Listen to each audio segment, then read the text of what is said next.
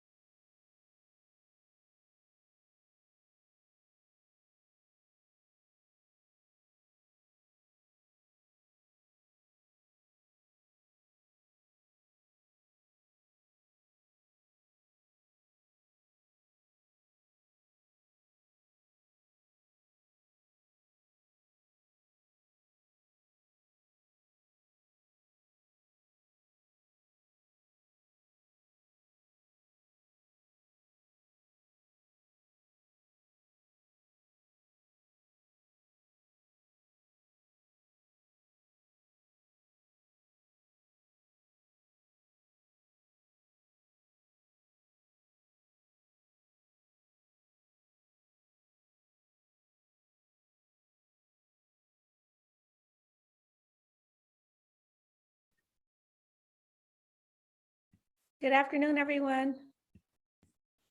I'm so delighted that today is here. Welcome to the day-long symposium, Abolitionist Imaginaries. I want to start by thanking Taja Cheeks for her leadership in organizing today's events, as well as Chris Murillo for his incredible work and the rest of the team at PS1.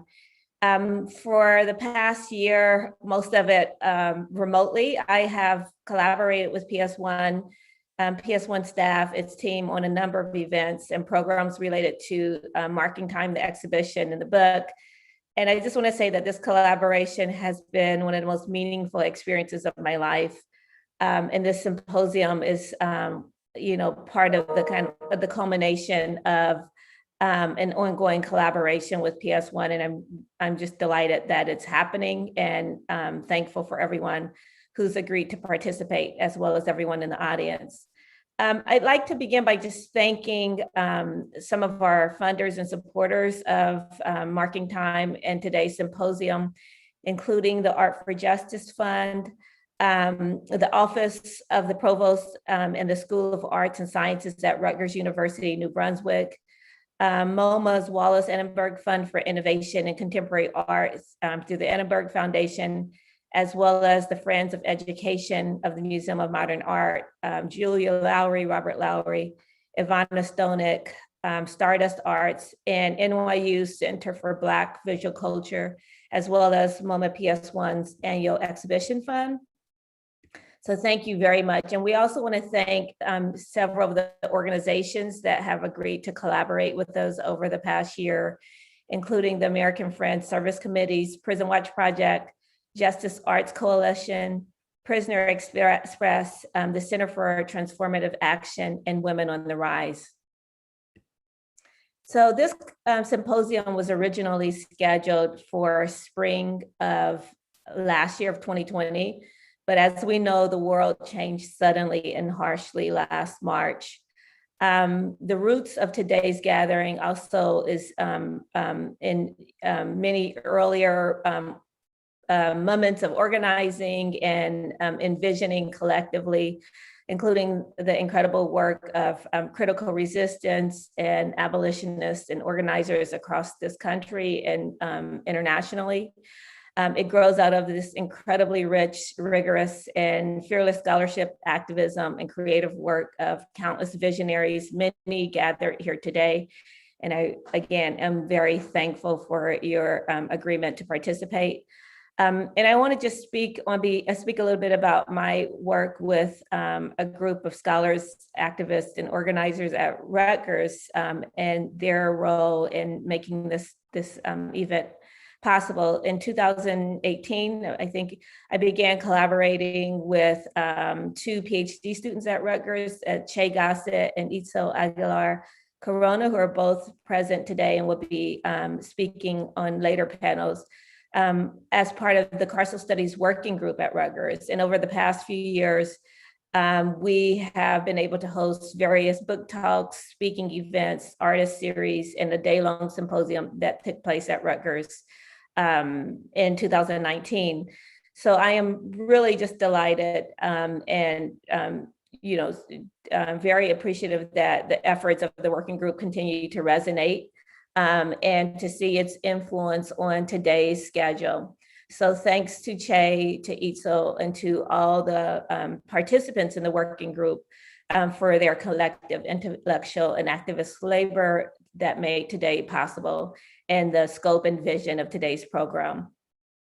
And I also want to just say that for the past decade, my work has benefited from my engagement, my conversations with currently and formerly incarcerated artists.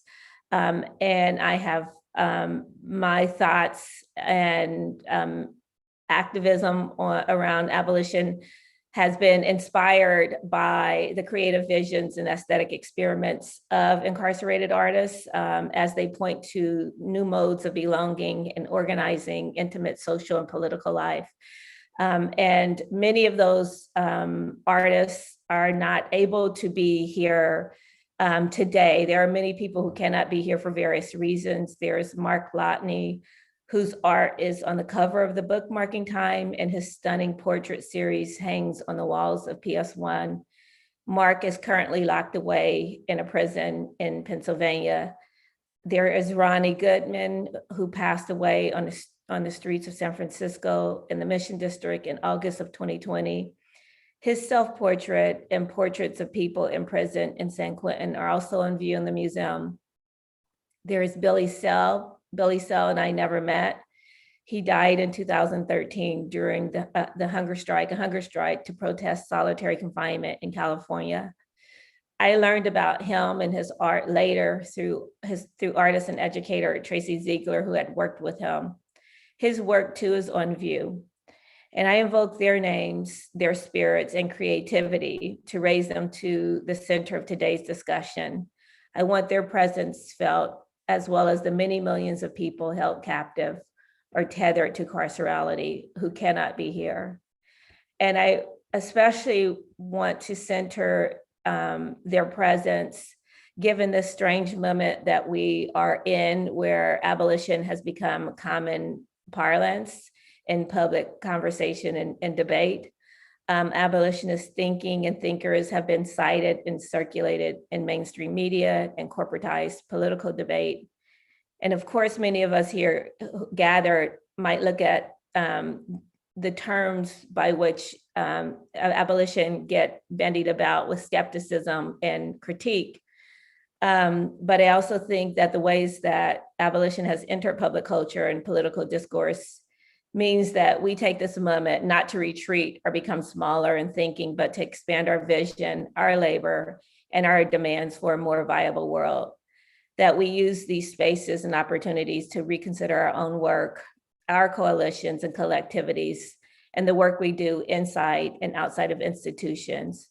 I think it's a really important moment for us to think about what is legible and what remains illegible for us in the world making that we envision together. So thank you.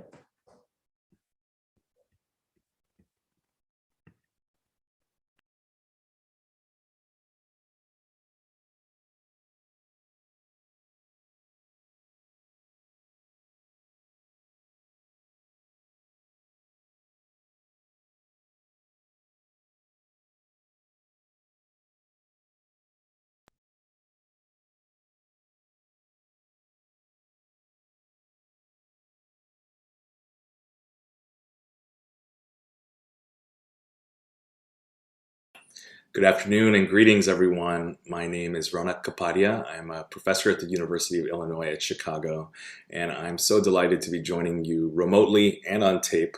I want to first express my gratitude and thank the organizers of today's Symposium on Abolitionist Imaginaries between MoMA PS1 and the Rutgers Carceral Studies Working Group, especially Taja Creek and Chris Masulo. And a huge thanks, of course, to the inimitable Nicole R. Fleetwood, whose brilliance, generosity, and world-making vision has brought us Marking Time. I'm excited by today's call to broaden our abolitionist imaginaries for collective action. Nourishing our political imaginations is crucial to the practice of freedom and the desire for freedom dreams, especially amidst so much coordinated state repression and violence. I'm joining you today from the great indoors on the northwest side of Chicago on the ancestral lands of the Three Fires Confederacy in late March of 2021. A full year into the sedimented traumas of the pandemic, which have barely begun to register in our collective national consciousness, let alone our individual and differentiated body minds. It's impossible to think of embodied vulnerability, social porousness, bodily interdependence, and the terror of contagion in the same way after the calamitous events of 2020. At a time when the accelerating catastrophes of global fascism, neoliberal austerity, carceral governance, and endless wars continue to proliferate and produce gendered and racialized worlds of untold anguish for those rendered suspect or disposable within this imperial world order, how might we amplify the creative strategies that contemporary artists, abolitionists, and cultural producers employ in service of insurgent struggles to end the carceral forever wars?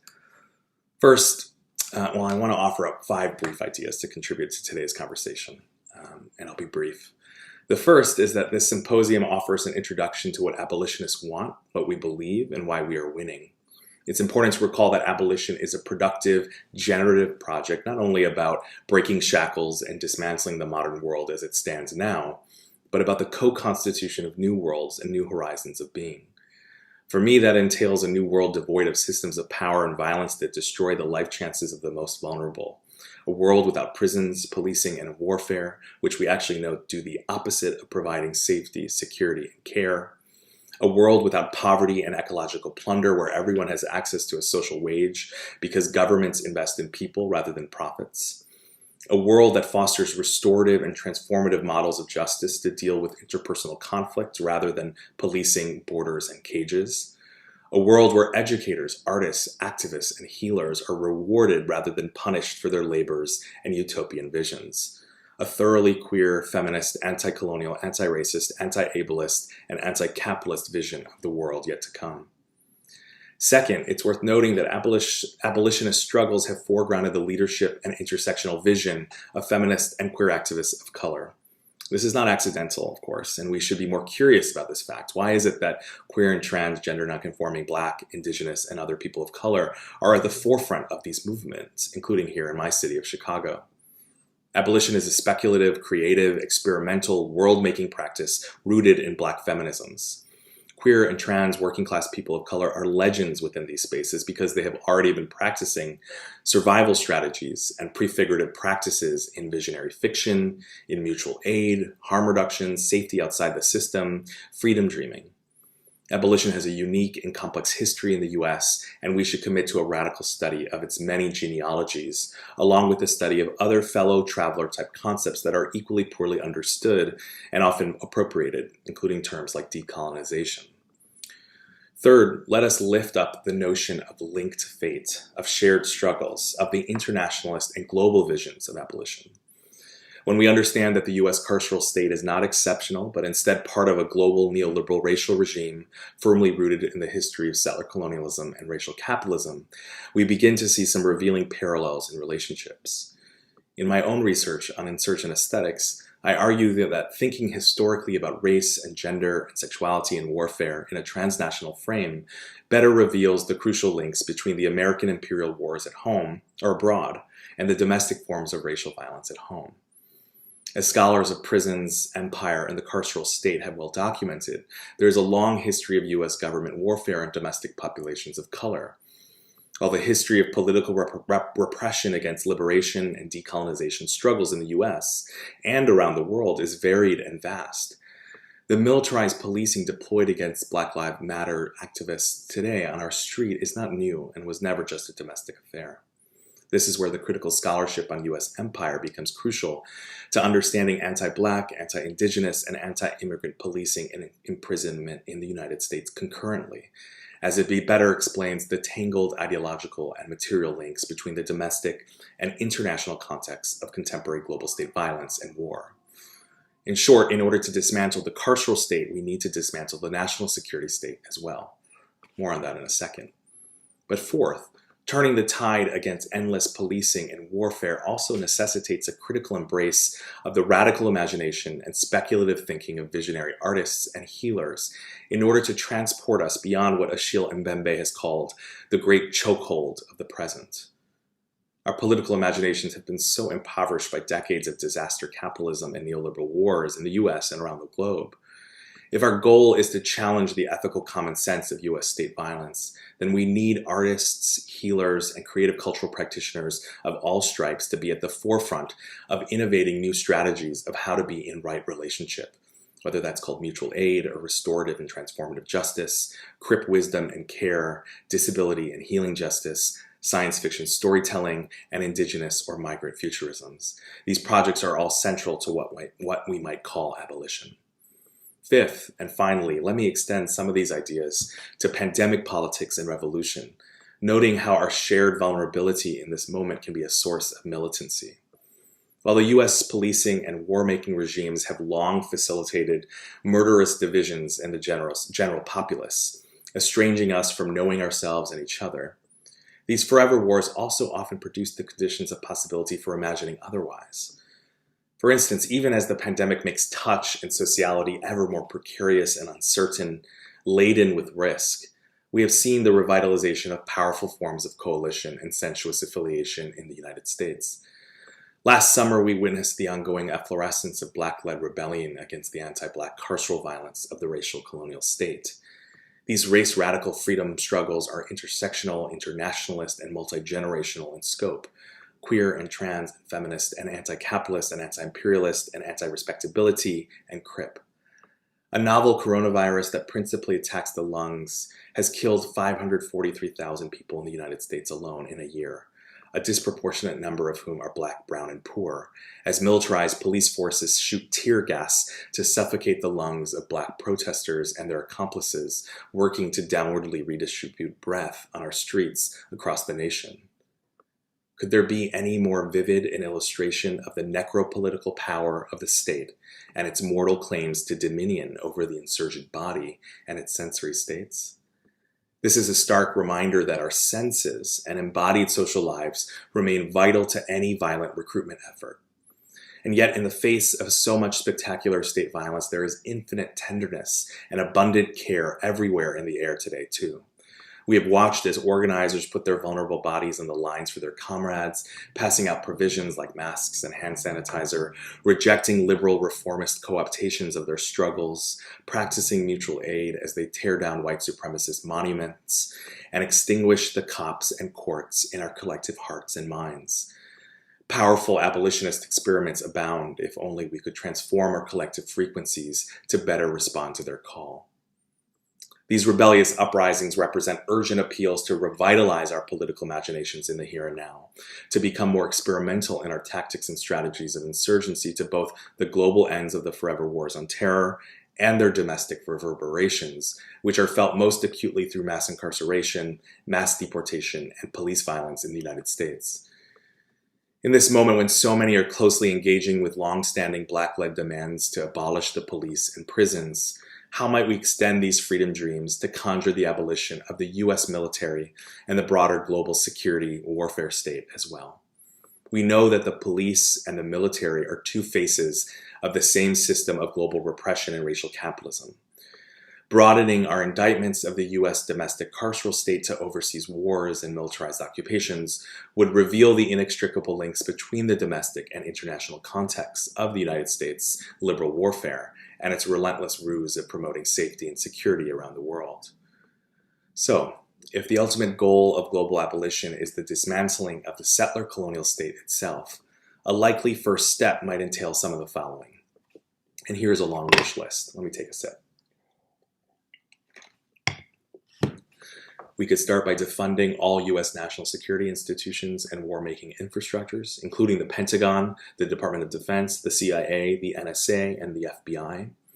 Abolishing and reorganizing the bureaucracies of ICE while ending immigrant detention. Expanding all refugee and asylum programs. Legalizing all inhabitants of the United States. Reallocating defense spending from all branches of the US military, which of course is the largest climate polluter in the history of the world. in order to stop catastrophic climate change and address the pandemic of sexual violence across its ranks, ending the use of secret evidence and predatory prosecution policies, as well as torture, extraordinary rendition, and secret prisons like Guantanamo, dismantling the corporate surveillance military technology dragnet and its interpenetration into civilian life, ending the militarization of domestic police and private security forces, challenging the ideological frameworks of global counterterrorism and counterinsurgency writ large, supporting the work of collectives like MoMA Divest, Decolonize This Place, and New Sanctuary Coalition that are working to hold MoMA's own leadership and trustees accountable for their investments in the carceral and warfare states, eliminating the funding and financing of arms and settler colonial occupations via client states like Israel, India, and Saudi Arabia, participating in truth and reconciliation commissions and paying reparations to Black and Indigenous peoples in the United States, as well as Afghans, Iraqis, Pakistanis, Somalis, Libyans, Yemenis, Syrians, Iranians, Venezuelans, and other peoples of the darker nations targeted by US aerial wars and economic sanctions. All of this while also bringing together domestic race radical Black uprisings and Indigenous struggles over land, resources, and sovereignty with enduring decolonization movements for self-determination from Kashmir and Kurdistan to Palestine, Puerto Rico, and beyond. This list is long. The needs are great. A decolonial abolitionist litany for 21st century survival and rebellion indeed. Finally, I'll close briefly with the words of the postcolonial queer theorist Sara Ahmed, who writes elegantly about the role of the feminist killjoy, and perhaps we could say more generally the anti-capitalist abolitionist feminist killjoy too. Ahmed challenges the depiction of feminists and queers and the woke more generally as unhappy, bitter killjoys because they disrupt others' ability to enjoy the things that are meant to make them happy. Killjoys wake us up. They are awakened. They are woke. I like Ahmed's concept of the feminist killjoy because it reminds us that to be engaged in downwardly redistributive activist struggles and social movements, connecting US state violence to the global stage, for instance, is a labor-intensive, affective project. It's disruptive and disquieting. It affects us on the level of the body and the senses.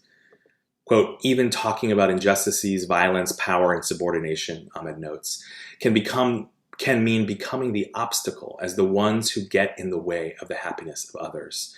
Your talk is heard as laboring over sore points, as if you are holding onto something, an individual or collective memory. A sense of a history is unfinished because you are sore, unquote.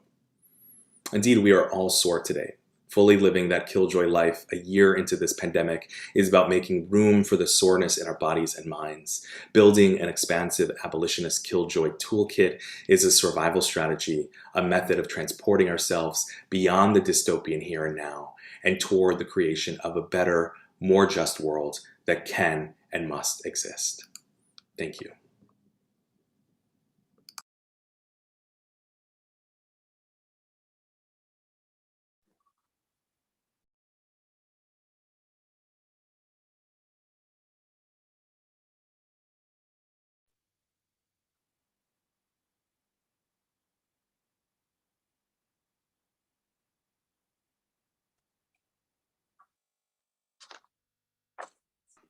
Hello. Hi, everyone unmuted. All right. Hey, who just spoke? What was the brother name that just spoke? Ronak Kapadia. Yeah, listen, he just made me miss academia so much, I swear. He just made me miss academia so much. He said some powerful stuff just now, right? I like when we start talking about voicelessness, right? You heard what he just said in the end about, you just holding on to something, you just bitter, if you would. Like that's like the echo that Philoctetes would hear, like me crying out, and all he get is the echo back, right? That's like when you stop talking. That's all right, guys. I'm just getting a message that we can get going. Okay. Hi, everyone. thank you so much for making this possible. Thank you so much, Professor Nicole Fleetwood. My warmest thanks to my colleague for inviting me to speak and for opening this up to be more of a four-way conversation today. Thank you to Taja Cheek and Chris Mazzullo and MoMA PS1 for giving us an opportunity to speak today in a conversation with three formerly incarcerated students who are now very much social activists and eager to share a lot of what we've been doing with you today. It's really an honor to do this as part on the occasion of this powerful and important exhibition and on the occasion of the publication of Nicole Fleetwood's book. I want to also thank my fellow panelists who are here and we'll do proper introductions in a moment. Nafisa Goldsmith, Eddie Cates, and Marquise McCrae.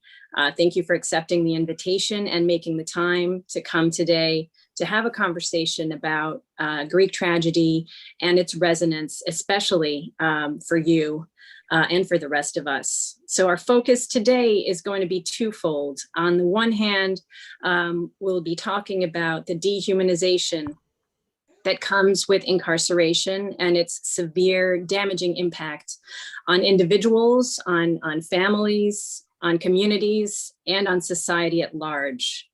And on the other hand, we will be talking about human resilience and dignity, even in the severest of circumstances, including educational initiatives behind bars. So let me, before we actually get into the thick of it, start with some introductions. My name is Emily Allen Hornblower. I'm a professor of classics at Rutgers University in New Jersey, and my work focuses on the power of storytelling.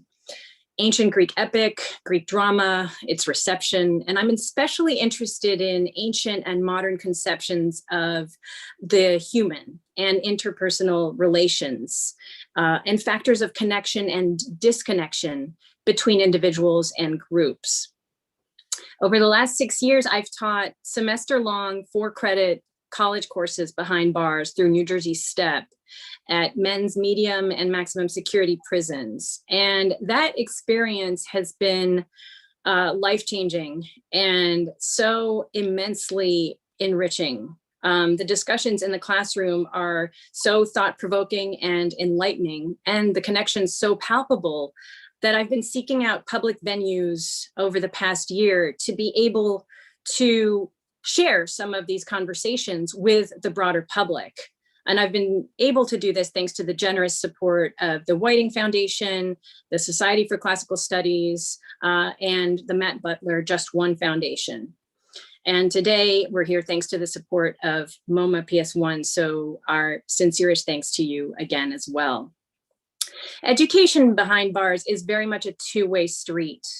Every class is a two-way street. I learn so much from my students. The stories of Greek tragedy, which go straight to the questions at the core of human life, love, death, dignity, all the emotions of the human experience, anger, compassion, friendship, shame, hope. These make the conversations about so much more than just the material at hand. It becomes about the humanity that we all share. And ancient storytelling connects us to modern lives as we examine the ancient works and discuss their relevance to the incarcerated before, during, and after life in prison. And we take on the issue of mass incarceration from that angle. And that's what we're here to do today. So before we start with the discussion proper, I'd like to invite my fellow panelists in alphabetical order, I guess, is probably the easiest way to do it, to introduce yourselves. Nafisa, would you like to unmute and say a few words about you and your work? Hello, everyone. I'm really excited to be here. My name is Nafisa Goldsmith, and I am an organizer with New Jersey Prison Justice Watch. I am also a formerly incarcerated Black woman. I am a mother, I am a daughter, I am a sister, I am an aunt, I am a woman. And so I must say, you know, this is Women's History Month, right? And so to be in this moment and to share with you just insights on women in these Greek tragedies, it's going to be very enlightening, and I'm just excited to be here. So the work that I'm doing is around social justice, social and racial justice. There's no way that I could have served the amount of time that I did, which was approximately 13 years, and not want to fight for justice for not just women, but for all incarcerated and oppressed people. So thank you. Eddie, would you like to unmute and tell us a few words about yourself?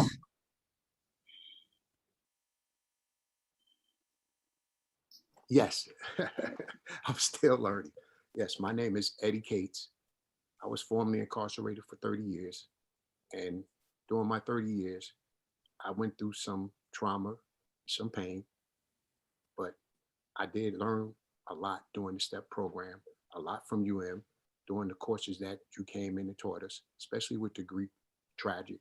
So my life could have been a Greek tragic if I would have stayed with a place where I was at. And while I was in there, I learned how to draw. And I really enjoyed doing what I did. So it's a pleasure for me to be here with you today. And I thank you for inviting me. Marquise, it looks like you're ready to go. You're unmuted. Over to you. Oh, I thought the host said do so. Hey, how y'all doing? I'm Marquise McCray. I'm a formerly incarcerated, mass incarceration survivor. I'm a representative of my brother still behind the wall, and basically a recovering human being, right? I'm a witness. And I'm happy to be here, and I hope that I can share something that shares or contributes to this conversation in a meaningful way. Thank you for having me. All right, let's jump right in, and we're going to start by discussing a play that's 2,500 years old, Sophocles' Philoctetes. And little did I know when we were discussing the play, I guess in our class, Eddie, it would have been a year and a half ago.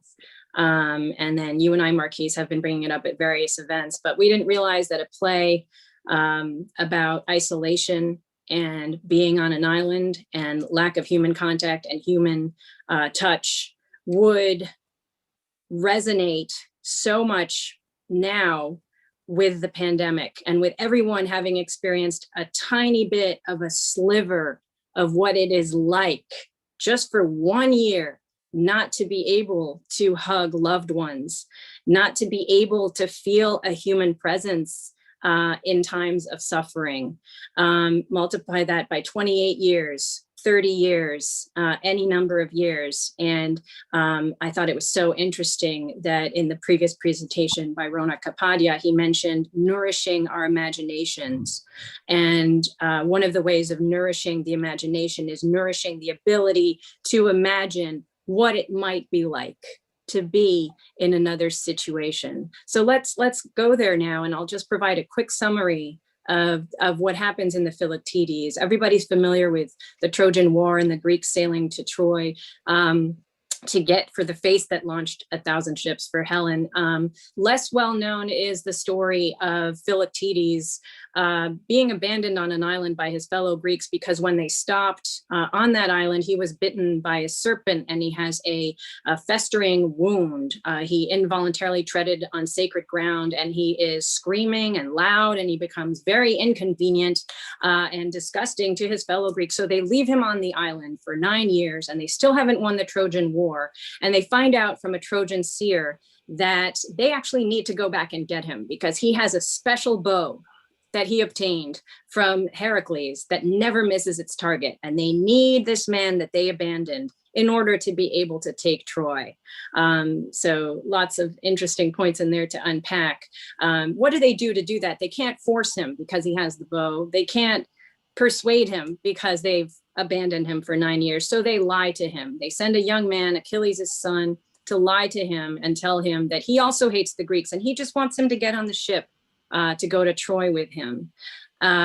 Eventually, the young man who first agrees to lie comes to respect the man whose suffering he witnesses and to feel shame and self-disgust. And he unveils the plan to Philoctetes. When Philoctetes finds out, he refuses to go on the ship.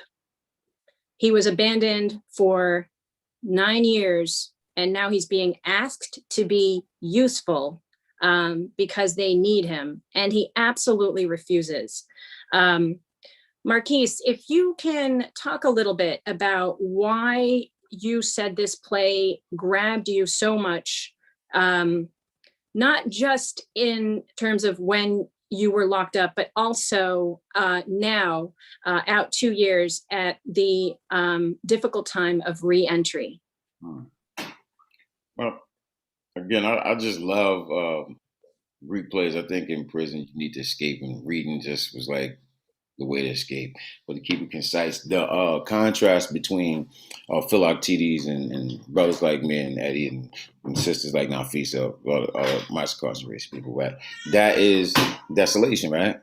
That's isolation, limnos, right? It's a place where the dehumanization process in America begins. Like dehumanizing is really defined as depriving us of contact and human experience, right? That's helping develop, our humanity, right? And so you have that right there in your face. It jumps out on all four corners, right?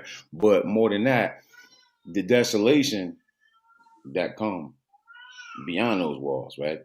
It's desolation goes on the inside, and again, you tempted to want to come out here and be Superman. I don't want to do that because I feel like that's an injustice. I don't want to normalize, in human process, right? So I want to be honest and let you know that it actually does damage, particularly the numbness. And how do we quantify exactly how much decay is going on the inside as a consequence, right? So, again, when we look at Philoctetes and myself, we all always see the throwing away, the disregarding, right? The I don't know. Listen, I went as an adolescent. You treated me like I was less than a human being. I don't know how to not be upset about that. Like last time we spoke, I was mentioning my son, but I got caught in visions of him. But what I was saying was, you can hear Nafisa's baby crying and my baby crying. They screaming out because they know they entitled to contact. I don't know exactly when, as adults, we supposed to sever that tie. But I think that's what Philoctetes is outraged about. That's where his real rage comes from. As a human being, nobody's supposed to be treated like that. And so this practice, this incarceration thing, it can't be conducive to correction. It can't be conducive to healthy human development. And it just can't be good for society, not in and as it stands. I'm not saying institutions is bad. I'm just saying the dehumanizing part, the focus on so much punitive, the focus on so much deprivation, that stuff that has to be, how am I going to say, dismantled. That has to be dismantled. So I know we got a little bit of time, so please, I could go on a tirade. Yeah, absolutely. And it's, you mentioned how when Philoctetes refuses to rejoin the Greek community, there was a dignity in his defiance. Absolutely. Right? What did you mean by that? The same thing I'm saying now. I don't want to normalize what we're going through. I don't want to come out here and just reintegrate like I'm happy. You know what I mean? Okay, the rape is over. Now you can just go back among the people who heard you crying and didn't hear you, or like the speaker that spoke earlier so eloquently was saying, let go of let go of your bitterness and all the other things. No, that's a present problem right now that need to be addressed. Period. Point blank. That is a constant human violation. That's a crime against humanity. And it has to come to an end. So, there's no happy integration with a society that is facilitating or accommodating this type of treatment to other people. No, it's just absolutely. Not. And you mentioned also how how could you re-enter a society? Re-entry implies that you had been a part of it to begin with. Yes. And that's so spot on, and also evokes how Philoctetes, when he was abandoned, the way Aristotle would frame it is his fellow Greeks did not deem him worthy of being a friend, as in an ally, because then they wouldn't do that to him, because they would want to cultivate him for what he had to offer. And they didn't consider him an enemy, because if they did, they would fear retaliation for what they had done. So effectively, in abandoning him on an island, what they're saying is, you're not a friend, you're not an enemy, you're nothing. Yeah. You're nothing. And to continue on this theme of connection and disconnection, and the disconnection that comes with isolation, I'd like to go over to you, Nafisa, for a moment, and talk a bit about still staying on Philoctetes for now. The pandemic has brought out in all of us, again, to much smaller degrees, but an experience of craving hugs, human contact, human presence, human touch. And this is something that we see in Philoctetes as well. And yet, whenever sailors stop by on the island, because people come by, sure, they come by, but then they leave again. And so he comes to be ambivalent about establishing ties with visitors on the island, because they're going to leave again.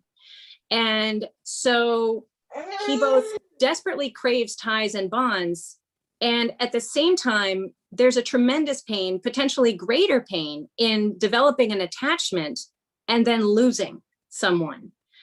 And Nafisa, you mentioned that, and I know we're hearing some contributions from Nasara as well, and that's great. We're about to talk about children. You're a loving, doting mother now, but when you were incarcerated for 13 years, and your children came to visit, and your mother came, you came to a wrenching decision about them, about visits, and even about phone calls. Can you speak about that? Yes, absolutely. So something that happens to us when we are incarcerated is we realize that we don't have control, right? We don't have control of our own bodies. We are told where to sleep. We are told where to eat. We are told basically how to function as these beings that are in this prison, right? I refuse to say inmates, so prisoners, right? Modern day slaves. And when you're in that situation, you have to come to a point where you say, being as though I have no control, I know I can't control anything that happens at home. And to be a person who constantly calls home, who's reaching out to that outside world because you still want to be a part of, and don't get me wrong, I wanted to be a part of, but to call home and, let's just say, I was a mom at the time. My daughter was, she was 8. And for me to speak to her and, let's say, chastise her, what good is that? And that's something that a lot of people did.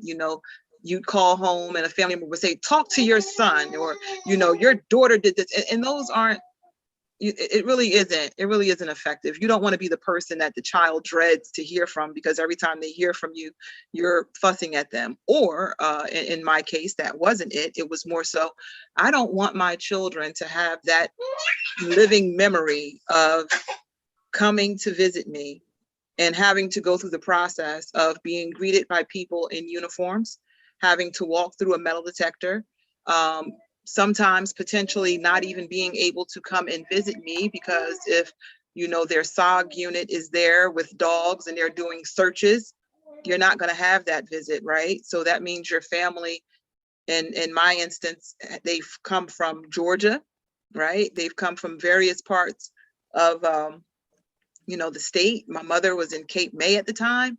It was just too much. So for me to cut that off, it was not just to save myself and being able to cope with being incarcerated. It was to save my family, their dignity and their humanity, because that is a part of the stripping away. Like it was mentioned in it ruins families. It separates families. It's an intentional system. So, yeah. So you mentioned that one incarcerated person is a family incarcerated, a community incarcerated. It impacts everyone in your family and beyond. And there's a discrepancy, certainly, in terms of the attention that is paid to men's prisons and women's prisons for any number of reasons. And I'm sure you have some thoughts on that.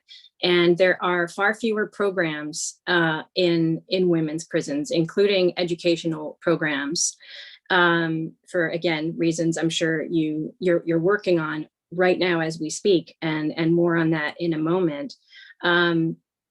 What kept you going when you decided that certain ties had to be severed, and you then decided to become a major advocate for education for women behind bars? How did that take shape? Well, there was a few things that happened. So when I decided to basically do the time and not let the time do me, right? That meant to sever ties with the ones that I love the most, my weakness.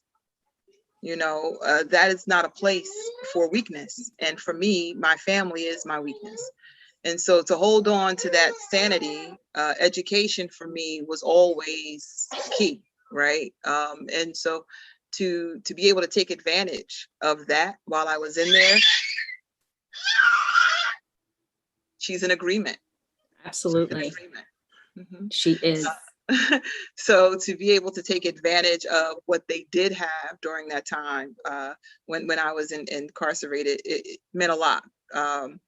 And so to go through the whole process of, obtaining a GED and going on to take college courses, and then, learning that not even 80% of the women had a GED or high school diploma, that they were under 8th grade level, reading level. I realized that, hey, when I left school, that was around the same time.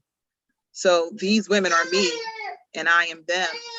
And if I could go through this process, I'm sure I can help them as well. So I started tutoring, and then that gave birth to another thing, which we now call NJ Step. Which is a very interesting story with how that was given birth to. And what's interesting is, like the Greek plays, how, they were written and you have female and male roles, but they were all played at one point in time by men. And so for you, your experience with going inside was with the men and not the women, where it all started. Mm-hmm. And so that's really interesting, because the women actually gave birth to that. Yeah. So. You're reminding me of a conversation we had about women taking action on the inside and various forms of solidarity and forming community in times of need, when there wasn't at all as much support on the outside or the inside. And in a recent play that we read, The Trojan Women, which is a remarkable play because it's, as you said, male actors, a male playwright, a predominantly, if not entirely, male audience. And it's a play that's focused on women, prisoners of war, who are going to be taken away from their motherland and to various new masters. And it reminded you of an experience at the very beginning, in the van, actually. What was that parallel that you saw there? I mentioned a little while ago the fact that incarceration is slavery, right? And so slavery has particular themes. And one of those themes is the transportation of the slaves, right? That process. And I can think back, to my foreparents, my ancestors, who had to come over here on a ship, not knowing what they were going to be facing, right? And so for me and my sisters who were on that New Jersey Department of Corrections van, we were on a ship and we did not know what we would be facing. You know, the difference with us and my ancestors is we had a number attached to us. You know, it was 2 numbers. You know, we had our SBI number, we had our state number, right? So that's what identified us. We didn't get new names like my ancestors did. We got numbers to identify us. And that alone lets you know that you're no longer human, you're a number. Numbers are not human, right? And so just that ride and the idea that you're building bonds with people, women that I've never even met, you know, in Clinton, but they were on that ride with me.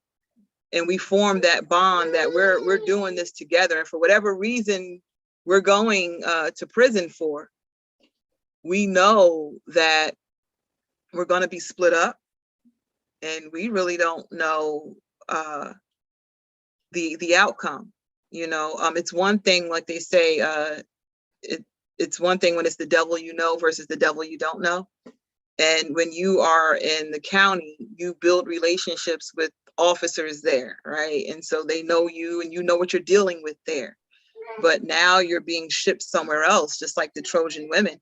You know, they're saying to themselves, you know, where am I going to go? Who's going to have me? How are they going to treat me?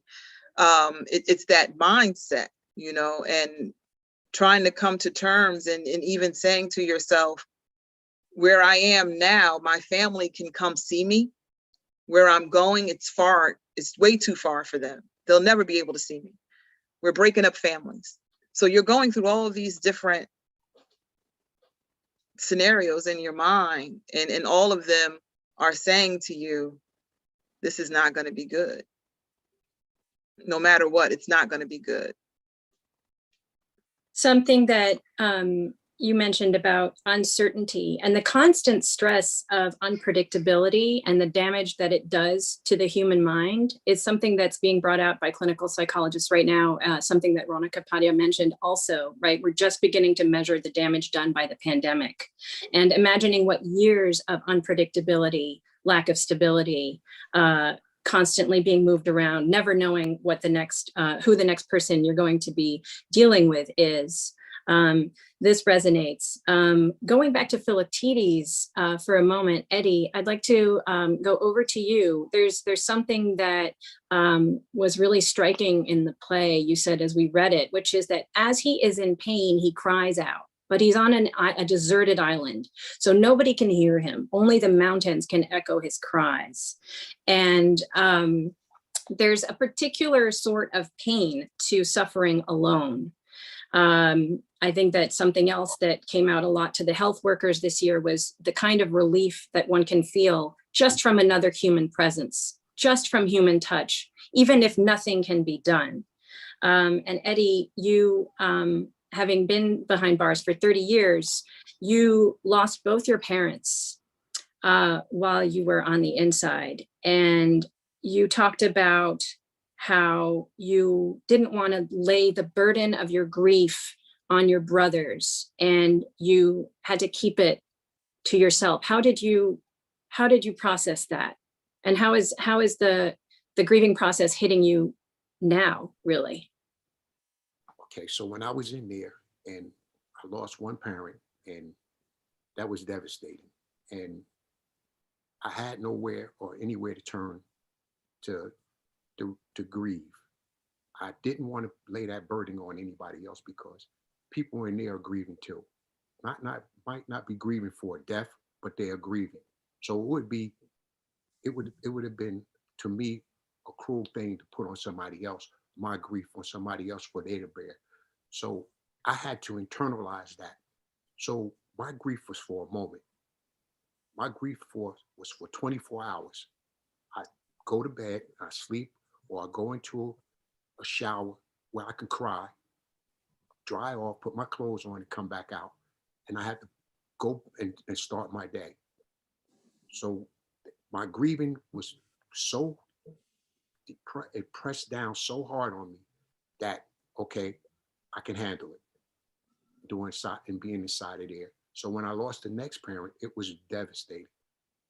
It was so devastating because I didn't grieve for the first parent properly. And the second one, it was just extra burdening on me. And it was devastating. And I had nowhere to turn. I had no one to hug me, no one to tell me that was going to be all right.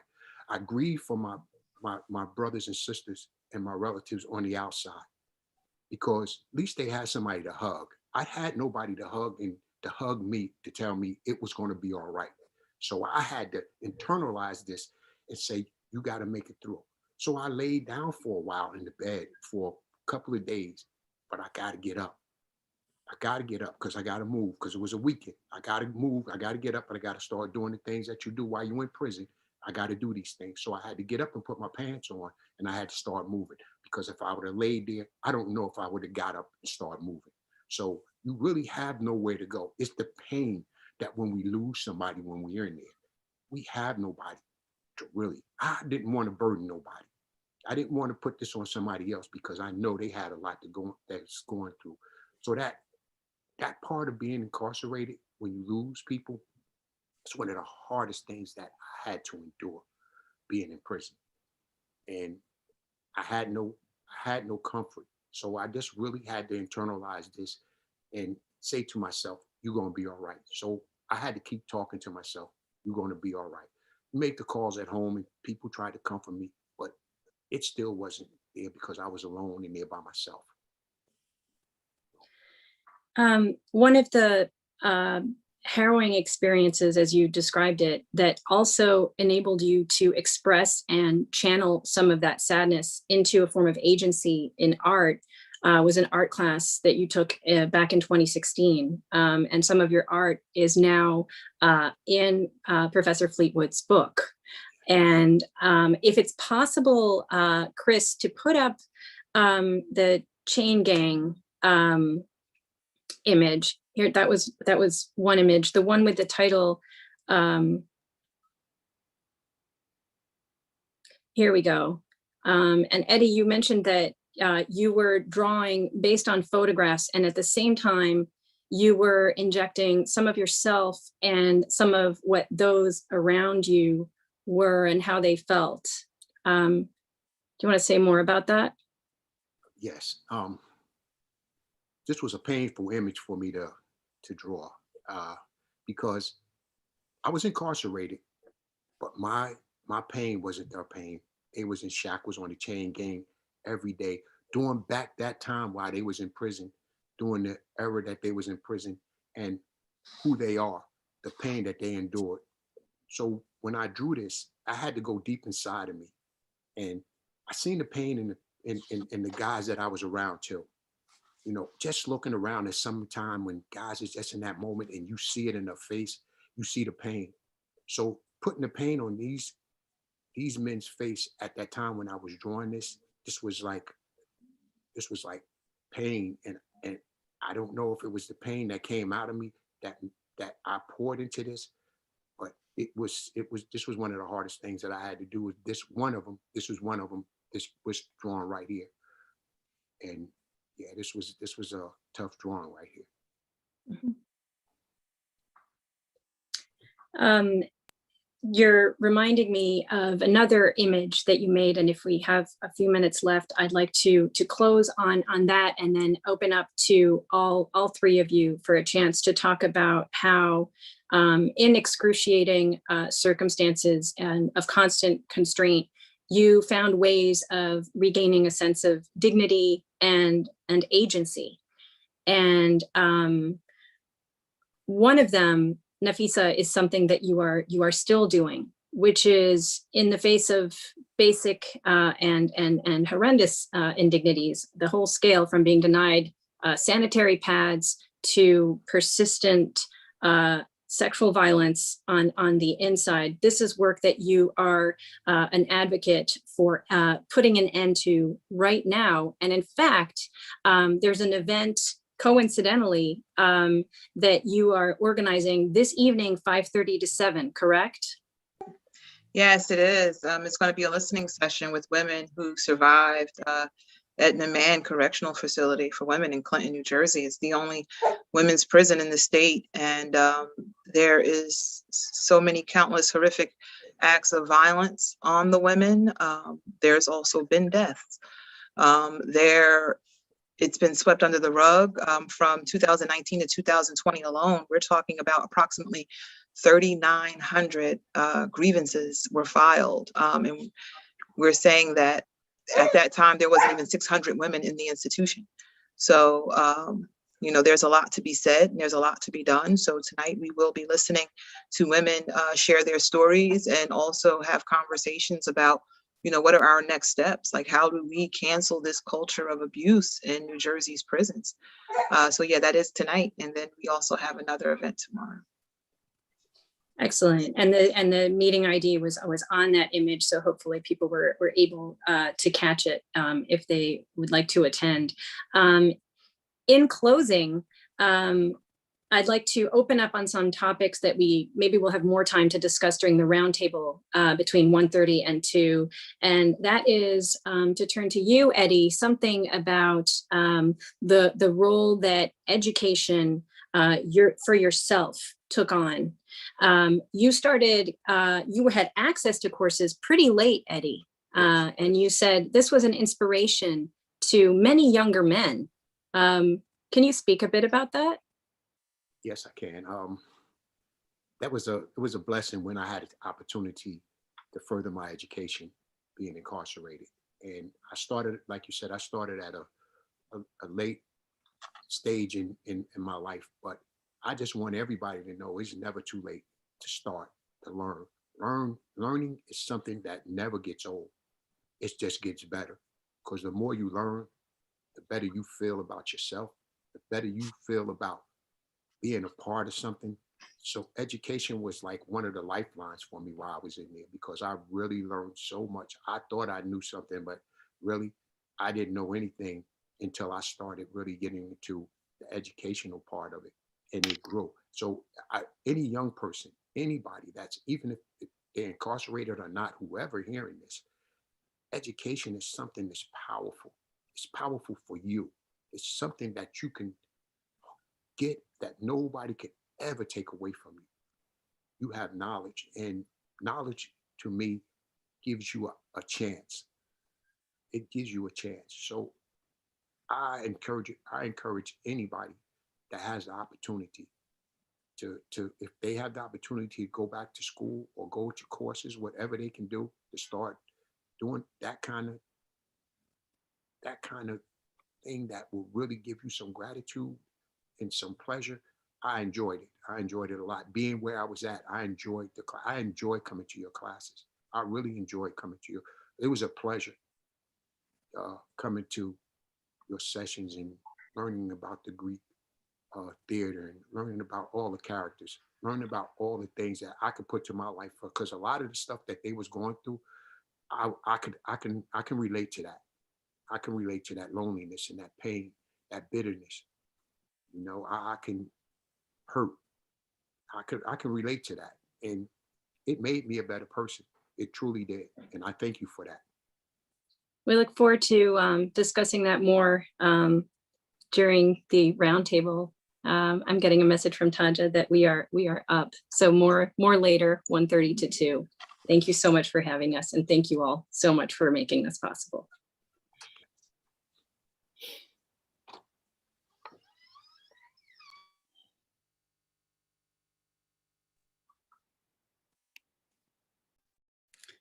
Hi, everyone. My name is Janine Olson. I'm located on the traditional lands of the Tuwa people, Ogopogo Owinge, known as Santa Fe County, New Mexico.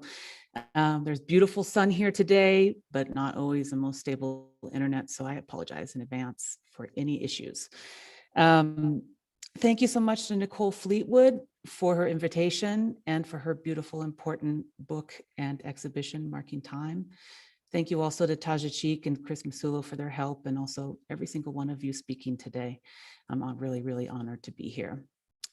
I'm going to talk about a collaborative project, Photo Requests from Solitary, and I kind of want to give you an overview of the project in hopes that we've had for the collaborations we facilitate between people held in solitary confinement in US prisons and jails, and the spectrum of artists who respond to and fulfill their requests and dreams for specific photos and art. I'm going to screen share.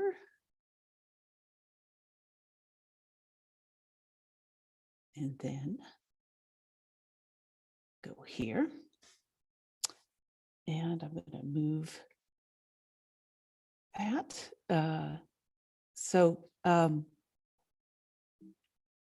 Just start going.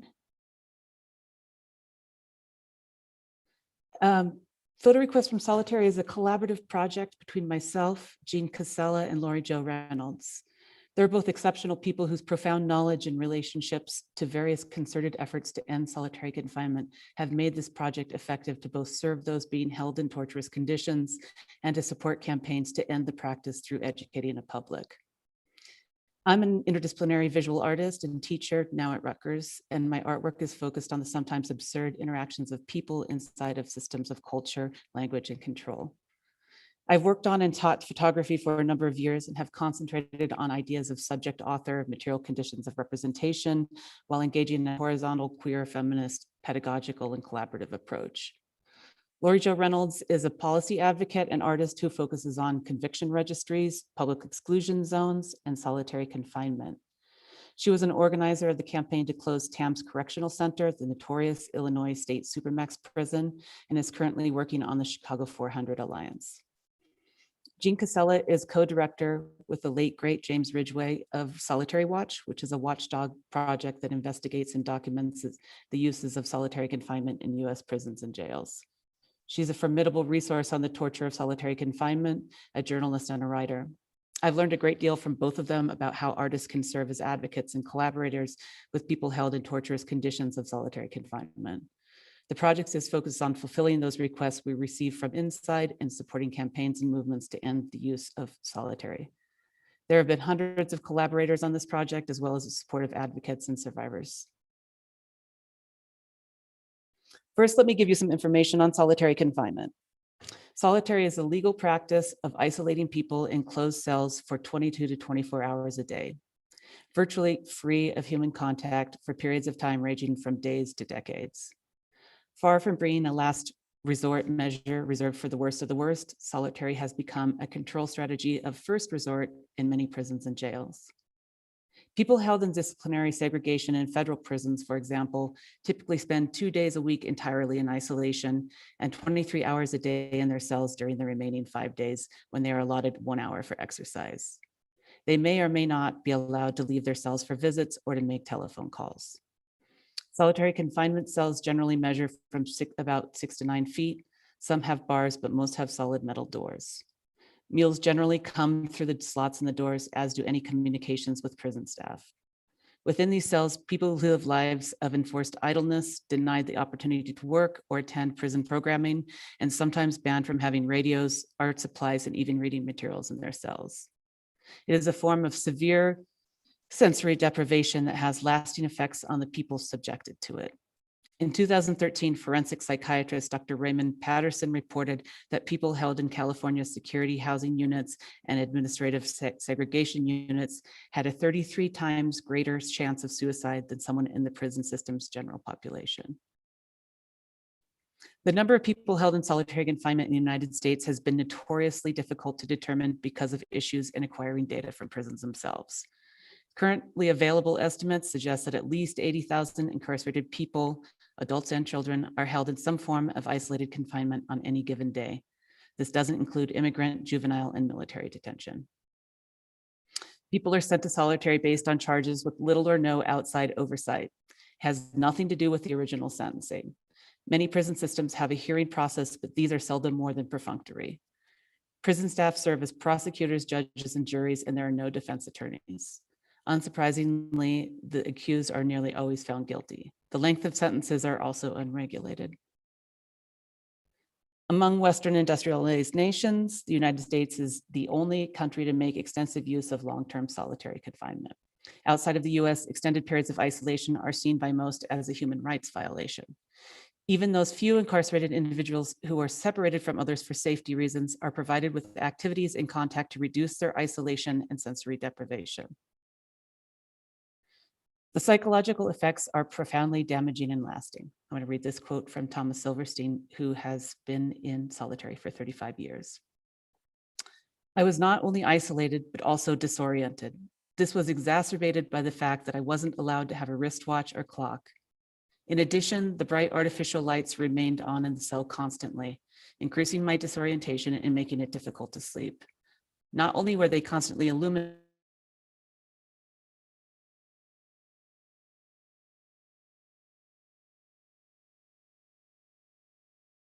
the entire world. So in 1993, Dr. Stuart Gracian, following extensive interviews with men in California's Pelican Bay, SHU, which is Security Housing Unit, reported that extensive periods of solitary confinement lead to what he referred to as a syndrome particular to prison isolation units. I'm also thinking of what Billy Sell explained so eloquently in his work in the Marking Time exhibition. To give a sense of some of the infractions that can send someone to solitary, here are a few prominent reasons in California and New York.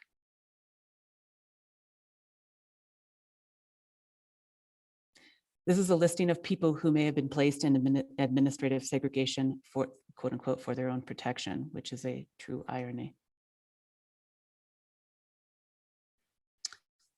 And the use of solitary confinement for people with mental illness is common and exacerbates their conditions. This connects so much to what Marquise McRae was just saying about isolation and phylloxetes. Here's a chart from 2010-12 showing the racial disparities of people held in solitary confinement in New York. Newer data shows even starker discrepancies, particularly for African Americans held in isolation in terms of use and length. It's because of these conditions that that photo request from solitary becomes a necessary tool, first as one of the many tactics in the TAMS Year 10 campaign, and later it was pulled out as a standalone project by Lori, Jo, Jean, and I, initially in New York, in California, and later in Pennsylvania and New Jersey to support campaigns. So this is TAMS. It was a state-of-the-art supermax in downstate Illinois that created the conditions of extreme sensory deprivation. The men held there were suffering profoundly. The goal of the TAMS Year 10 campaign was to close the prison within 10 years. A group of people that included survivors, family members, citizens, and artists began organizing. They lobbied. They used public opportunities in the arts to bring attention and resources to the campaign. In 2013, TAMS was closed. Many advocates, including legislators and the governor of Illinois, worked very hard to make this happening. That same year, we started photo requests from solitary as a standalone project and focused on New York and California to support existing efforts to end solitary. This is a picture of a collaborative community projects class that Jean and I co-taught at Parsons that fall. Our central question has been and remains, what would someone in solitary confinement want to see, and how can we connect them with a wide range of artists who could work to fulfill these requests? This is an example of the forms we send out to solitary units through mailing lists Solitary Watch has built up. I've always found the individual forms to be incredibly moving and telling about the conditions people are in. This is from Carlos in Pelican Bay, where he's been for 30 plus years, 20 plus of those in solitary. He wanted a red sunset on the Southern California coast as a respite from his SHU cell. Here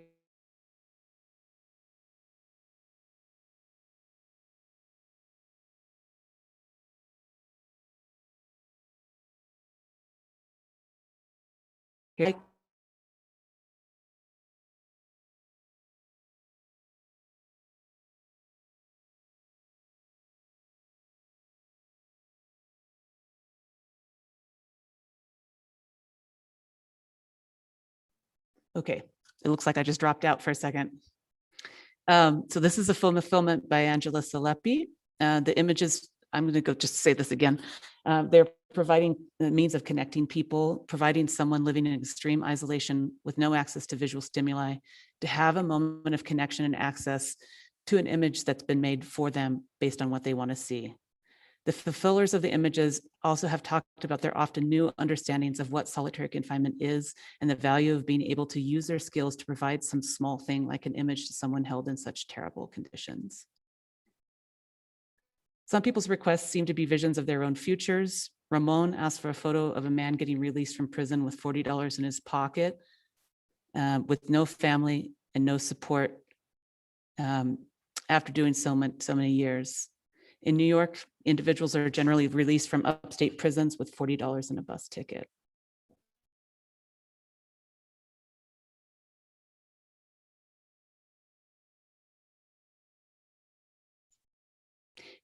Can everyone see my show? That's my next question here. I just want to make sure that this is, oh, you can't see my show. Okay. Uh-oh.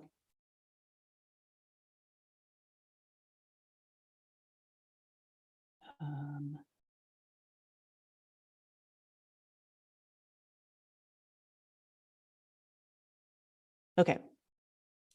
I'm hoping everyone can see this image here. Some of the requests are specific to places. I'm going to just go back real quick and show you this image for Ramon that I was just talking about, sort of specific to his condition.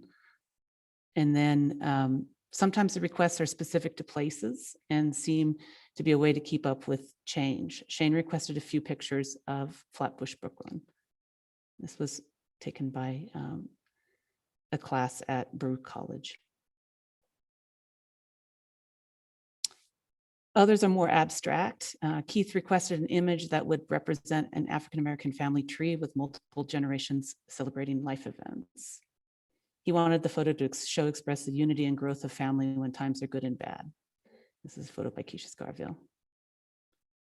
Sometimes the requests are simple and to the point. Samantha, a trans woman held in upstate New York men's prison in administrative segregation, asked for 2 photos, with one being a nice frog or frog surrounded by rocks and grass.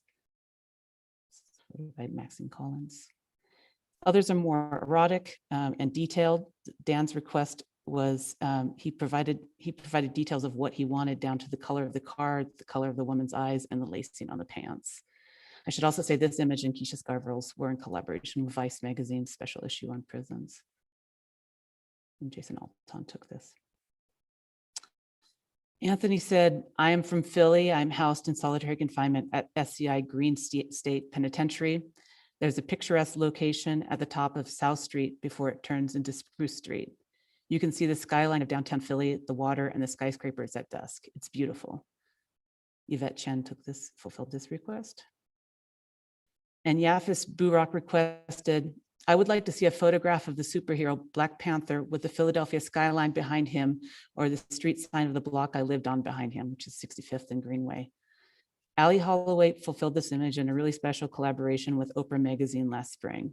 The photo editors sent photographers out to fulfill requests, and there were comments published from the photographers about their experience. Ali said, with this image, I wanted to evoke strength and pride. The sun streaming through the shot really brought everything to life. People were driving by doing the Wakanda Forever pose, and it reminded us how powerful that movie was and why Yafis may have wanted the symbol as photo. I just added this image in after hearing Eddie Cates talk about grief. It's an image I took for Robert back in 2011. Robert's mother had just passed away while he was held in TAMS, so he wanted a memorial image of her with a Hummer and money on the ground in front of a mansion. And it's something that really connected me to thinking about grief as experienced in extreme isolation. Willie, who was also held at TAMS, requested a photo of a prayer vigil for his release and parole at the Bald Knob Cross in Southern Illinois. It worked. He was later paroled about 3 months later. I also want to take time about the various ways we use this amazing archive of images to reach out to the public and educate them about the uses of solitary confinement connected with larger campaigns to end its use.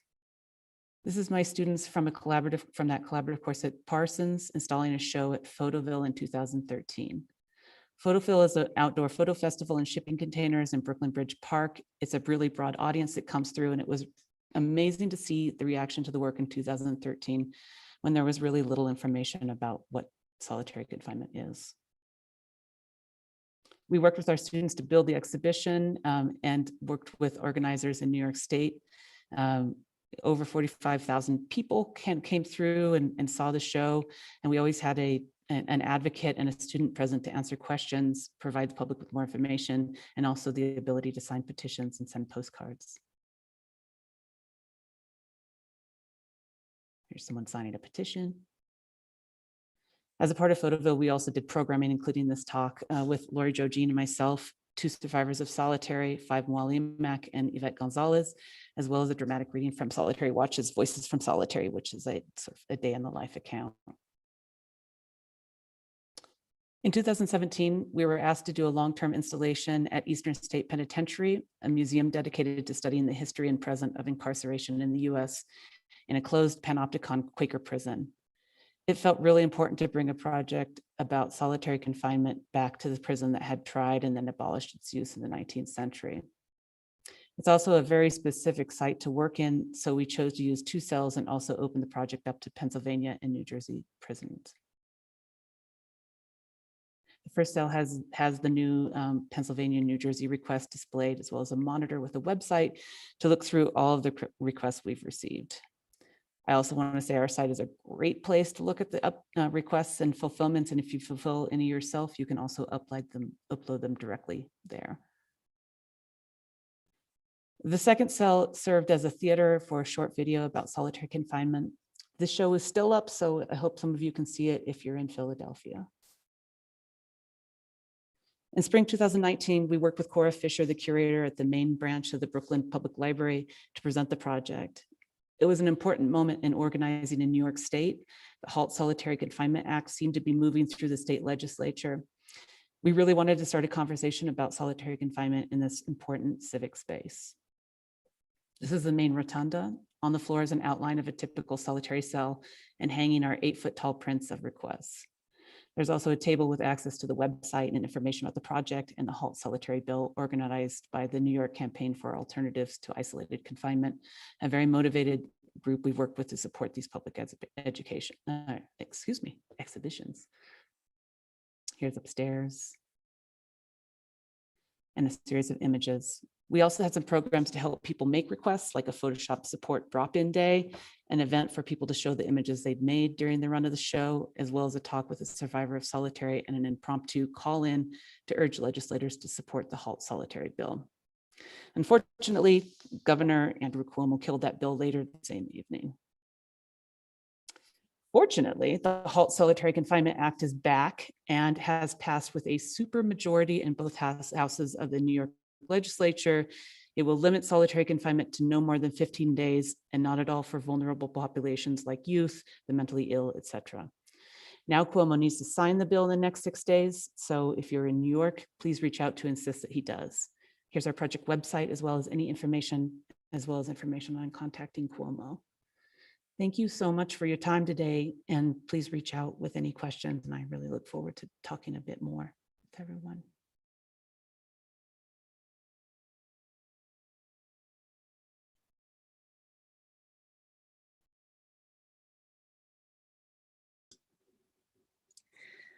Good afternoon, everyone. My name is Piper Anderson. My pronouns are she, her, they, them. I'm joining you all from Lenape land, also known as Philadelphia. I'm grateful for the opportunity to be here with you all and to share work that is really important to me. Thank you to Professor Fleetwood for bringing us all together for this important conversation. I come to this work as someone who was directly impacted as a child of 2 formerly incarcerated people who have both passed on, who did not get to tell their stories. And so narrative is something that I've become obsessed with as a result, I think. The project I'm going to share with you today is called the Rutgers Public Memory Project. I'm going to share my screen in a moment and talk a little bit about how I came to this particular way of work. So narrative is something that I've experimented with for the last 20 years as an artist, as a cultural organizer, as a facilitator, an educator. In the work that we do, we think of narrative as an instrument for justice that can serve a couple of different purposes. One is to understand how communities have survived. Second, to collaborate using these narratives, the stories as source material to find solutions to our shared problems, to hold institutions and individuals accountable for harm, and to demand that the US reckon with the impact of mass criminalization and state-sanctioned violence. A couple years before launching the Rutgers Memory Project, I worked on a project called Mass Story Lab that was a participatory storytelling project that centered the voices of people directly impacted by incarceration, and using those narratives as a catalyst for imagining a world beyond prisons. And our approach really was rooted in a human rights framework of storytelling, in which we saw stories, the relational process of telling stories in public as a way to restore relationship, to reveal the impact of incarceration, and to define justice through the experiences of those who have been harmed. So it's very much a centered approach that begins and ends with those most affected. So the Rutgers Project, why Rutgers? Well, for one thing, Rutgers is a part of New York City history that has been underexplored for way too long.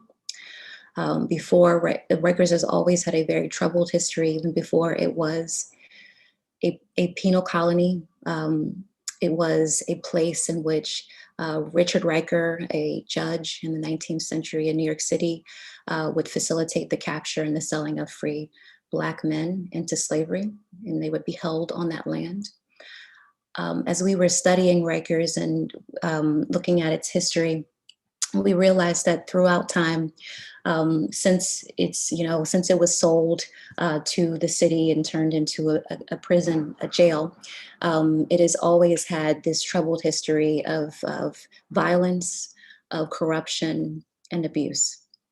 And the response over time has always been to reform it, make it bigger until the point in which it became one of the biggest penal colonies in the country, and is now the last remaining penal colony. A few things to know about Rutgers. One is that it is not a prison, it is a jail. About over 80%, 85% of the people who are held there are Black, Indigenous, and people of color, and are being detained without trial, right? So they are awaiting trial, which means that they have not been convicted of a crime. And in some cases, people have waited 8 years to actually have their day in court. So just imagine, right? Thousands of people living with that level of uncertainty, off on an island, out of sight, out of view. It is just ripe for all of the kinds of abuses that we have heard about there. But in 2016, community members came together and decided enough was enough, and it was time to close Rutgers, that it could no longer be reformed, that it needed to close once and for all, with the launch of the Close Rutgers campaign. And so, and then 2 years later, the mayor, de Blasio, expressed his support for the closure of Rutgers. And that, of course, has not been without all kinds of backpedaling. And it is set to now close in 2026. So the Rutgers Memory Project is an attempt to ensure that, one, the legacy of Rutgers doesn't get whitewashed, doesn't get ignored, doesn't get written over, or become the legacy of a mayor who only reluctantly agreed to close it. The Rikers Island Public Memory Project is a community truth and healing process. It is a community-based participatory initiative through which our collective stories about the impact of Rikers are activated to envision a more just NYC. It is an outgrowth of a partnership between my company Create Forward, Freedom Agenda, and the Humanities Action Lab, who have developed this project to serve as a strategic organizing tool to ensure the closure of Rikers. The project includes, while it centers narrative, it has three components. The first is an oral history collection that includes 106 stories of people who have experienced the harm in Rikers, from loved ones, from formerly detained folks, people who have taught there, worked there, friends, family. The next part of the project is a multimedia exhibition documenting and sharing the legacies of Rikers. We are now on a participatory kind of design process around that, engaging community members and figuring out what that exhibit should look like, and that will launch and it will open in 2022. And the last part is a public health initiative. The oral histories being sort of the first form of evidence that we're working with, but we want to document the harm and define a path towards repair, right? What does it look like to reinvest in those communities that have been the target of Rikers, and also to ensure that, that a place like Rikers never exists again. So our aim is to support the case for remembering and closing Rikers and envisioning what will replace it, establishing a public archive of narratives that challenge New Yorkers to reckon with its legacy, and situating it, visibly within New York City history. The oral history archive is going to be transferred to a public institution for that purpose, and to ensure that places and methods of commemoration and healing rituals are identified and accessible to those most affected and realizable in the short term. So we work through a range of partnerships that aim to, one, center communities who have been most harmed at every phase of the project.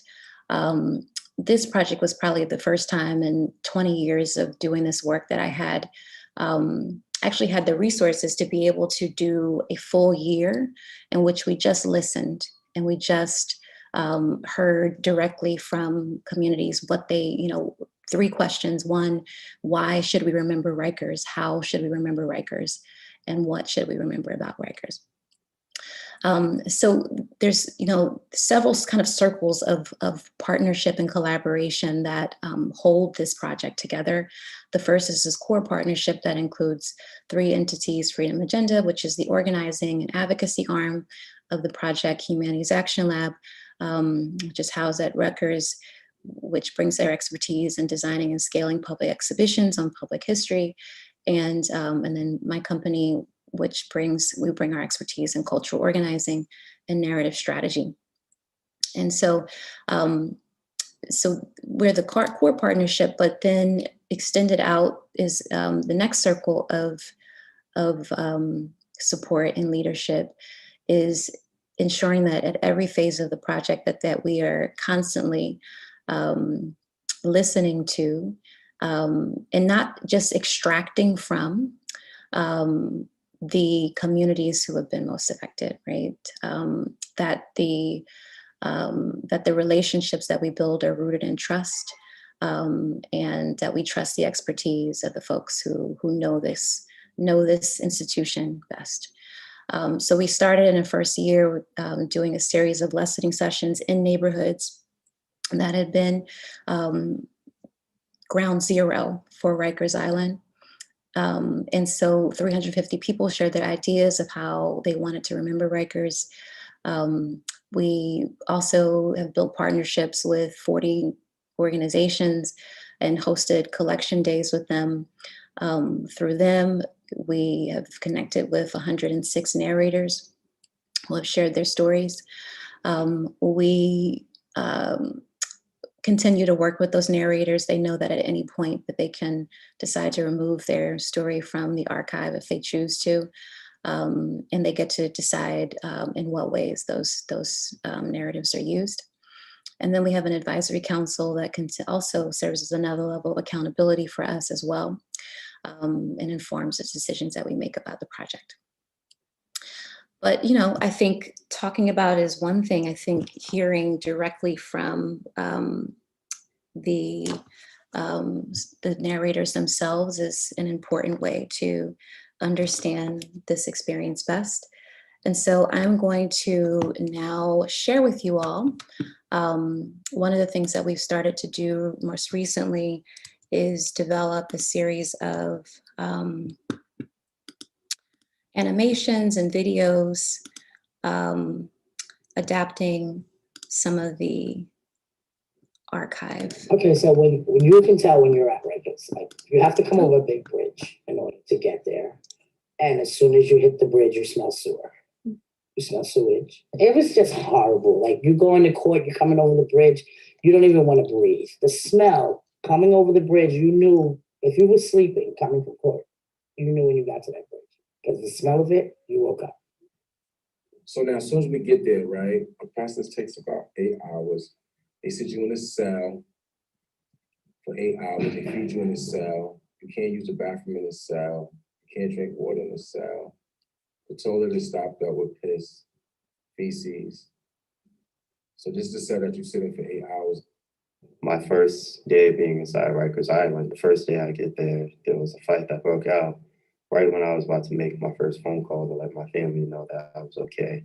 And the moment I was about to, a fight broke out in the bathroom to the point where there was cutting, stabbing, and there was blood all over the shower to the point where I was afraid to even utilize the phone because it was so close proximity to the bathroom. And I was fearful of even taking a decent shower, even though I've been through so much. I just didn't want to fall victim of, you know, being assaulted for no apparent reason.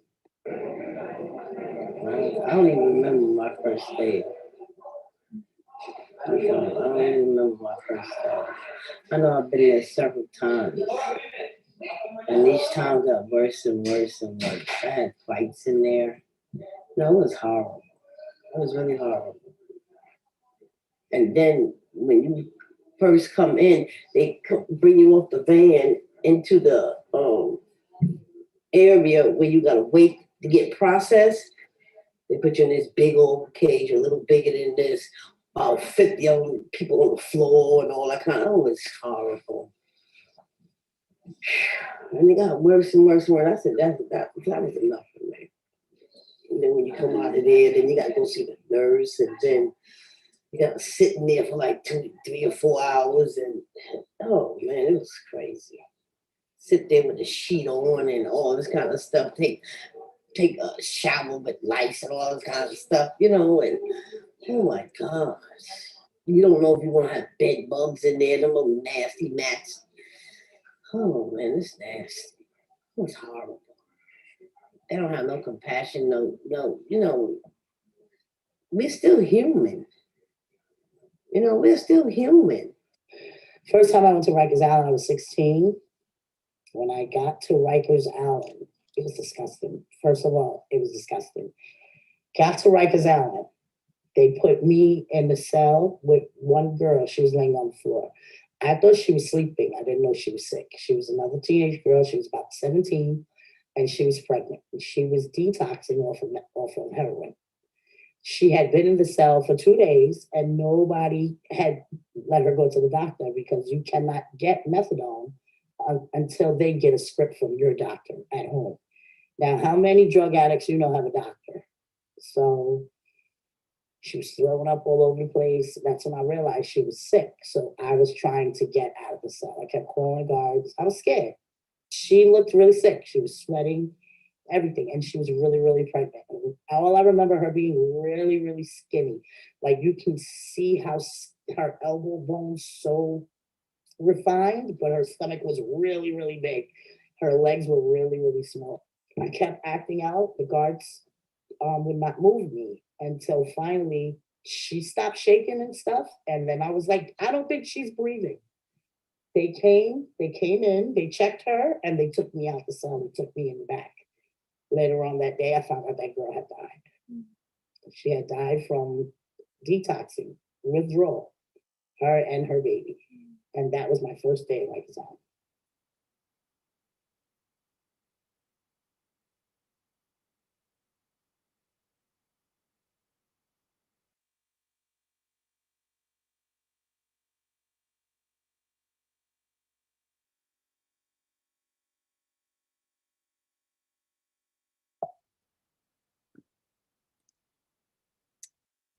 So just want to close by just just sharing some information about how you can get in touch with us, and also to just thank all of the narrators, all of the folks who have trusted us with their stories over the last 3 years, our partners. We don't take for granted what a gift it is for people to share their stories, and also what it costs them to have to share this narrative over and over again. And so we always try to remember to honor that. So that is it for me. Thank you all. Well, thank you, all of you. Janine, Piper, Emily, and all of your students. I'm kind of like shook a little bit, and I think I just need to take a minute. Piper, the video, my heart is racing. Because I felt that I'm having a visceral response to it. I mean, I'm like even sweating a little bit. So I'm here, it's 1:30, and I'm gonna moderate a round table.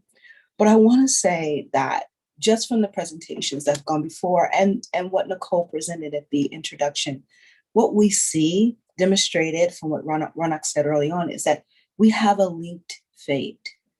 We have a linked fate. Each one of you have demonstrated like what is possible when you assert the personhood of the people that you're working with, when you privilege their lived experience, when you say it has value, and when you look for solutions that come from their lived experience, and you're creating real change. I'm really still very moved by this video, because I think that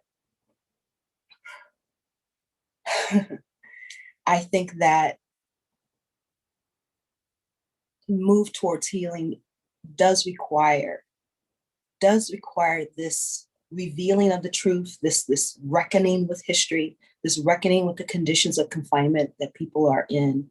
There were several threads that came through early on, and talked about how the incarcerated person is dealing with uncertainty and what are the outcomes that come with uncertainty. They're very personal, they're visceral, they're lived in the body, they fragment out through the family.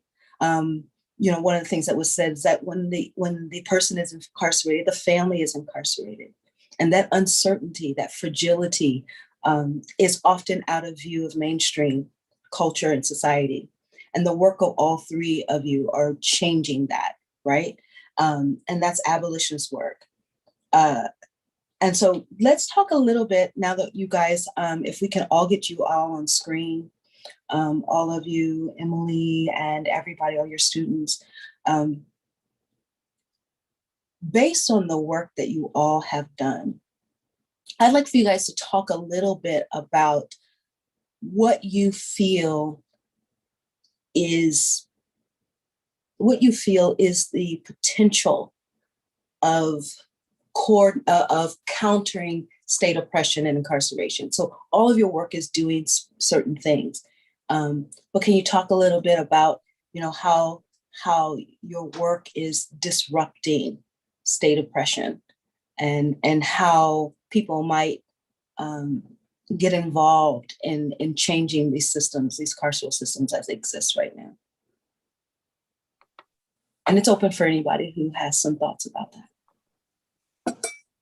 Yeah, I would like to say something to that. I like that you use the D word, disrupt, right? And so a part of the work that we're doing with New Jersey Prison Justice Watch is not just looking into what's going on with the prisons, but really putting to action what needs to be done, right? So we know that there's legislation and all of that, but what else could be done to disrupt? So an example would be like, for instance, tomorrow we're having a vigil / rally at Etna Man Correctional Facility. And we will be there, we'll have press, we'll have state police there to, help us navigate, the vigil. But what we've discovered is that, of course, the women are now aware, right, that people are going to come and stand up for them.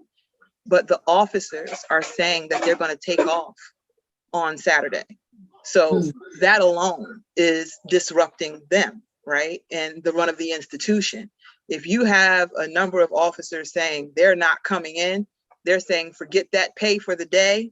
We'd rather not even, have any type of association with what's going on.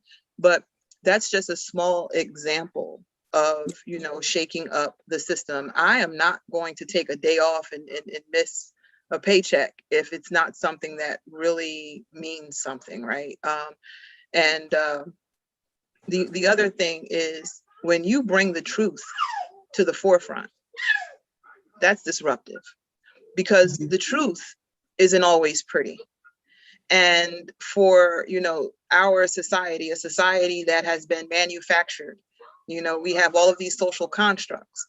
When we can bring to light what's really going on, I think society then takes off those rose-colored lenses and sees the ugly behavior of those power systems that oppress.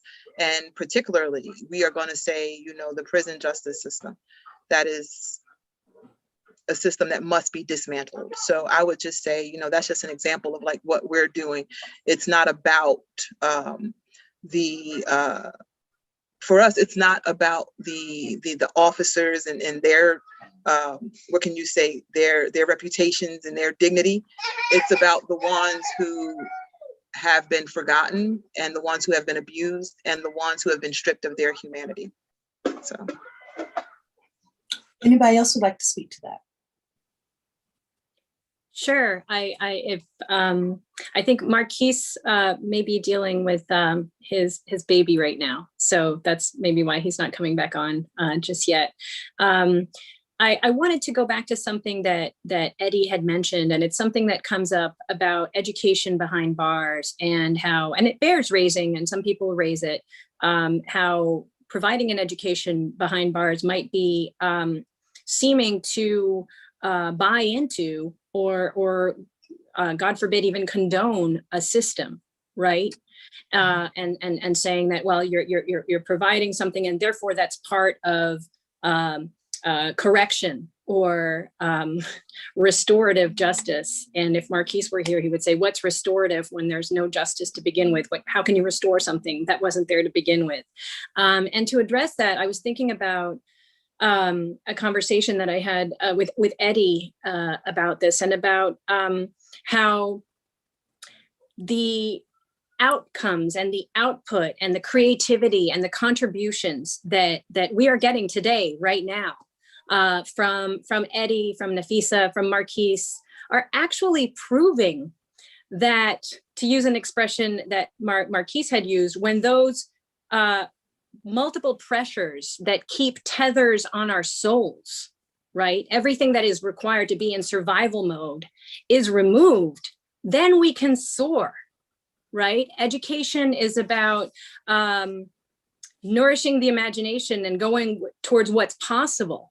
And so shame on us when we see, with just a little bit of education and the bare bones blackboard and, the limited amount of time, the incredible outcomes, the incredible contributions that come out of it.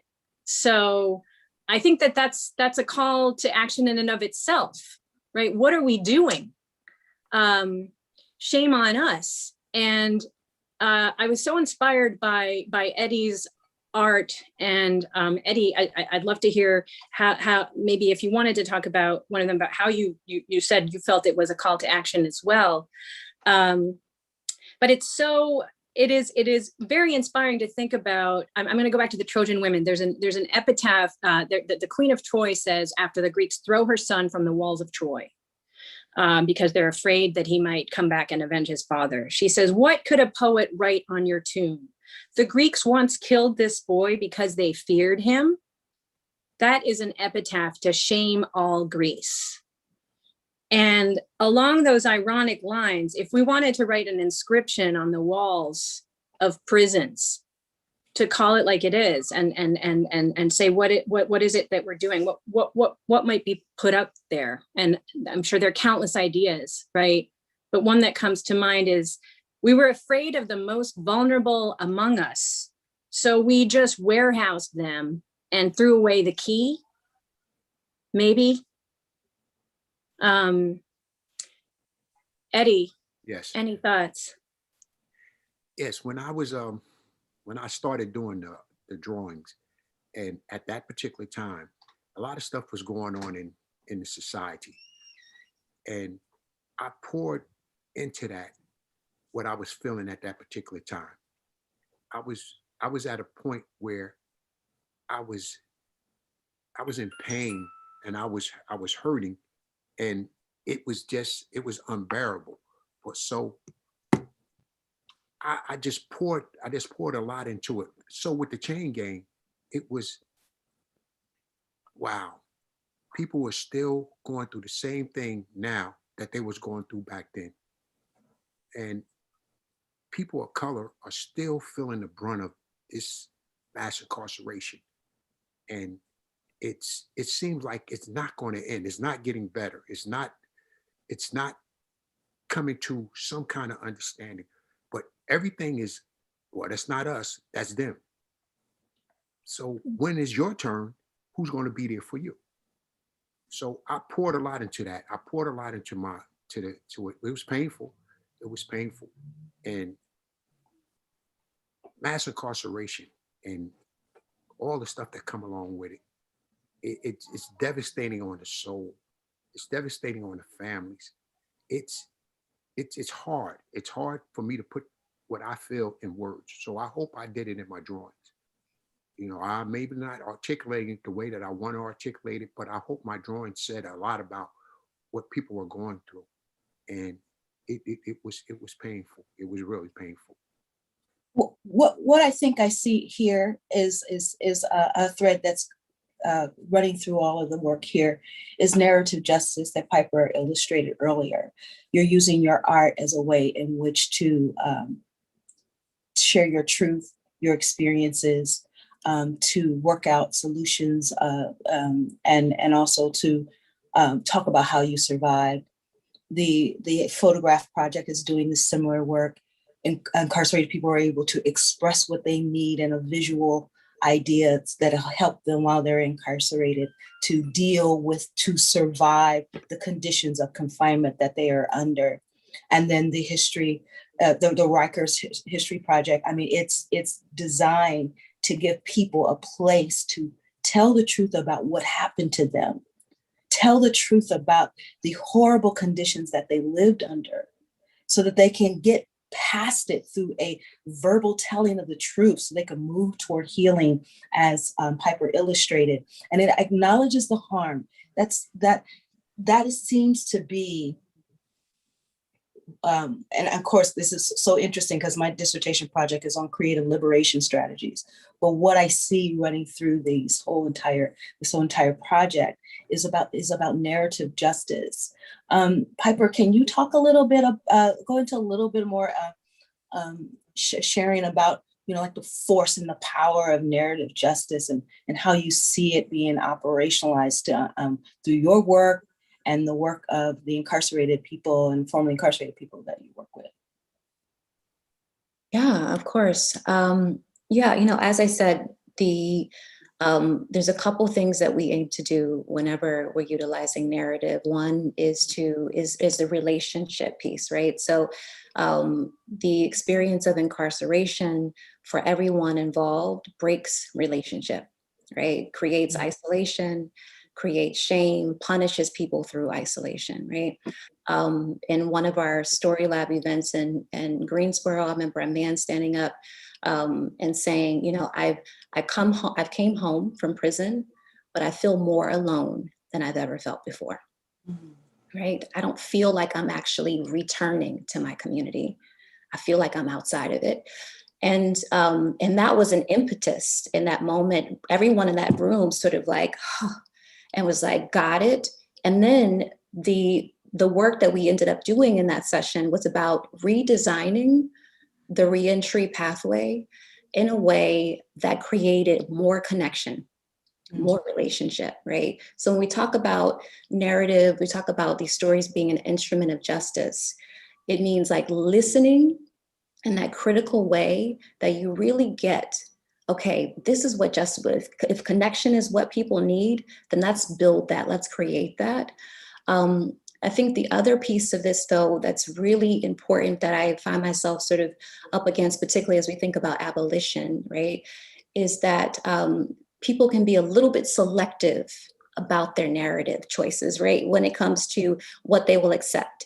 Someone can accept a narrative that they've heard, a story that they've heard about someone that they don't know, that they've never seen, that they don't have a relationship with, and they can like see them as a human being from a distance.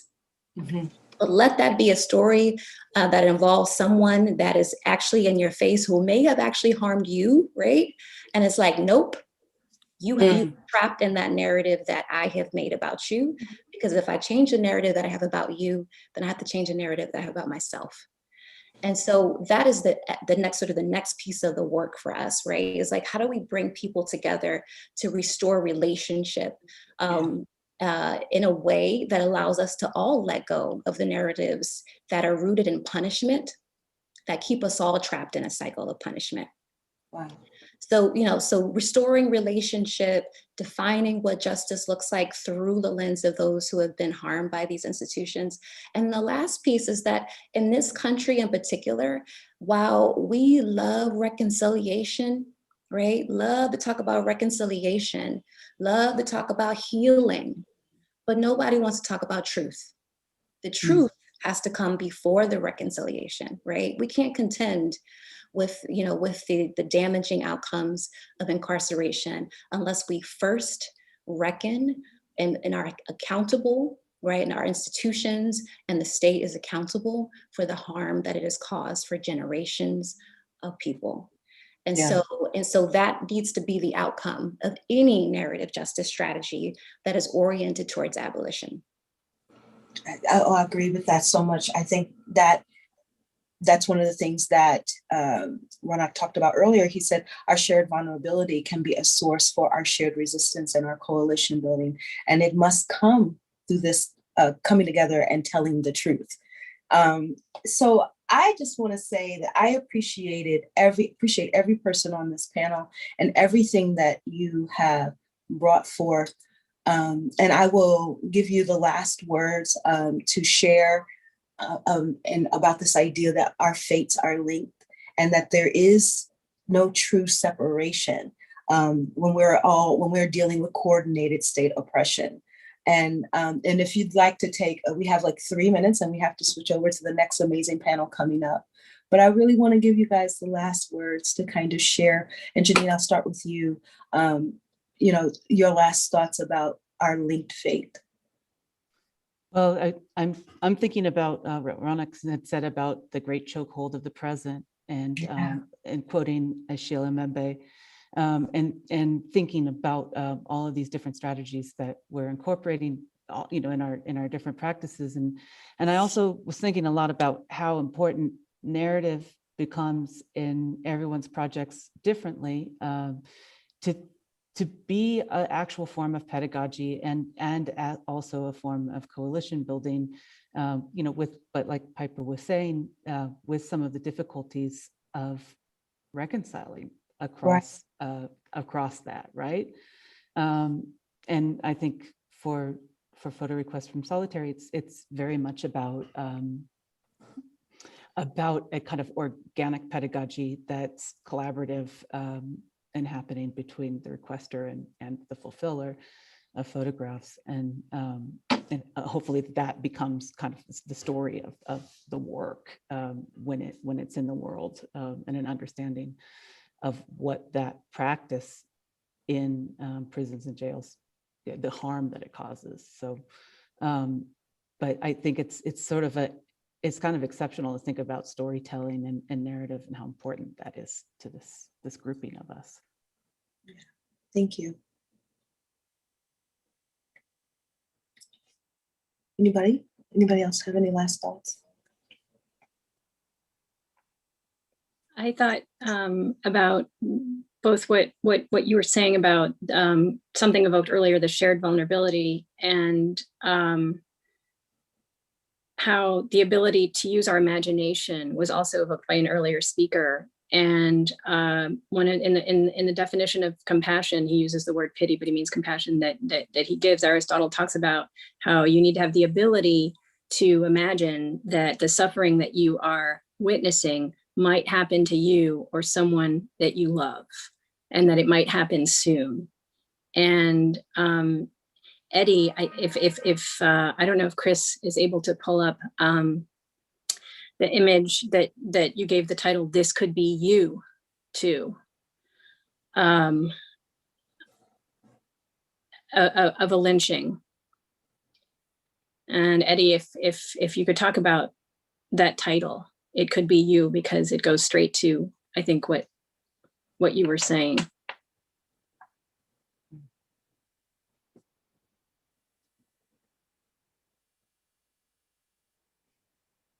Eddie, you're muted. Muted.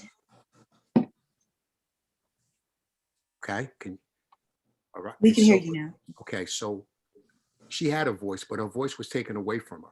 And I said this could be you because it could be either one of us. It could have been any of us. It could have been anybody. And absolute means that you want to stand back and just watch this and think that it's only happening to this one person at this one particular time coming from this tree. So it's like everybody been talking on the panel. It's like we all inclusive in this. You know, no matter what it is, we all inclusive. The families, society, everyone is inclusive of this. And so her voice, she had a voice. So I just put that on there to act to say, this could be you. This could be you. This is coming from her, not me. This is coming from her. Yeah. And so it's our work to find ways that we can work in community and in coalition together to solve these problems and to live out the actual mandates of abolition. So with that it is time. And I want to say thank you to every heart, mind, and soul on this panel. I appreciate your wisdom and your sharing and your vulnerability. And I hope that all the panelists and attendees were able to take something from the experience that they'll take into their work and into the future. Thank you all. And we will pass it on now to Ms. Donna Murch. Thank you, Michelle. Thank you so much. Thank you.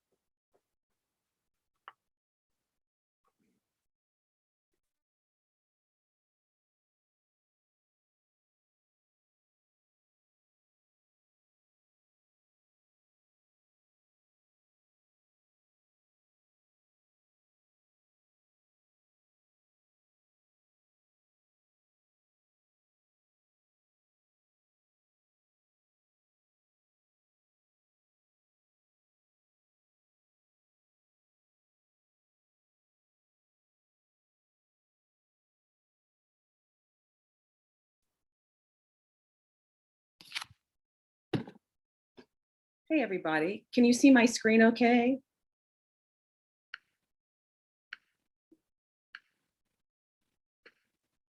Hi, everybody. Can you hear me okay? Okay, great. I was trying to share my screen, but I'm having some problems doing it. So I think I'll just go without my image. First, I want to say thank you all for inviting me. I'm thrilled to be here. And it's just really a pleasure to celebrate Nicole Fleetwood's brilliant new book. I participated in a seminar that Professor Fleetwood led almost a decade ago, and it's been such a pleasure watching this amazing work emerge over the last decade. So for my talk today, I'm going to give kind of an overview about thinking about the Black Panther Party and Assata Shakur in particular as an important precedent for the movement for Black lives, and then place our contemporary mass movement in a larger trajectory spanning the radical movements of the 1960s and 1970s to the mass protests that we've seen over the past year. So I'm gonna kind of toggle back and forth between this period of the 1960s and 1970s and then thinking about really just the past year under the pandemic.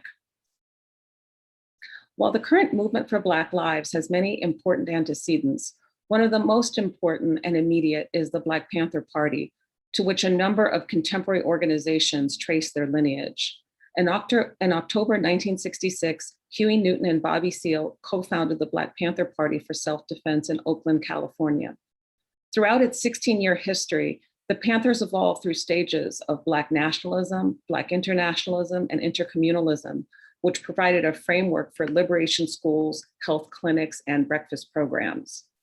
Strikingly, the historical figure that contemporary Black Lives Matter and Movement for Black Lives activists most commonly evoke is Assata Shakur, who was a rank and file party member of the dissident faction of the New York BPP, and then later she emerged as one of the important leaders in the Black Liberation Army.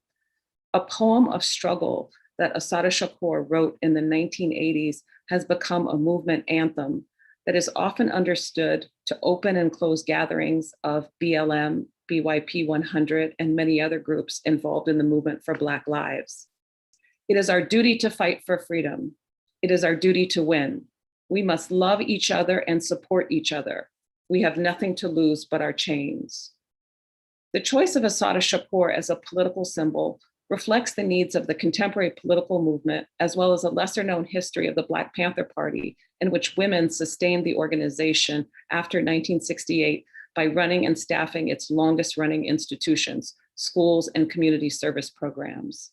Until quite recently, most of the historical memory of the Panthers focused on male bravado and confrontation with the state, with sensational gunplay and the rhetoric of Huey Newton, Bobby Seale, Eldridge Cleaver, that really reduced the Panthers to a simple antagonist of the nonviolent civil rights movement.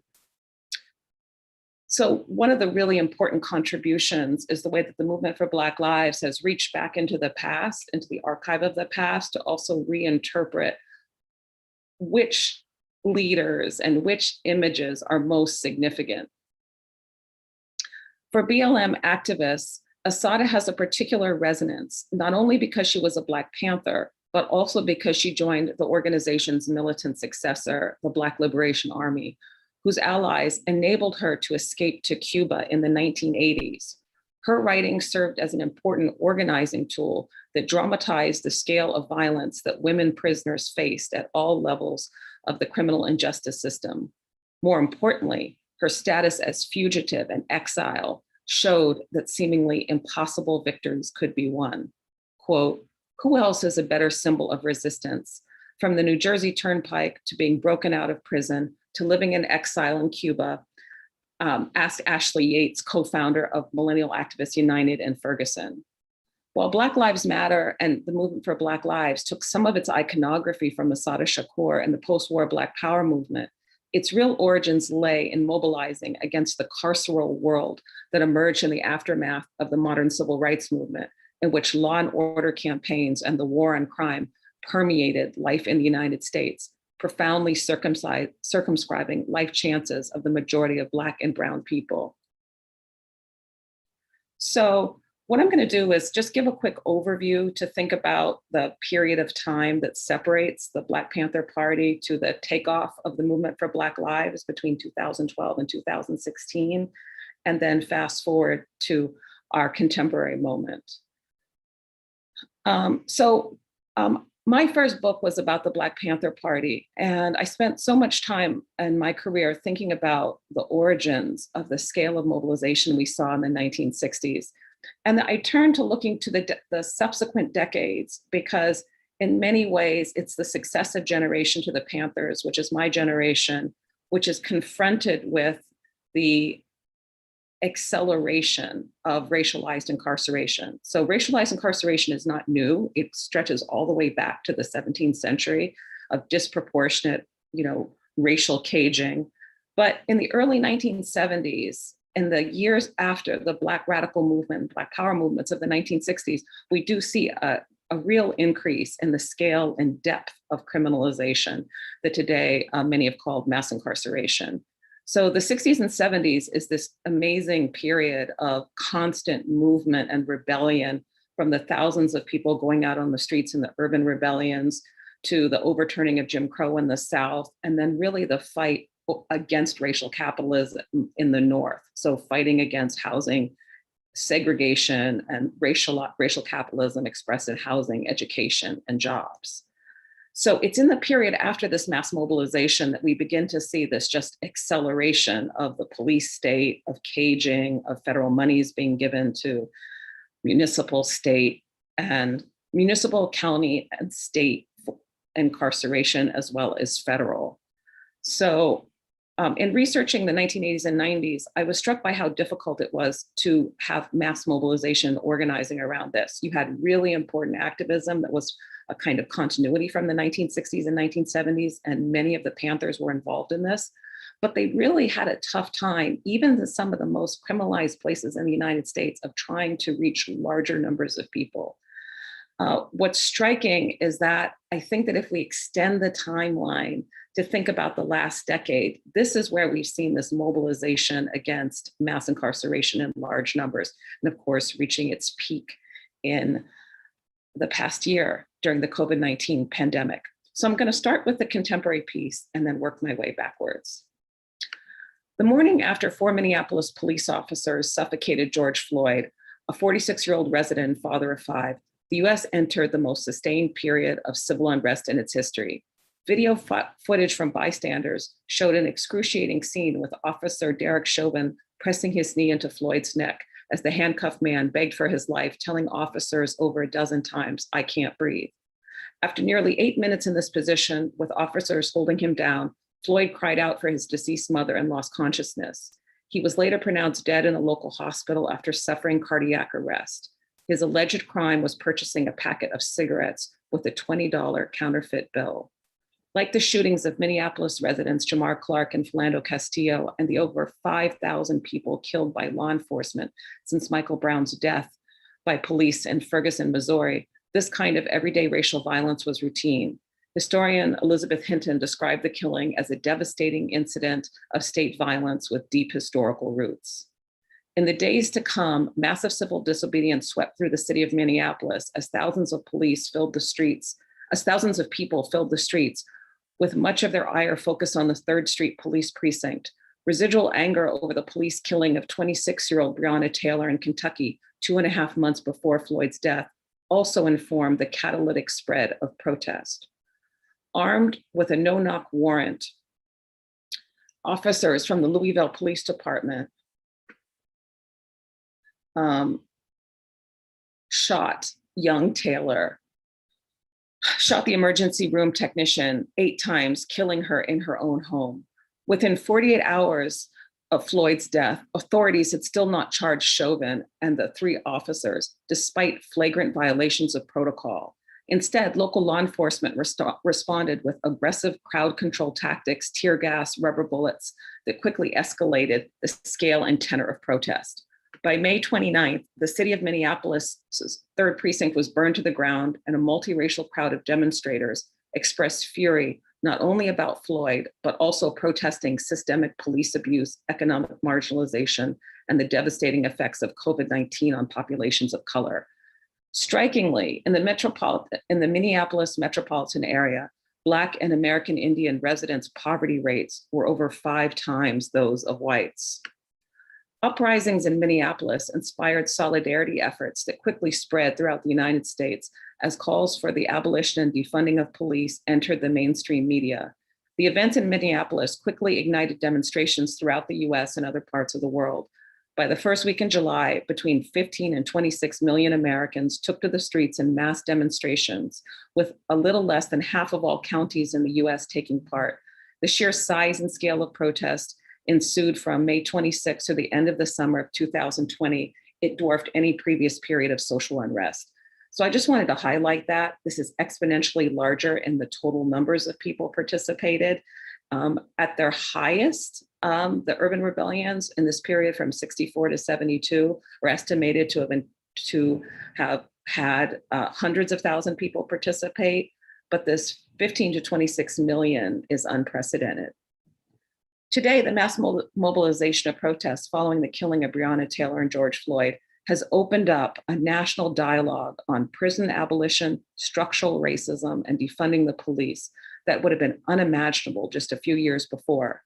Looking back at the years of constant political struggle and growth from 2012 through 2016, it is striking how foundational they were for our present moment. 2 different threads from this genesis period of MBL carried through the era of mass uprisings in the spring of summer 2020, when the United States witnessed its largest protest movement. New political networks, organizations, and activists made up the first, while the second unfolded in the larger realm of ideas and common sense. The articulation of Black Lives Matter provided a powerful challenge to flagrant white supremacy and indifference to the loss of life that reached its apex under the Trump administration, but was certainly not new. Throughout modern US history, the mainstream media, law enforcement, and politicians in both parties deployed a constant barrage of racial tropes to justify the enormous expenditures on law enforcement and its accompanying wars on crime, drugs, and gangs. Be it the discourse of the super predator or the so-called crack mother, as political theorist Stuart Hall has argued, the spectacle of dangerous others obscured the expanded scale of policing and incarceration by demonizing vulnerable populations.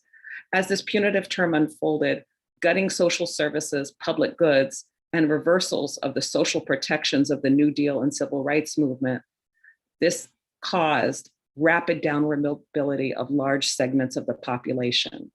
Sadly, this is bipartisan, it includes both Democrats and Republicans. And as we know from Elizabeth Hinton's work, much of the war on crime is actually nurtured by post-war liberals. And it's these kinds of bipartisan agreement, which was unfortunately true in the 60s and 70s. And as we've seen the attacks from members of the Democratic Party today on the idea of defunding the police, it is something that encompasses all parts of the 2-party system. Until the rise of the movement for Black Lives, much of the hegemony of law and order appeared unsaleable. However, by politicizing police killings of Black people, the movement for Black Lives successfully reframed the race to punishment as an assault on Black life, thereby directing the locus of threat from criminalized populations of color to state violence itself. This conceptual shift included the immediacy of police murders, as well as the protracted web of harassment, arbitrary arrest, cash bail, incarceration, and criminal legal obligations. Many activists began advocating for structural changes rather than marginal reform of the multi-layered carceral system at the local, county, and state level. As Keeanga-Yamahtta Taylor has argued, quote, "Some were embracing the politics of abolition and the belief that society would be better off without the entire carceral paradigm. Instead of spending $80 million a year to put human beings in cages, maybe those resources could be redistributed in such a way to make people's lives better instead of being used to punish." So along with this idea of the defunding and abolition of police, prisons, and the carceral state, it's also accompanied by the importance of social reinvestments, of public goods, of expanding the availability of social services. In the aftermath of George Floyd's violent suffocation by police in May 25th, 2020, activists who gained notoriety for demands to abolish or defund the police had been politicized through protesting specific police killings of Jamar Clark and other Black residents in the previous decade. Local protests amplified the call to defund the police as a shorthand for a sweeping reassessment of governance in which the only way to truly halt a punitive carceral regime was to redirect police budgets towards much needed social services. So it looks like we're coming up on the 15-minute mark. So I'm going to jump forward to my conclusion, which is that I think that right now we're facing a real moment of danger. As we saw in the January 6th, what would you call them? The sacking of the Capitol, the putsch, that racial fascism is increasingly visible, and it's not limited to tiny sectors of the population, that 90% of the people that participated in the sacking of the Capitol, with people, of course, carrying Confederate flags and Trump flags, 90% of those people didn't come out of the organized right or white supremacist right. So I think that we're in a moment where the movement for Black lives has never been more essential than it is right now.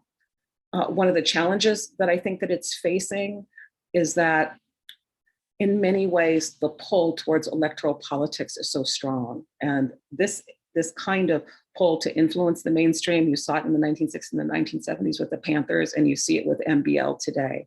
So I think that one of the biggest challenges is making sure that the grassroots organizing that goes along with prison abolition and the many, many different groups that compose the movement for Black lives, that remain at the center of organizing and being careful about its incorporation into the Democratic Party, which in many ways damaged the Black Panther Party, and I fear has the danger to mute the Black radical movement today.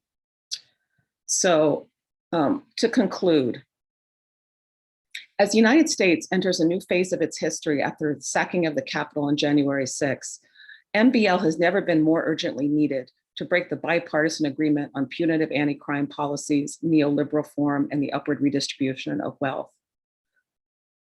As Barbara Ransby has argued, quote, while protesters hold up the simple message, Black Lives Matter, organizers in the movement for Black lives make clear that this fight is as much about ending racial capitalism as it is anything else. Black, poor, and working class people experience capitalism and white supremacy as intertwined. Police violence, targeted mass incarceration, and social and economic abandonment are linked. The left loses strength and its credibility if it pretends that it is a colorblind experience. In keeping with Barbara Ransby's insight, we must continually channel the Black radical tradition to address our current moment by tracing the recent arc of Black liberation and prison abolition from the founding of the Black Panther Party in the 1960s through the successive wars on crime, drugs, and gangs, and the extractive practices that accompanied it. Mass rebellion and organizing against state violence and racial capitalism is essential.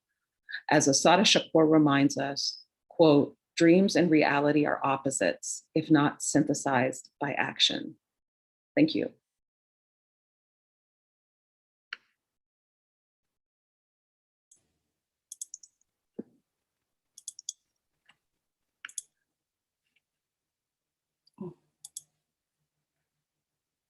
Okay, start my video. Hi, everyone. Actually, this is a good kind of segue to follow up on Donna's. We can see you. Can you hear me too? Can you see and hear me? Okay. I think I'm in a lot of ways picking up on Donna's concluding points about thinking through the attention to the mainstream and a lot of effort exerted towards addressing that audience and their set of concerns. So today my comments are more or less about introducing a little bit about my book, which is called The Life of Paper.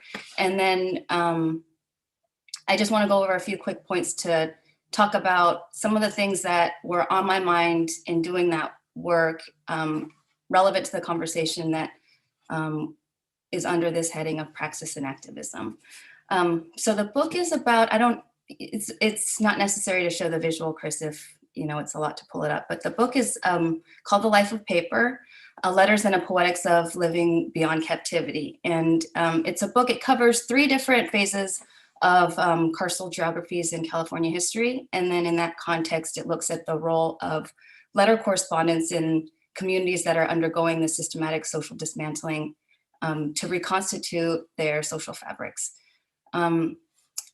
So I thought that maybe it would be a little refreshing to hear some voices that bring this to bear in the contemporary moment. And actually, it's Adamu's voice.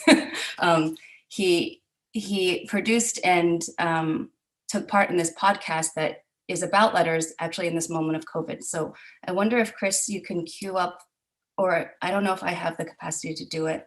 If you could just queue up that segment. Is that okay, Chris? Should I do it?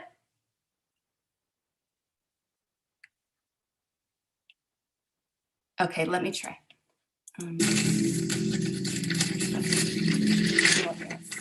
I got a letter from my man Edmund, CSP San Quentin, California 94964.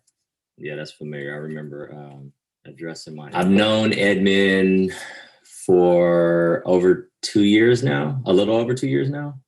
I met Edmund in San Quentin in the Shakespeare program. We were both aspiring actors, but I think how we became close was through filmmaking and through the First Watch program at San Quentin, and we began spending like every day with each other.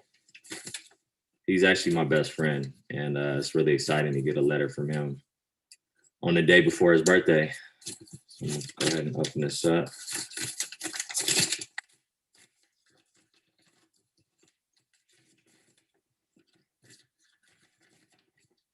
Here goes. Adamu, I hope this letter finds you surrounded by your loved ones and with a deeper appreciation for your freedom. How are you doing? What's the adjustment to the streets been like for you? Man, when I got the news that you would be going home, a flood of emotions overcame me. I was excited, anxious, and sad. The bittersweetness of the moment, realizing that the man whose soul I fell in love with over the last couple of years would no longer be near me. It's hard to take on the weight of the world alone, but with you, everything was bearable. I'm truly happy you're home where you belong. As for myself, I'm doing good. I mean, every day that I wake up is a blessing, you know? I have no complaints. Okay, that's a lie. It's been 9 months and some change, and I still can't stand this modified program and 23-hour lockdown. Then to add insult to injury after quote unquote recovering from COVID-19, I have not been the same. I'm what you call a long hauler, still suffering from the after effects of the virus. Around 3 months ago, I started to have heart palpitations, pressure on my lungs, and my short-term memory was gone. No, is gone. The one thing that I hate the most is that I can't sleep. Anyway, the doctor diagnosed me with mild depression, prescribed me 3 milligrams of melatonin, and referred me to mental health. I still can't sleep. I know you suggested I see a therapist a long time ago, and honestly, I should have taken your advice. It's been a minute since I heard your voice, so when we talk now over the phone, it's awkward. Awkward because my body, my senses are searching for you, but you're not there. I think starting this friendship without using technology to communicate forced us to connect on a deeper level. I miss the sound of your laugh. I miss how you would get mad at me for stepping on your shoes because I was always randomly trying to hug you. I miss seeing you in the morning. I remember you made some sushi and put too much wasabi, and I bit into it and almost died.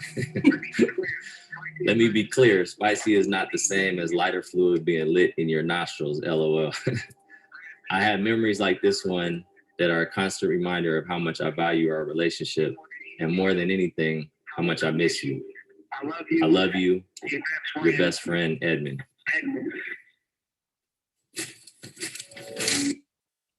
I don't know if you can see up here, but the link to the podcast is here for people who want to listen to the whole thing. It's pretty beautiful. And so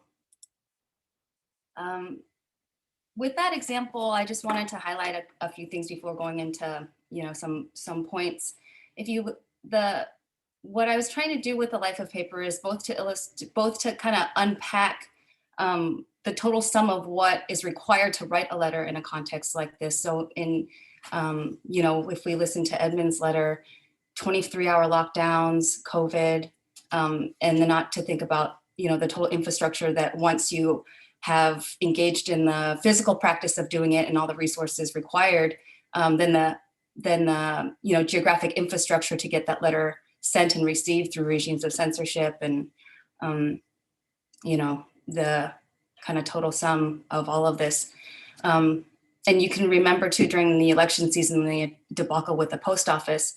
So there's a whole series of prerequisites that we don't often think about if we're just sitting in our home office or whatever, and we're kind of set up to do something like write a letter. So I tried to highlight that, and then in that context, on the flip side, what the life of paper really is about the social life that the letter produces, again, in this kind of context. So I'll share screen again, just to break the monotony a little bit. So the goal of the book, or some of what I was trying to do was,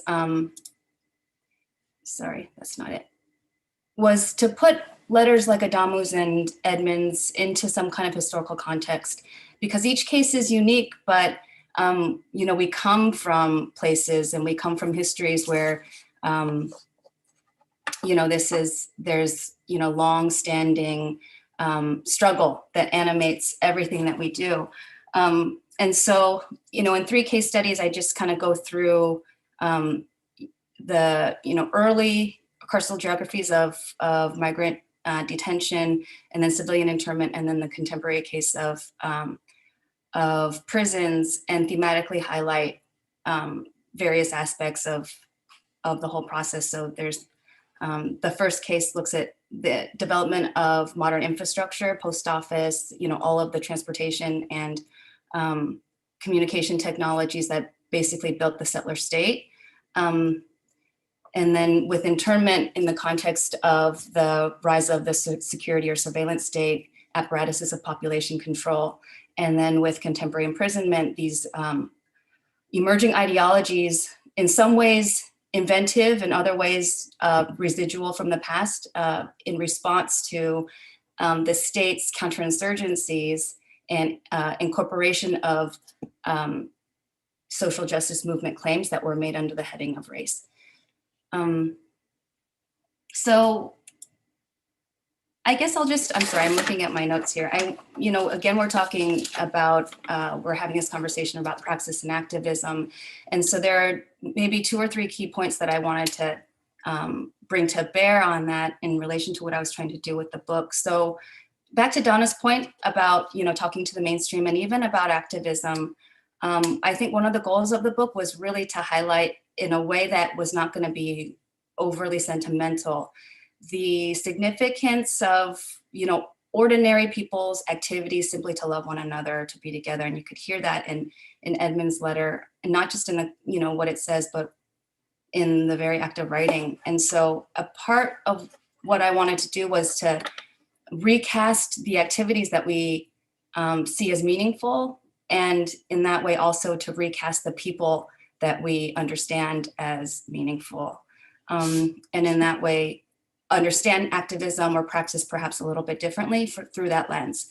And so that also involves then reprioritizing some of the things. I think that, our day-to-day lives, just getting through things is often seen as like secondary or not as important as thinking about the so-called real politics of things. So things like policy or even organizing, all of which is really, really obviously urgent and essential.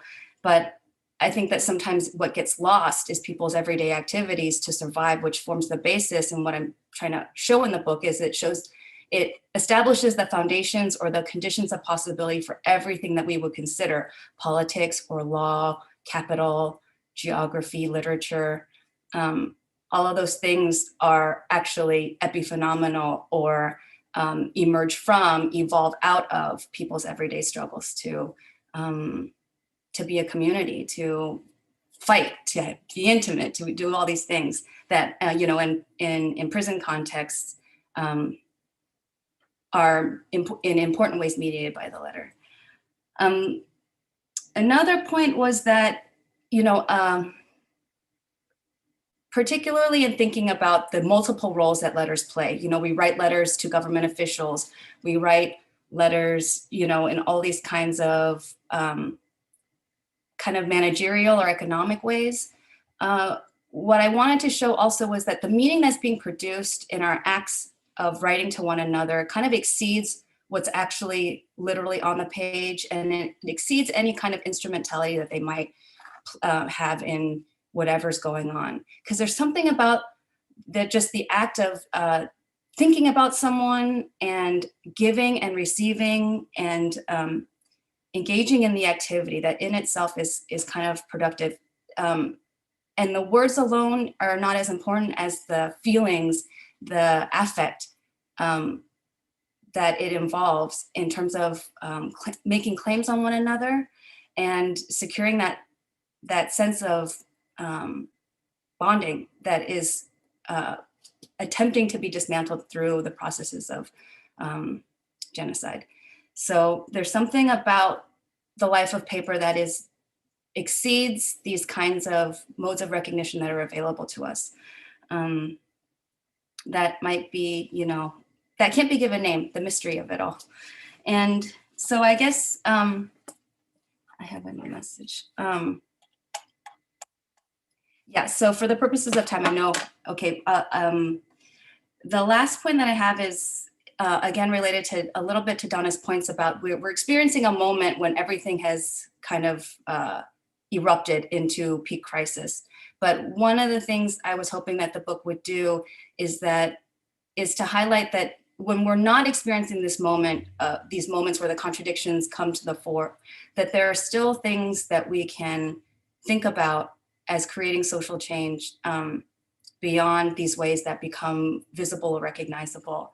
And so again, back to this notion of praxis and activism, that there are kind of multiple ways that we can think about the purposefulness of our everyday activities in a way that's, I don't mean to be cheesy, but it's almost when I was thinking about the life of paper, there's also almost something monastic about it when you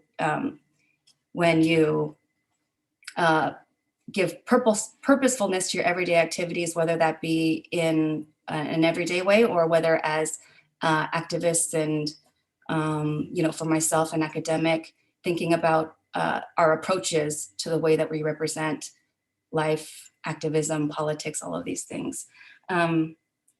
And so this act of bringing awareness then, and again, coming back to the level of aesthetics, has less to do with abiding by a particular dogma or party line or retweeting a hashtag, but does have to do with that act of creativity, that it is a creative act and one in which we're trying to grapple with what it means to be alive or be human in the most kind of expansive ways. Okay, that's all. Thank you very much.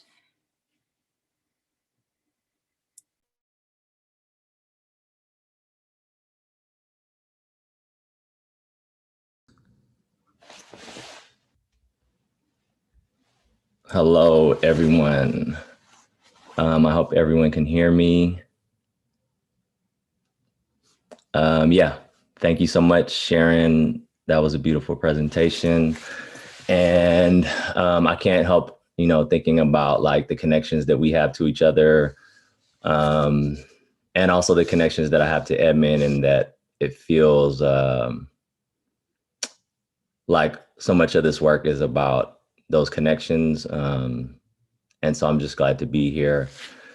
And also, I'm here as someone that is lifted up by communities that I was a part of on the inside, and that I continue to be a part of while I'm here on the outside. First of all, my name is Adamu Chan.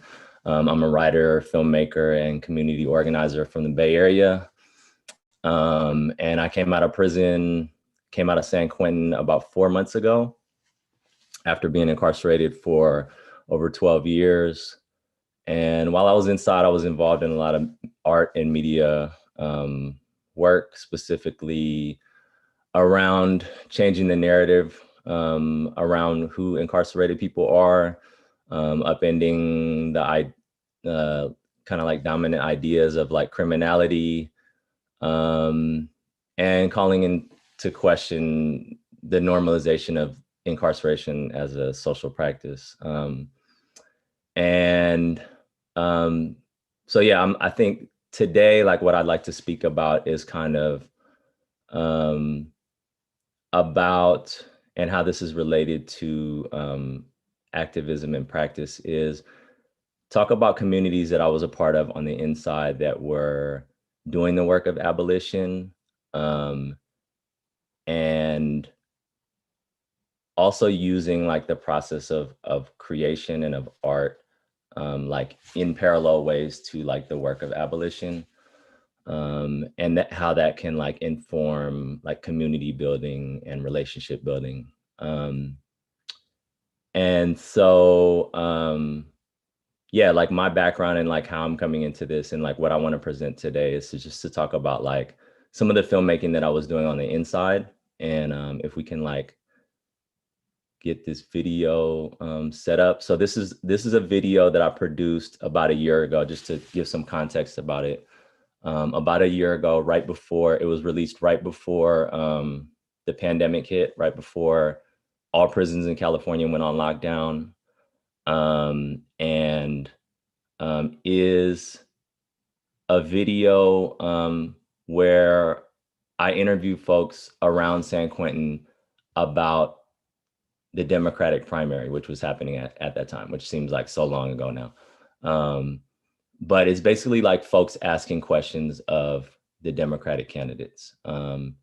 And so I think just one thing that I'd like folks to like think about, like as you're watching this, is just to think about like censorship, right? And the fact that all media that comes out of San Quentin is subject to censorship. And so just to keep that in mind as you watch this, and then I'll go into some comments regarding this afterwards. What's up, y'all? What's happening? We're out here this week, braving the elements. Seems like spring's here, but it's 2020, it's an election year, and we thought that we would get some of the voices of the people that reside here at San Quentin about some of the issues that are relevant in this election year. Yeah, I was really surprised about the level of intelligence and concern people had within this process. So we stopped by a couple guys, and I was surprised. Everything from healthcare to immigration was talked about, and like they really voiced their opinions, their concerns, and they really want to be a part of this political process. Yeah, and I think it's important to know that like we may be in prison, we may be incarcerated, but we do care about the issues that are most relevant to our communities and to the country that we live in. So please enjoy this. First watch this. The number you have dialed has been changed. My name is Rasan New York Thomas, and I have a question for the billionaire Democratic hopefuls. Why are you guys spending $500 million on commercials that are advertising how much of a difference and how much of a change you would make in this world if you were president, instead of taking that $500 million and giving it to social justice organizations and nonprofits that are making a difference now? If you put your money where your mouth is, that would be a more powerful way of using your money, and I believe you would get billions of dollars of free advertising. So why aren't you guys doing that? I don't understand. The single largest social justice crisis that our civilization faces is climate change. We know that. I want to know how moderate candidates such as Joe Biden or Bloomberg, if elected, are going to deal with a fast evolving crisis. Are they going to accept the science as it evolves, or are they going to continue to promote policies that are based on old science, like the Paris Accord? The policy change that I like to see as far as healthcare is that people and politicians start looking at healthcare as an absolute right, fundamental to all Americans or all people in America on an equal basis. My name is Michael Stone, and my question is, being that I'm an older guy, I've spent 20 years in prison, I'm getting ready to get out of prison. I have a heart condition. I have what they call bicuspid aortic valve, and the valve is not, it's not working right, so I'm gonna need valve replacement in the near future, probably within the next year. My concern when I get out is that being that I won't have great insurance, what kind of health care am I gonna get? I have a question for Mr. Sanders. You propose a policy which would provide free college classes to people nationwide, and I was wondering if that would be offered to people who are incarcerated. Back in the 90s, Pell Grants were taken from us, and I was wondering what the full scope of prisoner education would look like. Is there any candidates actually looking to expand the Bill of Rights to specifically name transgenders as a protected class and to eliminate legal discrimination that occurs presently? Thus far, all the prison reform that's been passed and celebrated has been on the federal level, having very little impact on the states. So if you were in power, my question is, what would you do to ensure that prison reform continues to spread throughout the states? What would you do to influence the continued successes of prison reform? How do you feel about incarcerated people being able to vote? Being Mexican American, my question is, what steps do you plan to take towards immigration reform? Gun control. I believe in the Second Amendment, and I believe that people should have the right to protect themselves. But what is your position when it comes to regular citizens being able to buy military-grade type weapons? My question is for the Democratic hopefuls. Knowing how important the black vote is, what is your position on reparations? Our current president ran on the premise of making America great. And my question to that is, when was America ever great, and who was America ever great for? As a man of color and of people of color in society, this country has never been great for us. My name is Juan. People here in the baseball field call me Ears. I got a question for the Democratic Party. How are you guys going to address sentencing reform? In my case, I was sentenced to 40 years. My base sentence consists of 4 years. I got 5 gun enhancements. That added up to 36 years. Where's the justice in that?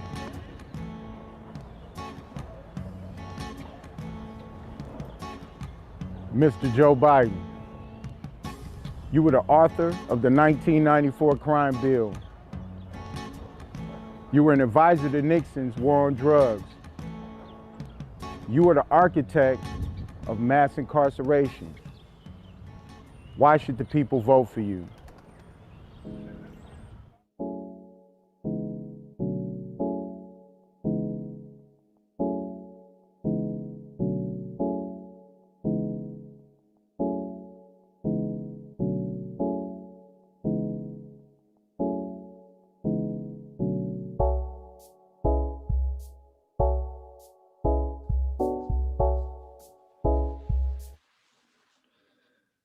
All right. Yeah, I think that's especially difficult for me to watch right now because I know all of those folks, and I know that over the last year, a lot of like everyone in California prisons and prisons across the nation have been experiencing the effects not only of like directly of COVID, but you know, the after effects, the lockdowns and the distance from family and community. And so, yeah, I just want to say that like all of that is coming up for me like in this moment. And okay, I'm getting a time check right now. Okay, so I have about 5 minutes. So I think I want to go over a couple quick things, which is that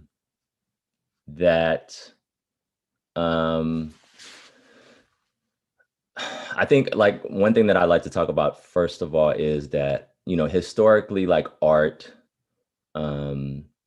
has been like one of the only avenues for marginalized people in this country to communicate like through the world and be in conversation with like in dominant discourses.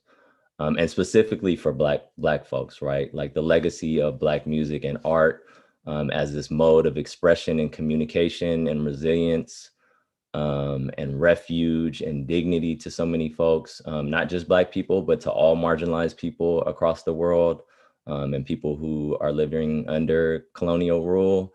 I believe that the art that is coming from incarcerated people is in that same legacy and it is in that same vein.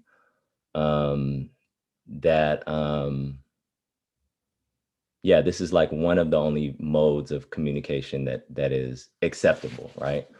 And so like I feel like I've been my intention for doing this work is to be able to leverage art and media to be able to create social change and to create transformation in our systems. And so I think like to like shift off of that point is to also say that like in that way, like this art is in communication with dominant classes, but I think also like it's not only like outwardly facing, right? Like this piece to me is not just about like convincing liberals to see that we're human beings, but it's also inward facing, and it's also about allowing folks in my community, allowing folks who are on the inside to see themselves in ways that are different from the ways in which they've been perceived, like traditionally in media that have been so harmful to them, right? And like part of that is like not centering like these harmful tropes about like violence and seeing people through bars or leading out with a person's crime or something like that. And to see people like as they are, and for them to tell their stories authentically and to empower them and for us to inspire each other. Because I think that like we all know intimately like that one huge function of prisons is like to make people invisible, and like if we can see each other, like I feel like there's a transformative quality in that. Like, and I think that like one of the things that like has really been the most impactful for me about doing this work has been like when I was on the inside producing videos and films and the impact that it had to folks on the inside. And so I think that like one thing that I would like to say like based on that is just that I think that like there's a certain amount of like accountability that I have to those communities, like in holding platforms, right? And that like when I was on the inside and I basically was leading this media project called First Watch, where we had the ability to film things and like I could have spent the time making videos about myself. But I think that like one of the main things that we were trying to do within First Watch was not only to try to build culture, a culture of accountability within ourselves, like our own personal accountability and understanding like, and not the type of accountability that like the institution and that the system asked for, which is this individual accountability, but like an accountability that we had that is based in an understanding of like all of the factors in our lives that brought us into that moment, and the impacts that we were having in our everyday lives on our community. And so for all of us in that space, like as a collective, we were trying to build accountability, not only to our interpersonal relationships, but also to like the community inside of San Quentin and the community across the state in all California prisons, and just incarcerated people that all over that we felt like we were trying to represent, and that we were holding this their stories with care. And so I think like as there is like more growing interest in incarcerated people's art, I think that like for myself, like as I've transitioned out into this new space, and I'm no longer a currently incarcerated person, my positionality has changed, but my responsibility and my values have not changed. And so like I think that like I would like to see that like people are also like, how can we be accountable to the communities that we like are representing, right? And like when we are presenting incarcerated people's art, like how are we being accountable to them? Are they being paid? Are these platforms accessible to them? Are we taking into account things like consent and how people want to be represented? And are we making an attempt to bring currently incarcerated people into these spaces? And so I think that that's something that I'm thinking about, and something that I think is important for folks in this space to think about. And I think that I'll wrap it up there because I feel like I've gone over a little bit. But thank you for allowing me to speak. And next up is Rasan Thomas, one of my really good friends, and I'm really excited to hear this recording of him. Thank y'all.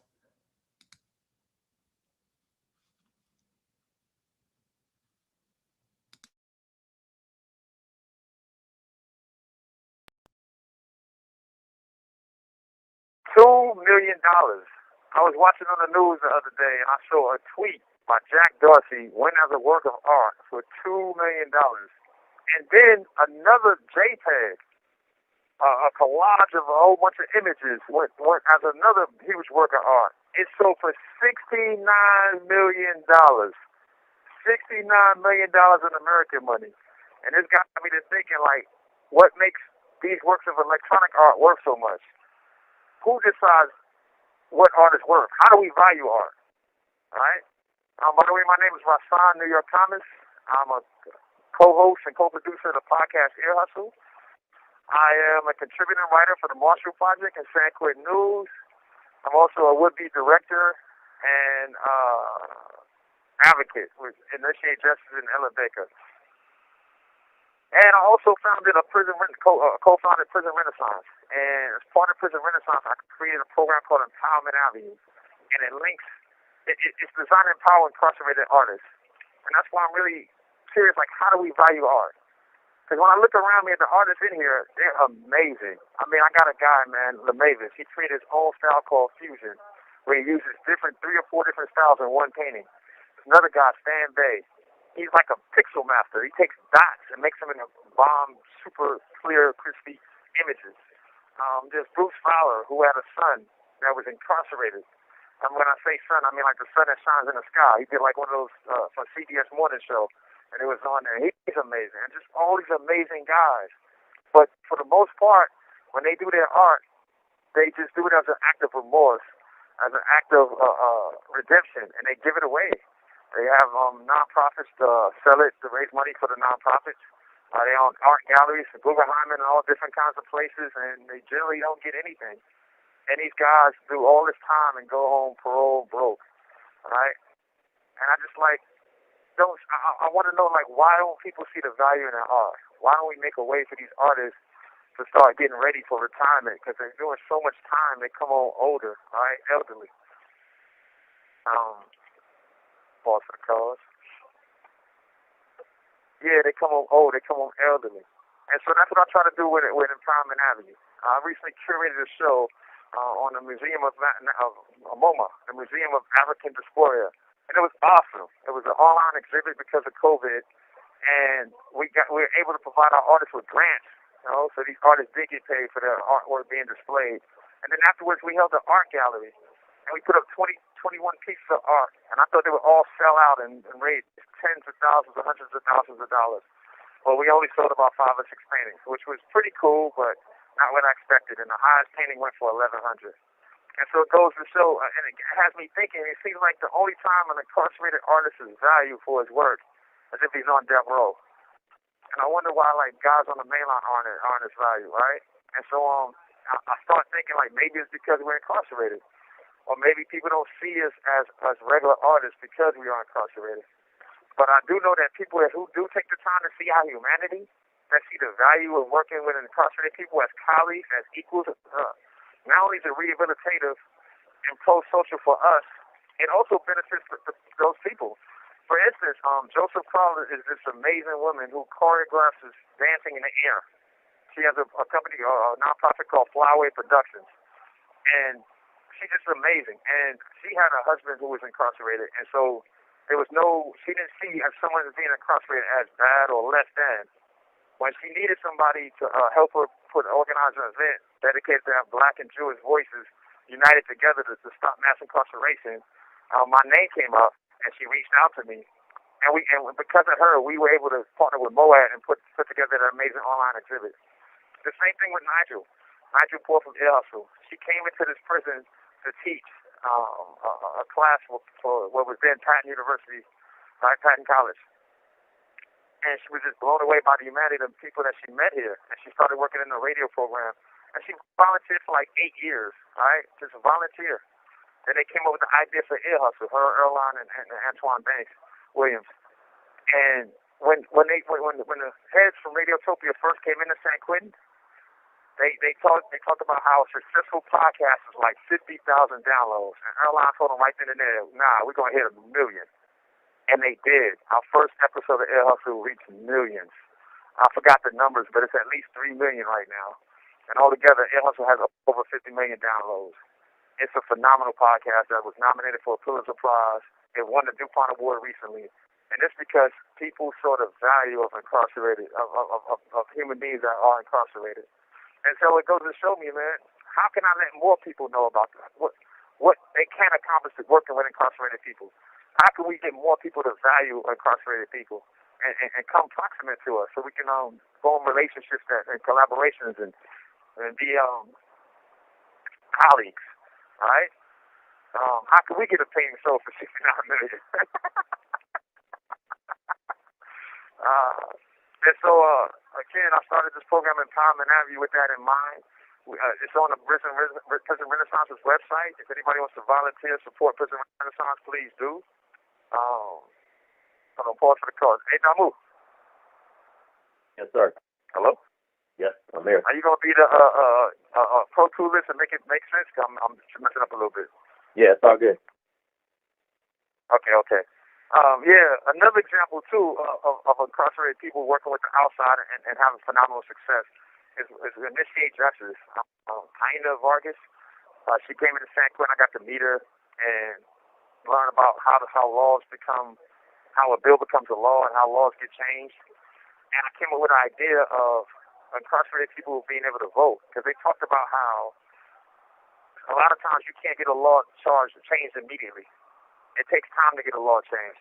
You have to do it in increments. And so you have to think about what step will get us to that next step that'll get that law changed to be the way it should be. And so I came up with the idea of voting. This call and your telephone number will be monitored and recorded. Restoring voting rights for incarcerated people and formerly incarcerated people. And Taina took that idea and made that happen. And now in California, because of Prop 17 passing, people on parole in California can now vote. So I just want to say that incarcerated people have a great value to society, our wisdom.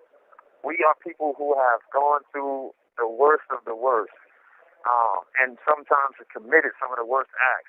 And when we come back around to our humanity, it gives us a level of insight and wisdom that is valuable to the community, because we know how to stop violence, because we understand it. We have the credibility and the respect in the streets in order to have an influence on stopping violence, because a lot of times it's not what you say, it's who's saying it, because people won't listen to anybody that might judge them, or they don't know cares about them, or they don't know has their same lived experience. And so we have so much to offer the community. And I just want to highlight that and just really talk about how important that is, and so we can bring people into the fold and start doing more and more collaborative projects and get it popping. I'm falling short, man. How much time I got? You still got 6 minutes. Damn. All right. Yeah, and I just want to go back to talking about how a lot of nonprofits or don't make a way to pay the artists. Sometimes there's prison rules involved, but a lot of times these companies, these nonprofits are gigantic. They have lawyers, they have means where there's a will they can weigh, and a lot of times it's just a simple matter of using your own art supplies and not using anything from the state. But the bottom line is different ways to see that artists in prison are compensated, and that's important. That's very important. And the reason why it's so important is in California, man, these enhancement laws, these 3-strike laws, they have people doing 20, 30, 40, 50 years, even with the recent changes in the law. A lot of us are happy about the changes because now that we've already done 20, 25, 30 years, we can get out. But before we weren't. But under these new changes in the law, you still have to do 20, 25 years. They're not, they just made the laws give you a chance to come on in your middle age instead of never. And so if you spend, I know me personally, I've been in prison so long, and I've never worked a job long enough in society to be eligible for any decent amount of Social Security. And so if I come home aged out of the workforce, I don't have nothing but $800, And, courts imposed restitution. On me, they hit me with $10,000 in court-imposed restitution and gave me no way to pay it. Because I make $36 a month in the media center. $36 a month. And so without being able to earn an income while I'm here, I'm coming home elderly without any money saved for retirement or any money to get ready for real life. And I think it's just a nervous position to send somebody out into society with $200, you know what I mean, and tell them good luck out there, you know what I mean? And so it's important for people to be able to earn while they're in prison. Also, money is access to justice. There's a lot of things about my case that I could prove, but the proof is outside the prison walls. And so you need a private investigator or attorney, and if you can't afford these things, you can't get justice. So income gives you access to justice. Also, income is important so that way you can maintain your family ties. Because everybody wants you have a much stronger family ties when you're not just calling when you need a package or you need money, but you're calling because you can provide money. You know what I mean? Provide money, make it easier for the collect phone calls, for the visits, for all of that. And so it's just super important in so many ways, because without, I think it was Brian Stevenson that said something along the lines that the opposite of wealth is injustice. You know what I mean? The opposite of wealth is injustice. You know what I mean? So if you're poor, you're going to be treated unjustly in this country. And so for these reasons, I'm advocating strongly for if you're going to use a person's art, man, who's incarcerated, find a way to compensate them. Find a way to not exploit their artwork or their beauty. And also see the value. If you forget that they're incarcerated and value the way you would any other piece of art. Because at the end of the day, we are artists. We are human beings, and we deserve to be recognized as such. You know what I mean? We deserve, let me rephrase that. We are artists, we are human beings, and that recognition is important for us to be pro-social and have a just society. Thank you guys for listening. So art also has the power not only to transport the person, the viewer, right, or the consumer, right, but also as the artist, it has the power to transport the artist, right? And like I feel like it was part of like what saved me while I was going through my incarceration, right? And like, can you comment on that? Like, I feel like it was key to me, like being able to like process, like, you know, grief and like trauma, and like to be able to see outside of like, you know, this world that was like enclosed by these walls, you know?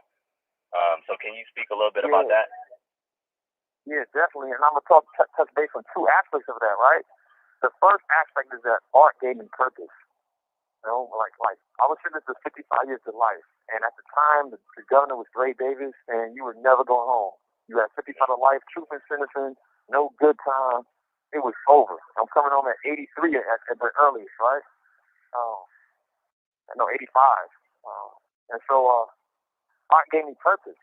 I figured like I could write a book about my experiences, and maybe somebody will read it and not follow my footsteps. I called it From Guns to God, because in the streets I put my faith in guns, but I realized all along God protected me, not no gun. And guns actually made me weaker.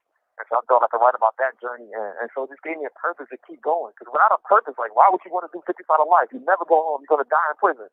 Why wait 55 years to do it, right? And so this gave me something productive to do, and it kept me alive. Art also helped me rehabilitate, you know what I'm saying, in a lot of ways. Like, first of all, some of my traumatic experience growing up was so painful and so hard to deal with and face, I had to write a fictional account of it. And one of my first stories called One Bad Apple was a fictional account of a real event. Because to talk about that in real life is just, and so that eased me into really being able to deal with it and having insight to it. When I looked at it on a page as a character that's supposedly not me, but really is, right? I was able to like empathize more and see it more from different angles. And I mean, like, had the omnipresent narrator really reveal the situation, right? And it also teaches empathy. Like, writing teaches empathy, because right now I'm writing a story about a woman who was sexually assaulted, and she don't want to go to the police because the whole policing issue. Because when she was 17, her boyfriend beat her up, and she ended up testifying against him because the police made her. And so, like, now with this policing thing's coming up, and she's like on some, well, I don't want to be a snitch. They called me a snitch for doing that, and they didn't make my boyfriend better going to prison, and I don't want to do that no more. And so just putting myself in her shoes and writing from that perspective is just really powerful. You know what I mean? Just teaching me empathy and other people's point of views, and just all kinds of things I really needed to feel and know. Because sometimes, like, when you're in the streets and you've been victimized so much, you start seeing people that have issues that coming at you with their violence. You use, I think in the Quran it talks about, you use the evil deeds of others to make your evil deeds seem fair, right? And so I made my violence seem fair in my own mind, because I felt like I wasn't doing it to human beings. I was doing it to criminals. But when you know the other side of the story, you know why people are out there. Like we fight against each other, but we really fight against redlining and gun show loopholes and policing and racism and employment discrimination. And man, when you put them empathy shoes, when you put them other shoes on, man, and see that, man, it wakes you up. You know what I mean? It just it's just a beautiful thing.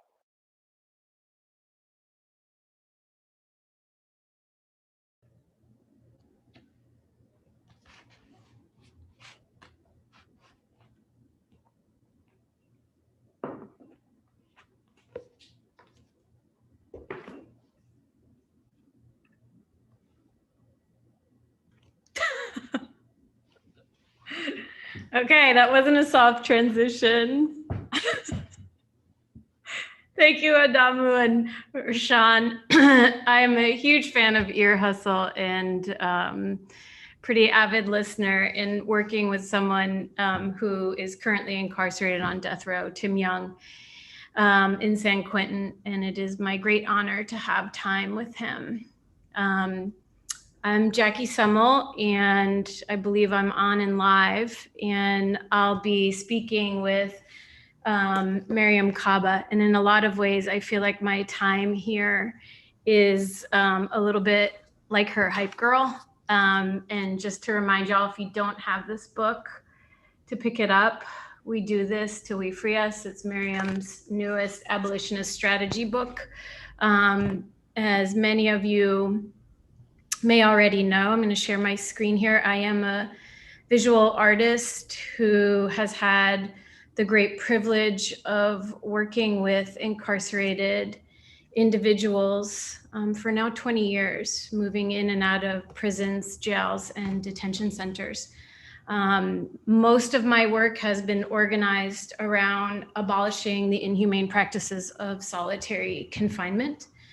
And I wouldn't be here having this conversation with y'all, folks I can see and can't see, if it wasn't for the great tutelage, the love, and the patience of my elders, Herman Wallace, Albert Woodfox, and Robert King. 3 men, 3 Black Panthers who spent decades in solitary confinement here in the state of Louisiana in a prison called Angola. Collectively, they're known as the Angola 3. And I really want to identify those qualities, patience, tutelage, and love. Those 3 coming together allow for the possibility for me to continue this work for now 2 decades. And as I talk about abolition in the various modalities, most of my answers are organized around, the labor, survival strategies, and alchemy of Herman. Herman spent 41 years in a 6-foot by 9-foot cell, a minimum of 23 hours a day. For all intensive purposes, Herman was my elder and political father, my greatest friend. And as many of you know, Herman Wallace was released on October 1st, 2013, and he joined the ancestors 3 days later, October 4th, 2013. And as an abolitionist strategy, I ask you to really hold the complexity of that statement as 2 equal truths, the tragedy and the miracle that Herman Wallace died free, innocent in the eyes of the law, and surrounded by those of us who loved him most. I wanted to start off with this image because it's one of the ways Herman and I think, really exemplifies the way that tutelage, patience, and love was part of our relationship. This is us in the visiting shed somewhere in Angola. And we would play chess. And, Herman was a brilliant mind in many different academics, but a chess master. And we would play until Herman got me in checkmate or check, and then he would flip the board around and reverse it. So he'd play basically himself until check and then flip the board around. And that was a really beautiful example of meeting me where I was at with my own abilities, ignorance, and well-intentions. And I think that is the part of the way I can uphold Herman Wallace's life and legacy as an artist, as a creative, as an abolitionist, is to meet people where they're at. And so think of my artwork as different tools to really engage folks in a philosophy and practice of abolition. As I said, Herman was 41 years in a 6-foot by 9-foot cell. We spent 12 years collaborating on his dream home, Herman's house, or the house that Herman built. And after he joined the ancestors, I, was really forced to revisit those conditions without him sort of steering the ship. And so the next iteration of this work became the solitary gardens, where I take those 6-foot by 9-foot cells, kind of a slice of them, and then turn them into garden beds. And those garden beds are co-created by folks still in solitary confinement and volunteers on the outside. So you can see here, there's a prison cell turned garden bed where the contents are designed by currently incarcerated folks through these written letter exchanges. So we're translating their visions, their dreams, their wants into the ground. And in a lot of ways, these garden beds become portraits of those who are forced into the inhumane conditions of solitary. You can see a little bit better in this image, but the garden beds themselves are made out of sugarcane, cotton, and tobacco that I grow on this abolitionist site. So there's about 10 of these solitary gardens. And I can't see the comments. If someone is trying to get my attention, you might just have to use a different modality. But the garden beds themselves are made out of sugarcane, cotton, and tobacco. So the largest chattel slave crops now build these prison cells turned garden beds, illustrating the evolution of chattel slavery into mass incarceration. As part of the practice of meeting folks where they're at, I wanted to highlight just 2 projects and 10 minutes or less than 10 minutes and open the space for Miriam to speak. But applying the strategies of seeds, one of the projects are these social justice seed packets that tell the history of settler colonialism, gender nonconformity, gentrification, mass incarceration through the lens of seeds and the emergent strategies of plants. And so they, each one of these seed packets inspire participatory justice by offering these contemplative questions that you are engaging with during the life cycle of the plant. And then the plants are really speaking to us about abolitionist strategy or inclusivity or racial, social, gender equity. And then the second project that is currently in process is the Abolitionist Field Guide, which again teaches us abolitionist strategy through the lived experiences of the plants and of the natural world. One of the things that I realized after Herman passed, I went back and revisited thousands of letters that we had exchanged over 12 years. And when I initially asked him, what kind of house does a man who's lived in a 6-foot by 9-foot cell dream of? The first thing he said was, I can clearly see the gardens and they will be full of gloxinias, delphiniums, and roses. And I wish for guests to be able to smile and walk through gardens all year round. So his commitment to in the natural world and to things that were antithetical to concrete and steel were testament to his ability to transcend and alchemize the most inhumane conditions. And so the field guide really takes like direct perceptions, sometimes metaphors, for the lived experiences of plants to grow abolitionist practices. And here's an example of some of the pages. I know this is not really centered. The abolitionist theory really looks at ideas of mutualism and the ways that the natural world might endorse abolition through mutualistic or mutual aid. And then, sometimes we think of wonder, vitalism, care, holism, relationship, all of those as tenets of abolition. And so what the field guide is asking us to do essentially is to exercise. Like I often say, if you want to be good at anything, you got to practice, right? It doesn't matter if it's sports or yoga or if it's math or whatever it might be, but you practice to get better.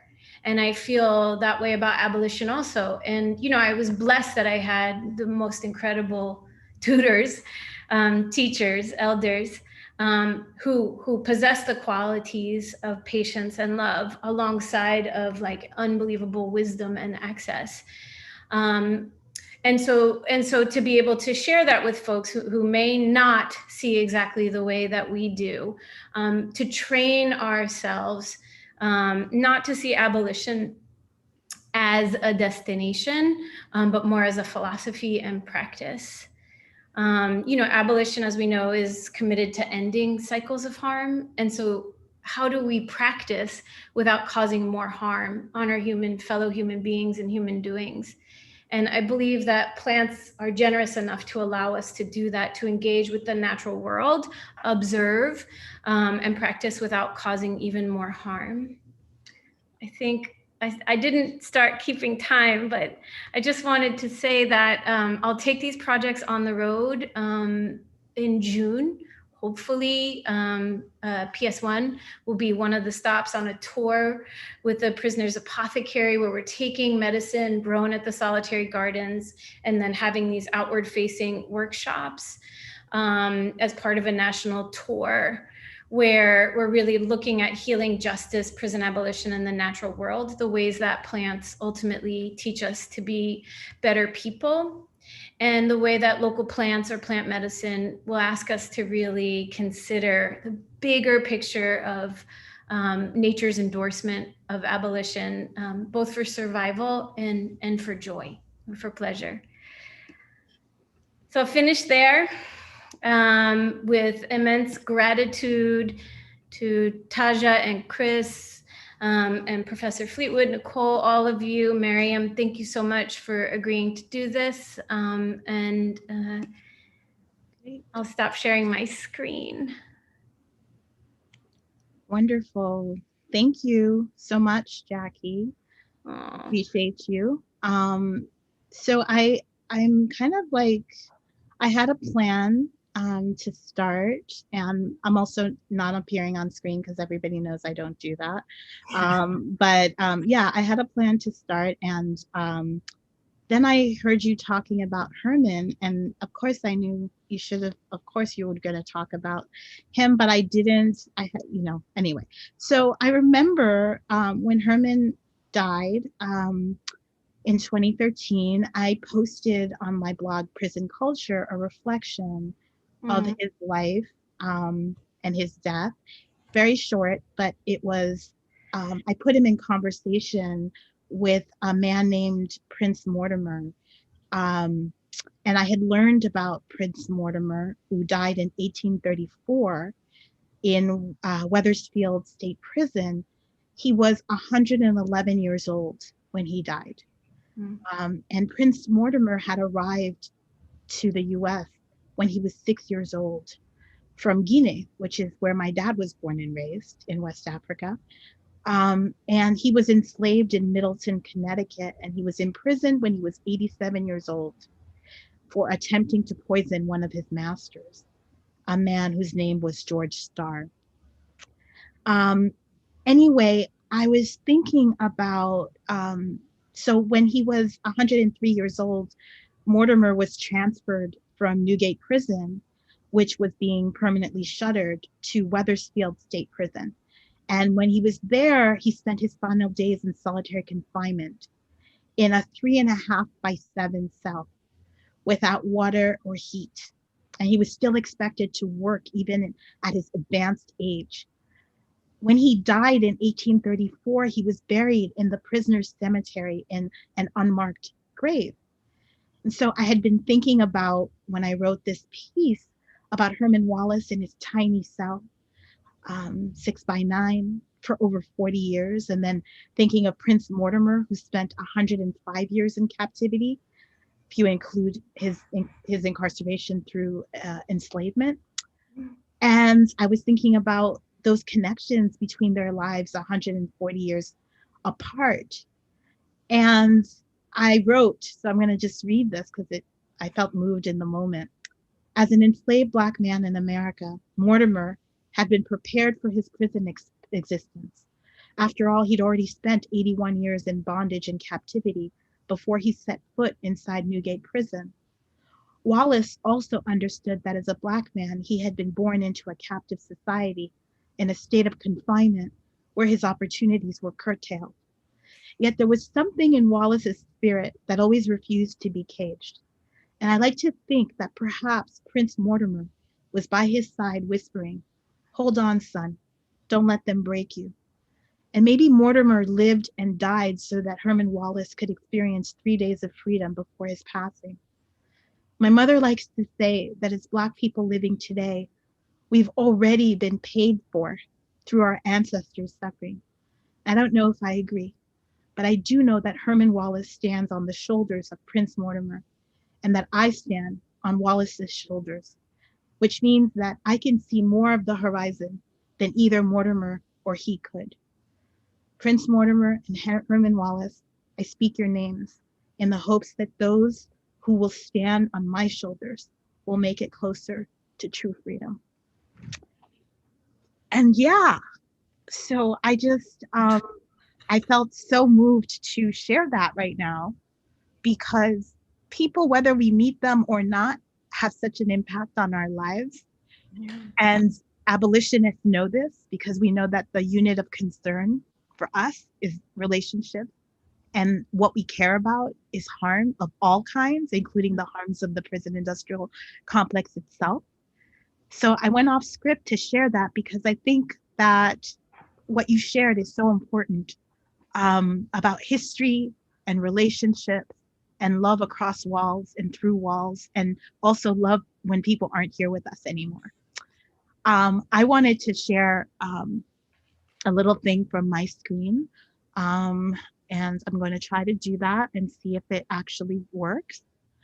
Can you all see my screen? Hey. Oh, yeah. We did it. We did it. Okay, great. So one thing that I've been thinking about lately is a lot about art, that art can make a difference because it pulls people up short. It says, don't accept things for their face value. You don't have to go along with any of this. You can think for yourself, as Jeanette Winterson teaches us. And that my friend Erica Miners, writer, thinker, abolitionist, talks about the fact that liberation under oppression is unthinkable by design. A huge part of PIC abolition is to make liberation actually thinkable. And that is part of the work. And Eve Ewing, who's also always inspirational to me, in order to create pathways towards that which we have never seen, we have to lead with imagination. So all those things matter quite a bit. I'm not going to talk about this restorative justice poster project since I started with the piece with Herman. And so I'm going to move ahead to talking a little bit about how you and I came together with a new project that I've been working on. I've been working on for quite some time. And basically, you know, I like this definition by Dean Spade about abolition. We see the abolition of prison, of policing, prisons, jail, and detention, not strictly as a narrow answer to imprisonment and the abuses that occur within prisons, but also as a challenge to the rule of poverty, violence, racism, alienation, and disconnection that we face every day. Abolition is the practice of transformation in the here and now and the ever after. And I think, yes, yes, yes to all of this. And I think for me, I've been thinking a lot about punishment over the years.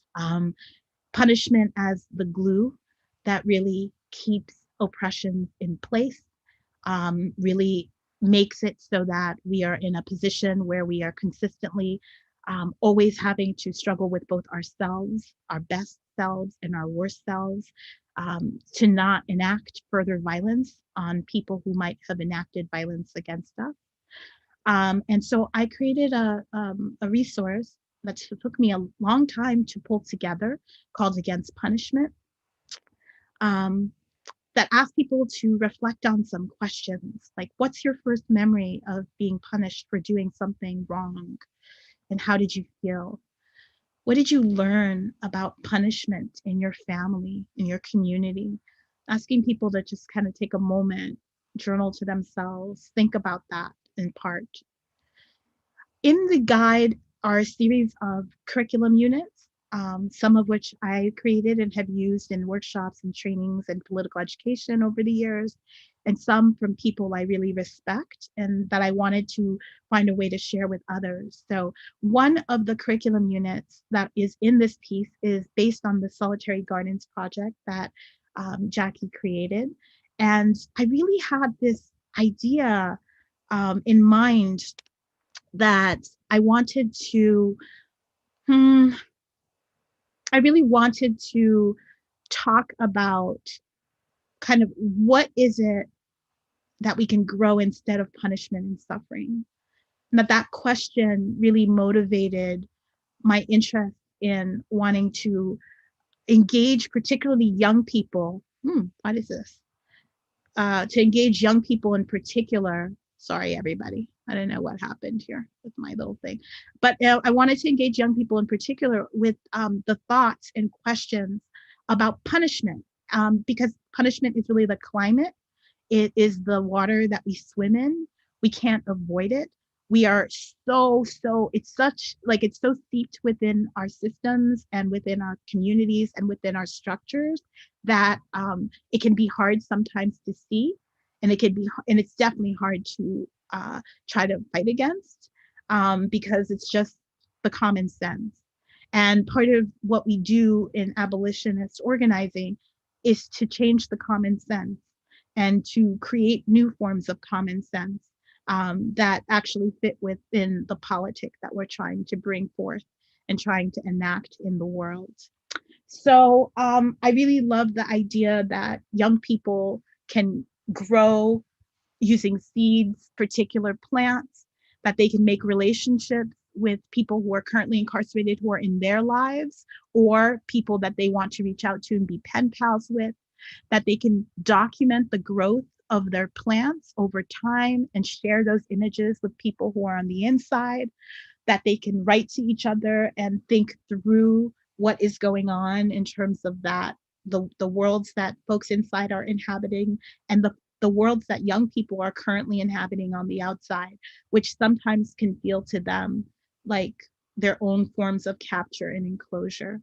And having that kind of back and forth communication, I think, is a way to, to find a way to have communication and build new relationships with the people on the inside, and for people on the outside to also have the benefit of those relationships and that centering. So, Jackie talked briefly about solitary confinement. Right now, there are over 60,000 people held in isolation in US prisons. These individuals are in solitary cells for 22 to 24 hours a day with extremely limited human contact. This is a form of torture as defined by all international bodies and our common sense. What we do to people on a regular basis. Currently, right now, folks in New York are fighting to get Cuomo to sign a new bill that has passed to severely curtail and limit solitary confinement in New York State prisons. I would encourage people to look at HALT's work, HALT, and you can find a lot about them online currently. There's about 5 days left for him to sign this bill. So if you can, this is an action call for you to please help to push that. That is it's not going to be the end of incarceration, but it is going to make a difference in people's lives, a material difference in people's lives, so that we can end this kind of torture. There are other tortures in torture chambers, but this is one we can actually make a difference around. For those of you who are interested in getting a copy of Against Punishment, it's available for free for you to use, and the link is over here. It's really something I made with young people in mind, and by young people I mean middle school through college. But anything that's good for a middle schooler is also good for an adult. And so I think for folks who are working with adults in the community, this can be a resource that you can use for political education, for engagement, for imagination growing, for a way to actually begin to talk about punishment and talk about abolition in ways that might be closer to the ground and where people are at. So I'm really excited for folks who have already used it, who shared that it's been very useful in their communities. And please feel free to go ahead and use it and let me know what you think. And yeah, thank you so much to Jackie. And I don't know why this is so fuzzy. But yeah, my new book is out right now. We Do This Till We Free Us.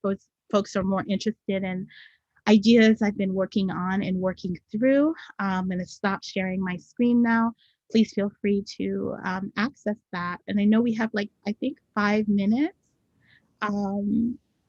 Yeah, we have 5 minutes, I think, till we're supposed to end.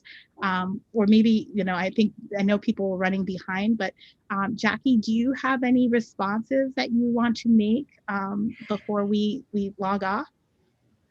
Well, besides gratitude, I really want to acknowledge the time and care that went into making those slides so beautiful. There's a part of me that always wishes I said something differently every time I give a presentation or I spoke to this instead of that. But one of the things that I think we both share is a commitment to beauty, as, you know, a radical antidote to harm. And that, you know, throughout my life as a creative, it seemed really clear that one of the first targets of the oppressor is the imagination. Yep. And, you know, once they have that, you know, our definitions of justice are you know, so limited. Yep. And that's how we ended where we are. And so, yeah, I think the imagination that went into your slides and that are so beautiful, if maybe you could just speak a little bit to imagination and beauty. Absolutely. Yeah, I know we have like 3 minutes, but I do want to say that for me, one of the best parts of being an abolitionist is that we are absolutely rooted in creativity and rooted in imagination, because the world that we want to inhabit is a world we have not yet lived in. And so you always have to use your imagination. And that what I'm clear on, and what I learned from Alice Walker, was that, you know, that oppression puts a ceiling on your brain. And I've kind of changed that around to oppression puts ceilings on our imagination. And what we've got to do is activate our imaginations. What we've got to do is create spaces where we dream. Dreaming is actually one of the antidotes to despairing. Dreaming is one of the antidotes to oppression, because you can be taken outside of your current situation and you could be thinking about how else you could live, that there is another world possible. And so I'm hugely into that. And part of one of the things that we talk about in Against Punishment is a unit that I made called Another World is Possible.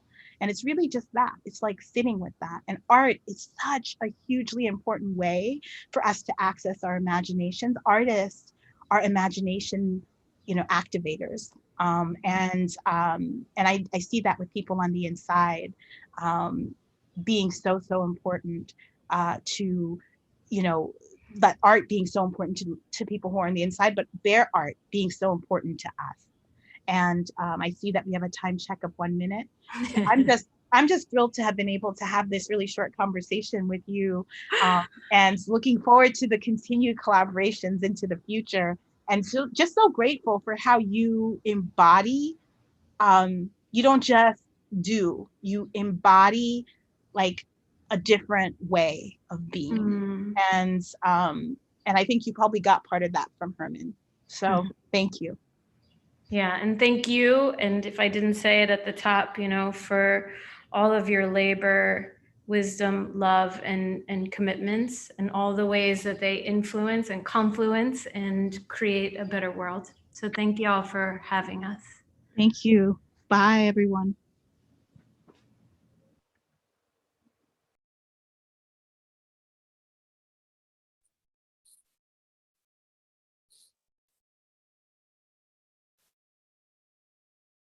Hi, everyone. I'm Eves, and I use they, she pronouns. And I want to thank all of the panelists who were here to talk about this, and invite all of you to turn on your camera and your microphones as I ask you questions. And I kind of want to start with a really big, broad question, and also welcome you all to reframe the question if you think that there are certain things that might be better to talk about, or things like that, as I think all of you are really quite brilliant and bring a lot of knowledge.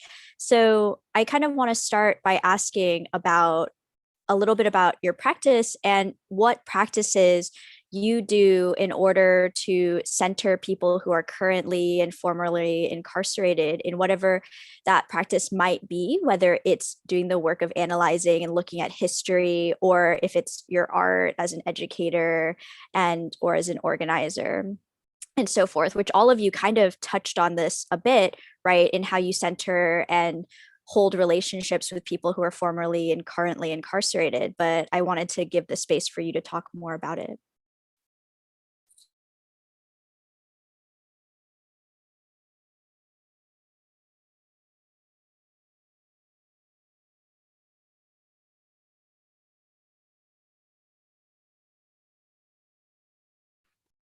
I can start. In terms of centering incarcerated and formerly incarcerated people, I think for me, and this relates to larger questions in my work, which is for historians, sometimes when we talk about social history, we talk about the importance of incorporating voices of all people, and especially the kind of work of doing grassroots bottom-up history. And I think that's important, but I think I would take that one step further, which is the idea of voices in some ways limits people to the point of description.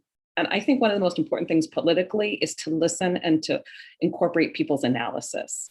So that's, to me, one of the most important things. And it's through listening to Black Panthers, both incarcerated and not just incorporating the way they describe their own lives, but really trying to learn from them and to listen to how they interpret and understand the world. And I think that that kind of relationship to things that people are representing or researching or writing about, of putting yourself, kind of inverting the way we usually think about it and turning yourself into a listener.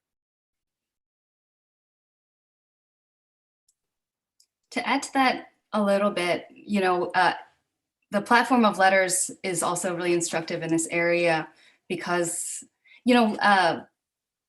for me, it's about listening, but also about dialogue. I think the beautiful thing about a letter is that it's intersubjective, meaning that both the person being addressed and the person doing the writing are involved in the communication.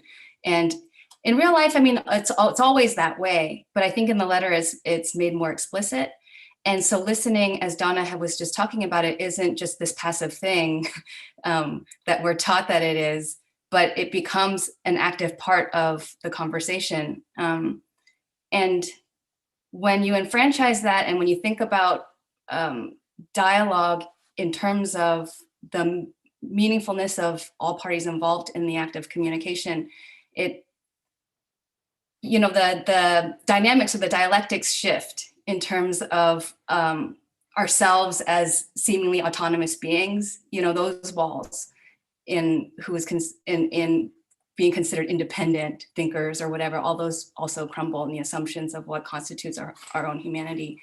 And in that sense, one of the things, and I want to give time for other people to answer too, but one of the things for me that was interesting in working with letters is that the dialogue is ongoing. So when I talk to people about their letters, they would have a certain set of meanings ascribed to them, and I can listen to that, and then I also have ideas about what they thought about what the letter said. So it's kind of like this ongoing process of generating meaning from the past, present, and what we imagine or experience as the future.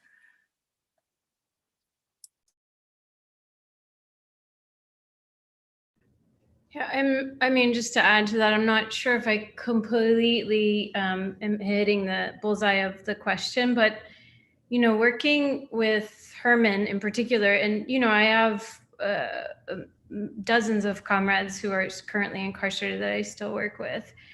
Herman was a Panther, and so his life and legacy was dedicated to serving the people, mind, body, soul, and from that, it very infrequently felt like work to me.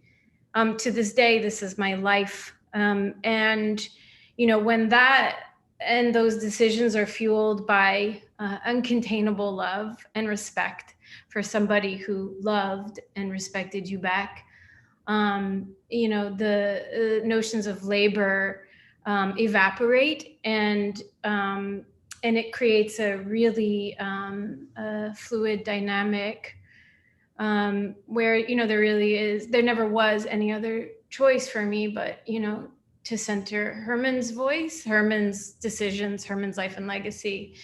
So when he did pass, I was really disoriented and confused. But then it was like, those channels of what I just service and love were already open. And so, you can find your way back. Yeah. Yeah, just to add to that, I think like for me and for my position being a formerly incarcerated person, I think that and I think someone had talked about this earlier, which is that, like, I feel like I'm still a part of that community. That community still exists for me. You know, the space that we're experiencing now, and the fact that I'm on the other side of the wall now does not in any ways diminish my connection to the people inside.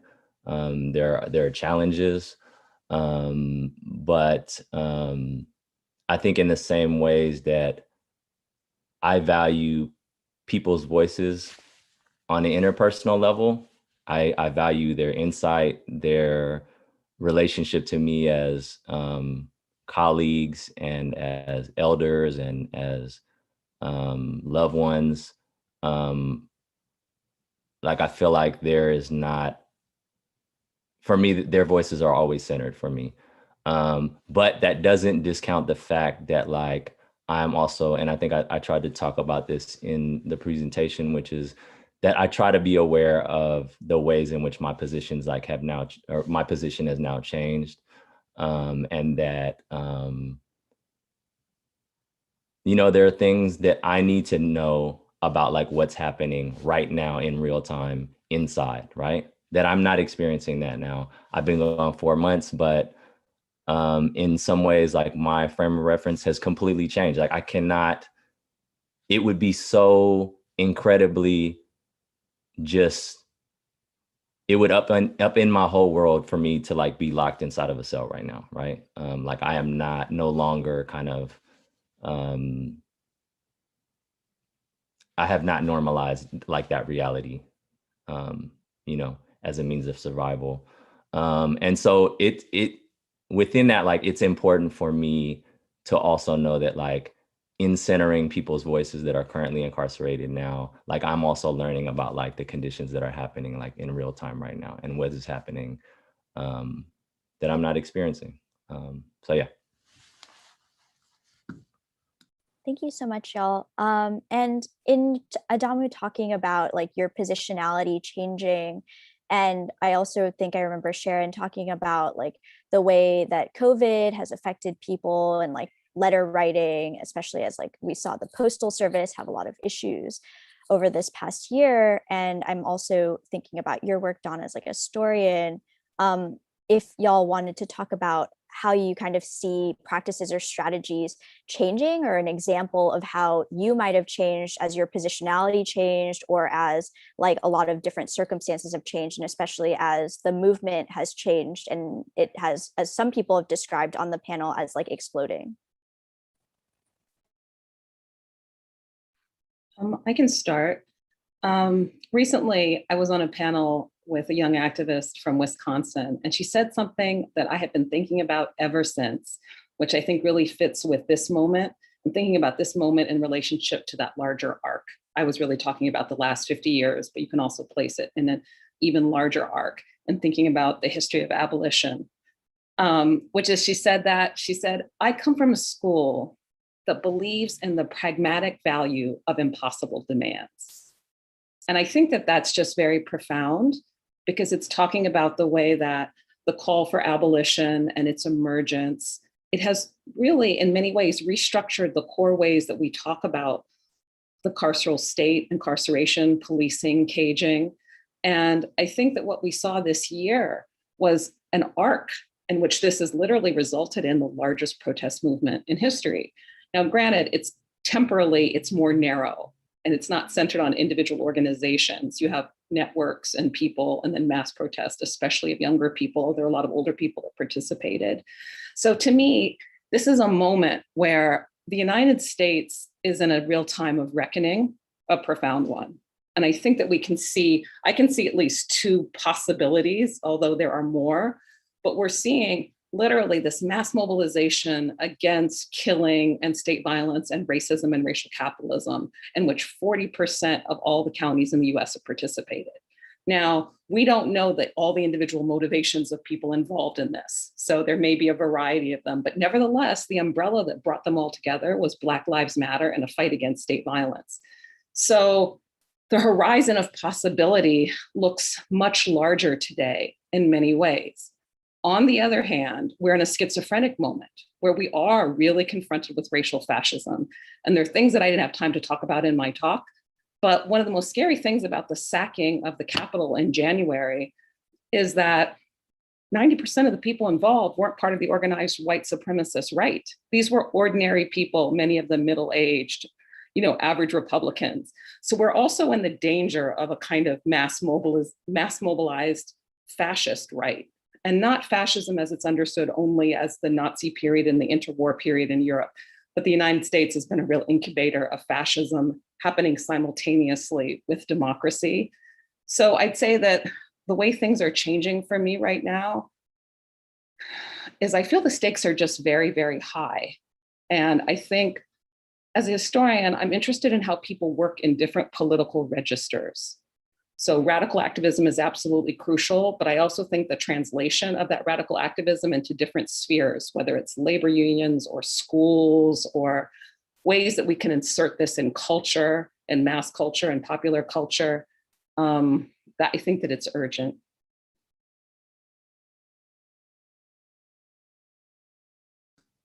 Yeah, I think everything that you just said was, sorry, Jackie, to jump in, is relevant. I think, yeah, COVID has made things so much more urgent for folks, or seemingly urgent. I mean, there are a lot of people inside of prisons that have said that this issue has been urgent for decades, years, centuries, whatever. But like I've heard people talk about like that the capitalist clock has stopped, and like folks, so many people are out of work and had time to like engage in social movement over this last year. I think I'm concerned about where this momentum leads us, like you said, Donna, but also like the co-opting of the movement too. I think it's important to think about like how abolition can be co-opted, and how it can become the language of like the institutions that we're fighting against. And I think so there was a conversation that folks were having in an organizing space that I was in about the governor of California closing 2 prisons. And I think the first thing that I started thinking about was how that could be kind of framed as the Department of Corrections, I guess working in ways that are parallel to like abolitionist like activism and work. And so I think I'm just concerned about that as we transition out of this kind of period, and thinking about ways that we can continue to like grow this and shift as and become flexible in ways that like we're not just kind of replicating the same things over and over again. Yeah, thank you, Adamu and Donna. I was just gonna say, historically in the colonized United States, the most disposable communities have always been those that have been criminalized. And so the urgency around our beloveds who are incarcerated during this pandemic has really heightened as our distance has increased. You can't go inside and visit your homie during the pandemic, and this is over a year.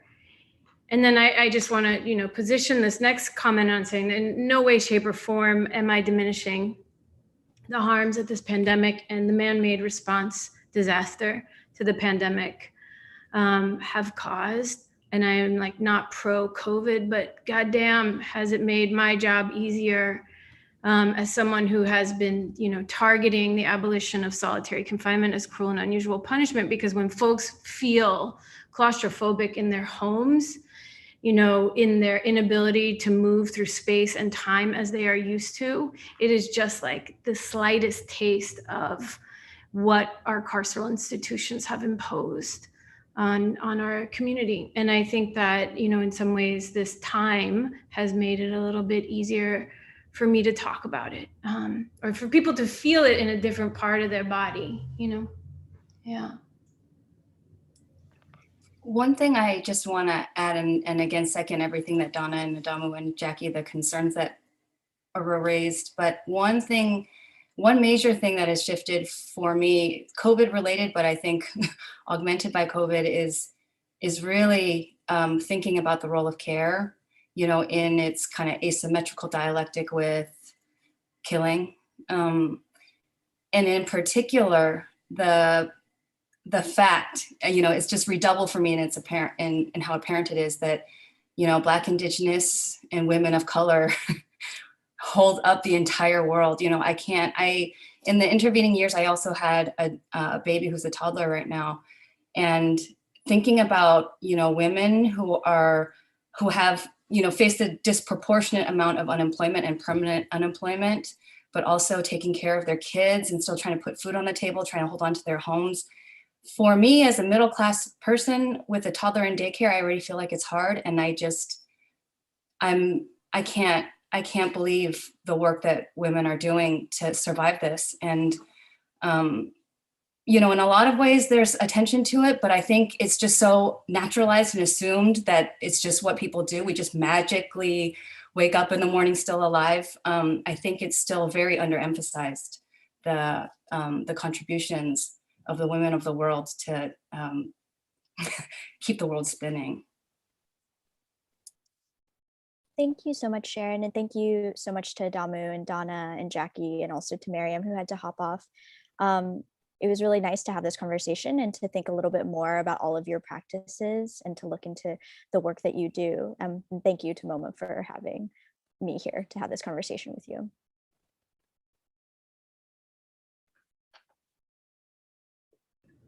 Thanks, y'all. That was beautiful. That was an honor.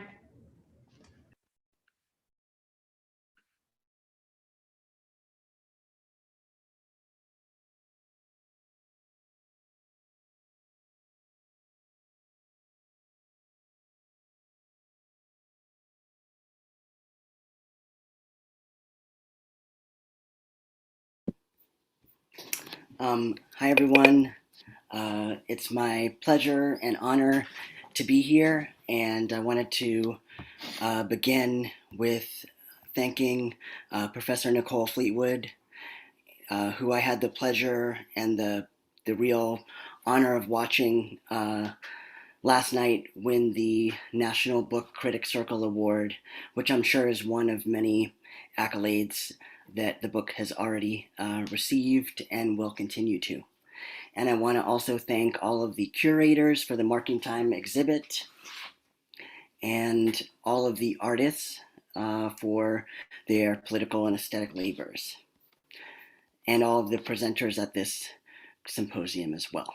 I'm just honored to be a part of this ensemble and a part of this momentous and timely and urgent event. So what I'll do first is share my PowerPoint, which I hope can live up to the kind of aesthetic expectation that is now set by Mariame Kaba's beautiful example. And so my talk is brief, and it's about aesthetics, futurity as the kind of governing, organizing topics and themes.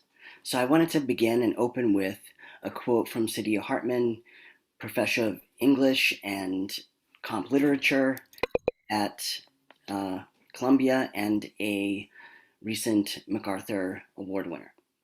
The quote says, "The afterlife of slavery is not only a political and social problem, but an aesthetic one as well." And so the artists that I'm going to speak about think through the aesthetics, Blackness, transness, queerness, and also the carceral and futurity.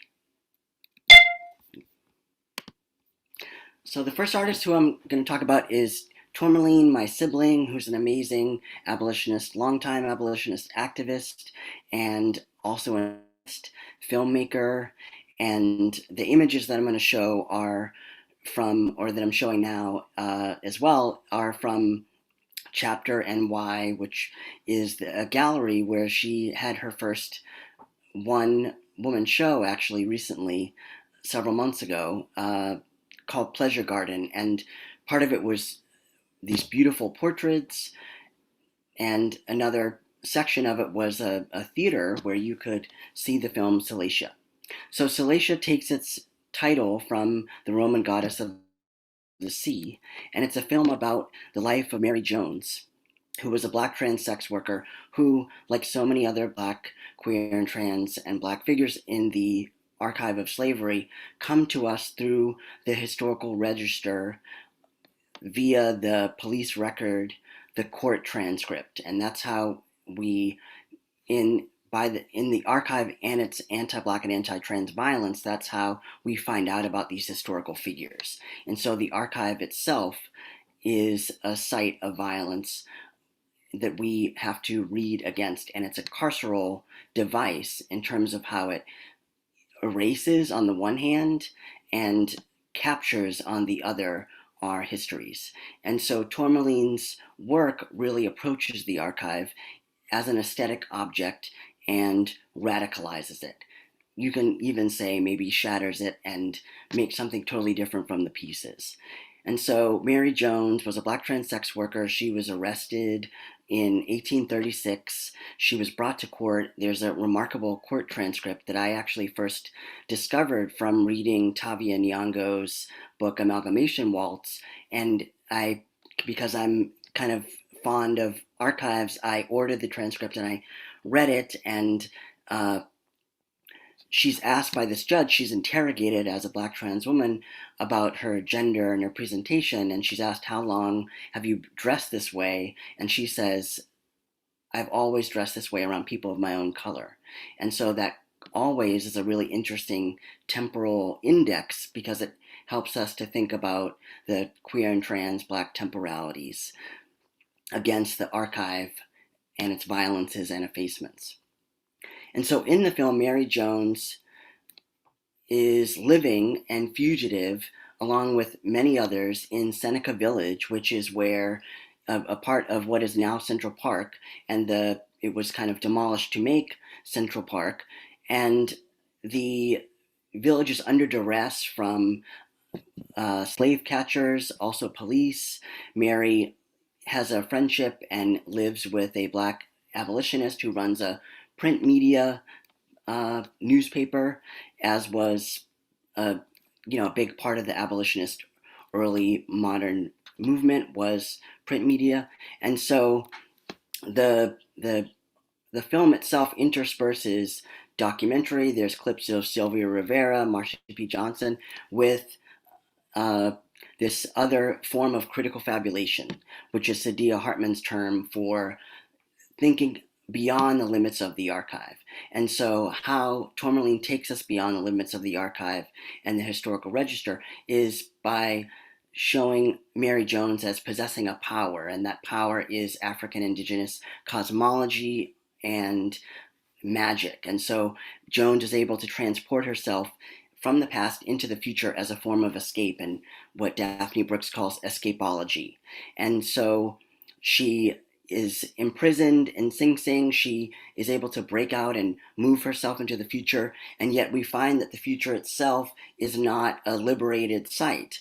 And so by folding time and queering time and moving aslant and diagonally through and across time, while Mary Jones is escaping the site of racial slavery to a so-called emancipated future, what the film shows is, in order to be anything we want to be, which is the quote here that Jones offers at the end from this site of captivity, we have to think about, like, how can we abolish the carceral constraints of the afterlife of slavery, the prison, the border, and also anti-Blackness as a carceral phenomenon.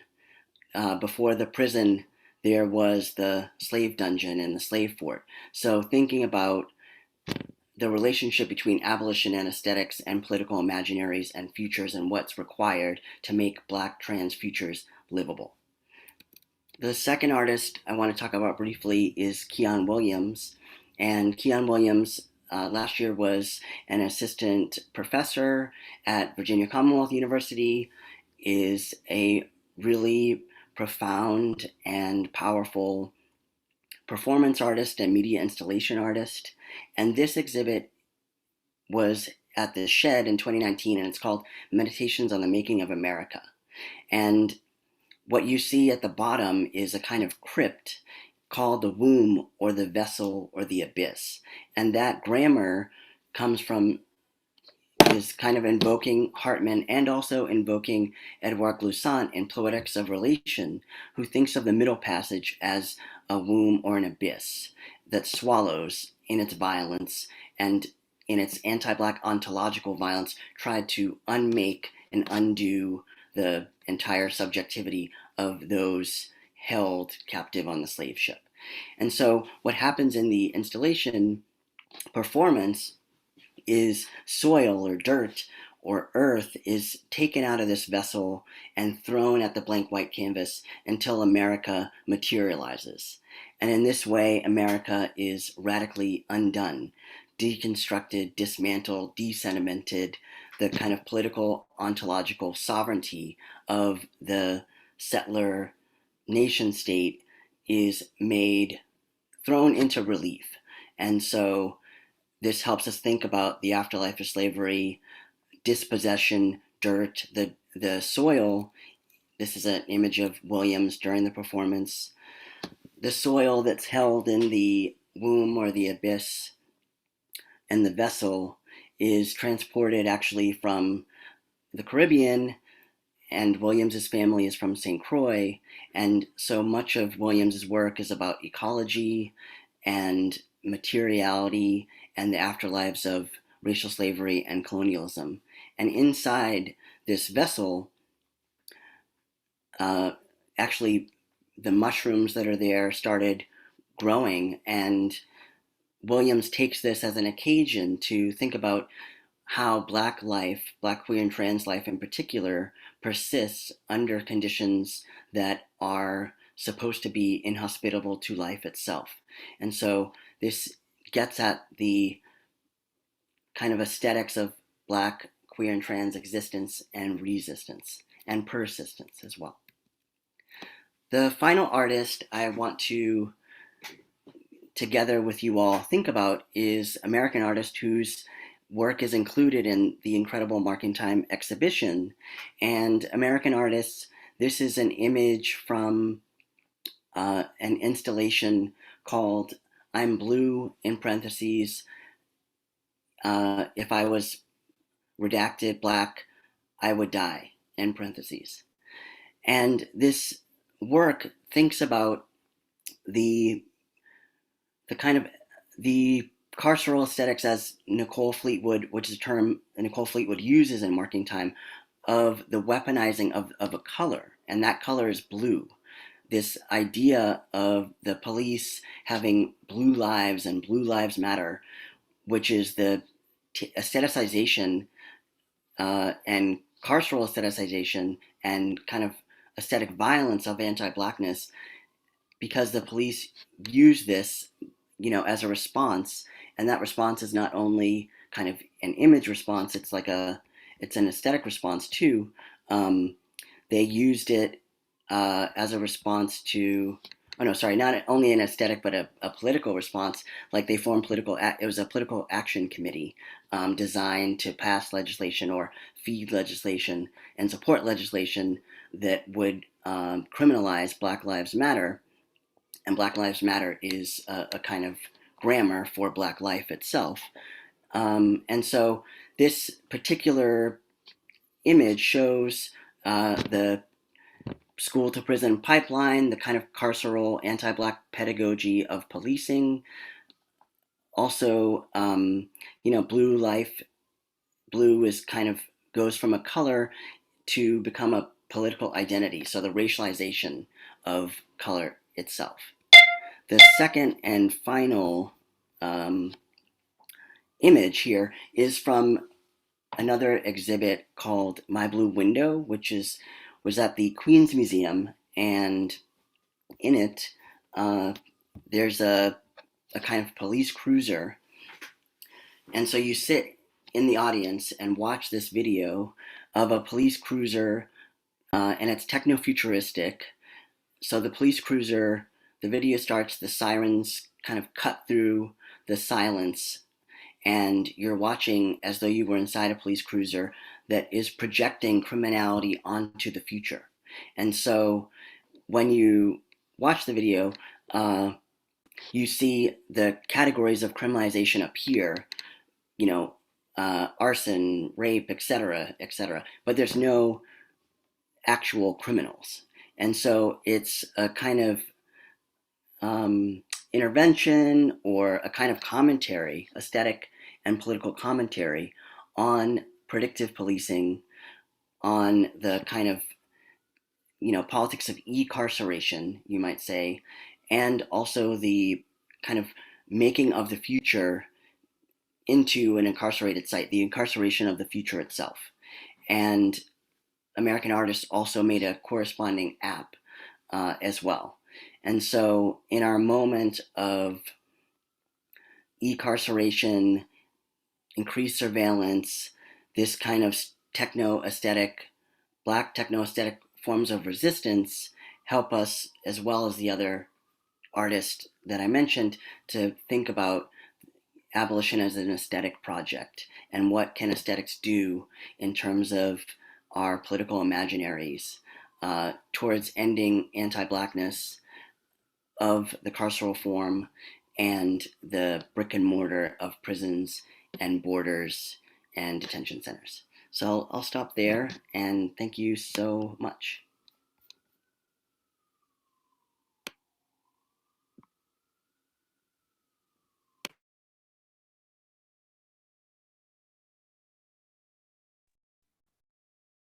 Good afternoon. Thank you so much, Chair, for that wonderful presentation. And I want to start off by thanking Nicole Fleetwood, whose brilliance has made all of this possible, the Rutgers Carceral Studies Working Group, MoMA PS1, and all of the brilliant and amazing scholars, artists, and activists that are here today. Thank you to everyone who helped organize this event, including Tana and Chris, who helped me with the logistics of the presentation. I'm very happy to be here and to have the opportunity to present a project that I hold very dear to my heart. So I want to go ahead and just jump right in because I have a lot. So I should be able to share. Okay.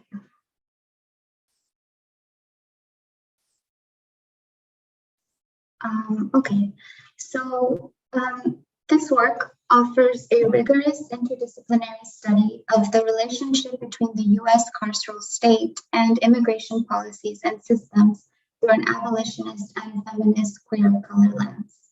By engaging with archival research, mostly letter writing, visual studies, legal studies, critical geography, immigration studies, and feminist autoethnographic practice, this project offers a necessary critique of contemporary immigrant rights discourse that frames immigrants as innocent and in opposition to imprisoned people labeled as criminals under the logic of domestic statecraft.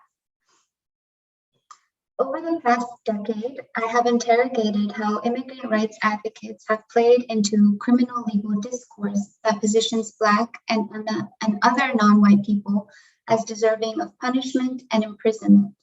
My desire to trace migrant liberationist planning comes from being critical about advocacy campaigns in South Texas, whose slogans serve ideal migrant communities who are rendered valuable, and it violates those whose race and gender are inherently marked outside of state and political legality.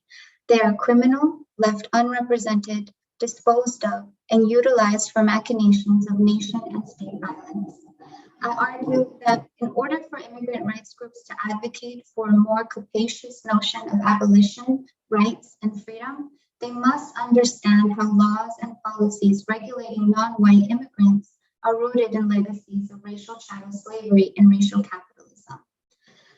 The title of this presentation is derived from Jackie Alexander's 7-prayer poem in praise of Yemayah, mediator of the crossing. I initiate this presentation with an excerpt from her prayer to mark the importance of sacred work and embodied religion in undocumented migrant visual and narrative testimonies, primarily in their letter writing and art making. Positioning the body as a critical site for knowledge production has been an essential component to feminist theorizing and practice. But as Alexander makes known, efforts to center the materiality of the body have absent its spirit. A theory in the flesh, as Sharia Moraga would argue, means centering the body and the sacred as mutual forces of engagement, where, quote, the pain of dismemberment, end quote, translates to critical knowledge production. The body is at work here, specifically the embodied power of the sacred. Migrants escaping violence from their countries of origin produce profound knowledges for survival in their written and visual testimonies. Liberal immigrant rights initiatives' obsessions with racialized respectability and purity hold little room for these stories. The image of this beginning of my presentation here is by artist Matisse Moore, who is part of the Visions from the Inside series published by an End Family Detention Initiative based in South Texas in collaboration with 12 artists from the community and various migrant organizations across the country. Visions from the Inside, which was published in 2016, day number 14, the image here, conveys a story that unfortunately many trans women experience throughout their migration, detention, and release. I engage with this series because of its methodological approach to recount the experiences of migrants that are detained through art. But before I begin discussing the written and visual mediums that inform this project, I would like to do a brief overview of the detention facilities that migrants who I have worked with have been or are currently detained in. I will start with detention facilities located in South Texas that initiated this project back in 2012 and continue with facilities in the tri-state area, as well as provide an update on the number of people currently detained in each facility. These numbers actually come from organizers part of the Abolish ICE New Jersey and New York coalition. In each of these slides, I recount the geographies, capacity of beds, and most recent satellite images to provide the audience a visual register of these geographies of captivity. The first one here in this slide is Karnes County ICE Facility. It's managed by the GEO Corporation. It's a private for-profit facility located in Karnes City, Texas, that has the capacity of 1,158 beds. This satellite image is from October 2019. The second one here is South Texas ICE Facility, often referred to as Dilley. It's located in Dilley, Texas. It has the capacity for 2,400 beds, and this satellite image is from December 2019. This is also the same facility, but this one is, I'm sorry, the last one was from 2017, and this is the most updated one, 2019. The Huddle Detention Facility, which is located in Taylor, Texas, also managed by the GeoCorp Group, has the capacity of 512 beds, and this satellite image is available from May 2019. La Salle ICE Facility in Louisiana, it's located in Jena, Louisiana. It has the capacity of 1,160 beds and is a satellite, and the satellite image is from March 2021. And this specific facility is actually where many migrants go shortly before they are deported. Also, this facility is where many migrants are moved to as a retaliation tactic if they're engaging in hunger strikes or other forms of organizing while inside. The following facility is Bergen ICE Facility located in Hackensack, New Jersey. It has the capacity for 1,150 beds, and this is a satellite image that I got from Google actually because I wasn't able to find an updated satellite image. And as of March 15th, 2021, there are currently 130 people detained at this facility. The Hudson ICE Facility, located in Kearney, New York, has a 2,000 bed capacity. This satellite image is from February 2021, and This facility specifically is commonly referred to by migrants as, quote, the place where you go to die, end quote. As of March 15th, 2001, there are 45 people currently detained at this facility. And I ask that you take special attention to the capacity of beds in relation to the actual people who are detained at these facilities currently. The Buffalo ICE facility is located in Batavia, New York. This is a satellite image from February 2021. And while I do not have an exact count of how many people are detained here, recent reports show that many people have been released from this facility in the last few weeks. The following is Elizabeth ICE facility, which is located in Elizabeth, New Jersey. This satellite image is from January 2021. This facility has a 300-bed capacity, and as of March 2021, there are currently 63 people detained here. The final facility, the slide here, is Essex, which is located in Newark, New Jersey. This satellite image is from February 2021. It has a 465-bed capacity, and as of March 15th, there are 201 people currently detained at this facility. I provide an overview of detention centers in the tri-state area, their bed capacity, and the number of people currently detained in each facility for several reasons. One of them is to draw attention to the fact that usually these numbers are in the hundreds. This time last year, the total population of people detained was 2,200, which greatly differs from the 479 individuals currently detained as of now, which means this is an opportunity to organize. While I do not have the same number counts for facilities in South Texas, the Abolish ICE Coalition has made it known that in the South, there have been a significant rise in releases, such as Adams County, where they had a huge COVID-19 outbreak. Legal providers and organizers overwhelmed these systems using FREHOT, a legal avenue of release that comes from a nationwide class action lawsuit filed August 2019 against Immigration and Customs Enforcement, ICE, and the Department of Homeland Security. This legal practice has been effective in the South for getting people released, yet it is not widely used in the North, which raises questions regarding cultural assumptions about the progressive North and conservative South. I provide this overview for context. The following slides are visual testimonies from migrants in South Texas. By looking at these works, I hope to show the complexity of their lived realities and the sacred knowledges they produce. I want to start off by reading a letter from this series of Visions from the Inside that was published in 2016. This letter is actually from one teenage girl to another, and it's being displayed here on the slide.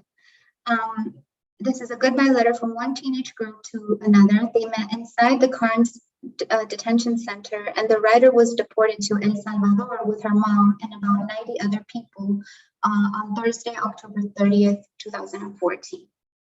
The letter is actually originally written in Spanish, but I will read the English translation.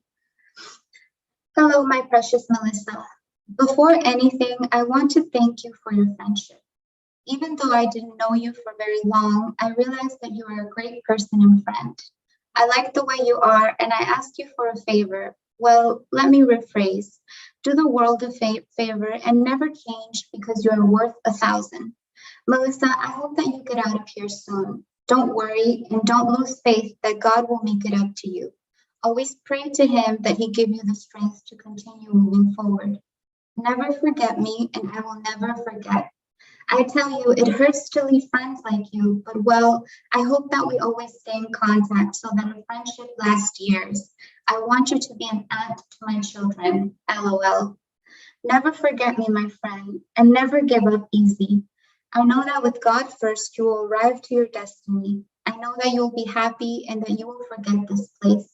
Well, I hope you forget Carnes City, Texas, but me, never, because I will forget of this stupid place. But as for the friends I made here like you, I will never forget. I hope you like my little letter that I made with a lot of love for you, Melissa, LOL. I care for you a ton, and you will always be a part of my heart. I love you, Melissa.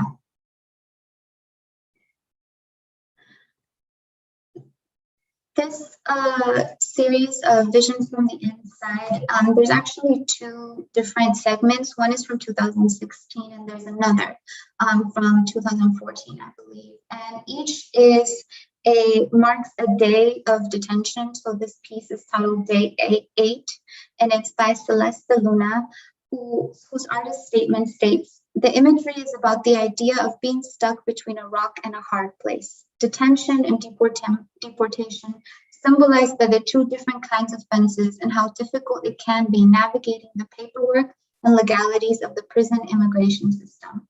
I choose the razor wire halo because it's part of my visual vocabulary. Behind the detainee is a prison watchtower, which becomes a kind of chapel over his head. The title of the work is Habeas Corpse, and it is a satirical commentary."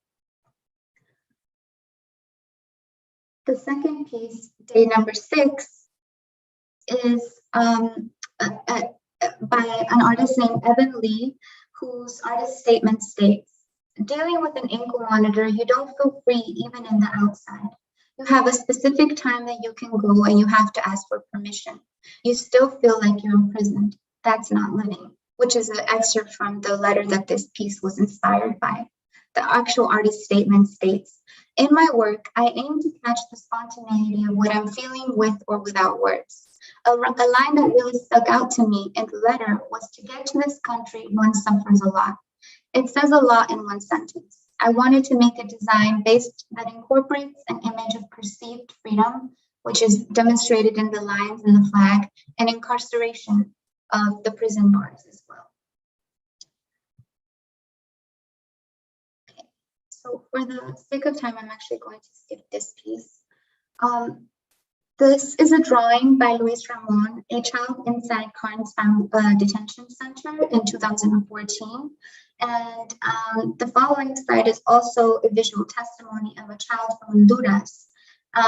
The visual testimony states, "Trevos locos," which means the Mara Salvatrucha in Honduras. "Arma de fuego" means firearm, and "cigarro," which is cigarette. And I show all of these images and written narratives to demonstrate the aesthetic possibilities of liberation in the future that migrants engage with. And I want to end this presentation. I want to end this presentation with cinematic storytelling by filmmaker Alex Citlali Ortiz, whose autobiographical film, Me Llamo Oscar, portrays the daily happenings of a young non-binary indigenous migrant who has survived detention and resides in North Corona, Queens. This film is a profound example of how migrants develop their own visuals of liberation, and it demonstrates the importance of capturing the complexities of such stories through various mediums. The following slides depict a critical point in the film: the dinner scene where Oscar sits at the table while their family questions their gender appearance and sexuality. The cinematographer, Sonny Martinez, utilized a right lens to show the tension developing in the scene. According to Ortiz, quote, "What inspired the dinner scene was my frustration with my family members who would complain about me never visiting them. But the reason I didn't visit them was because they would bother me and make comments about my gender and appearance. So I just stopped showing up." End quote. Shortly after this scene, the protagonist is detained and their family members are forced to reflect on how their treatment further isolated Oscar. The use of the right 35mm lens, known to be closest to the human eye, accurately depicts the tension as the viewer is made to feel like they are part of the dinner scene. Through apparatuses of visuality, the carceral logic and public shaming the family members engage in is profoundly present and makes clear the filmmaker's message. The same carceral systems that maintain immigrant detention are entangled to the familial regimes that uphold notions of normative gender and sexuality. Ortiz's autobiographical film conveys how migrants fight to escape the possibility of detention while simultaneously managing the daily carceral logics that shape their race, gender, and sexuality. Thank you.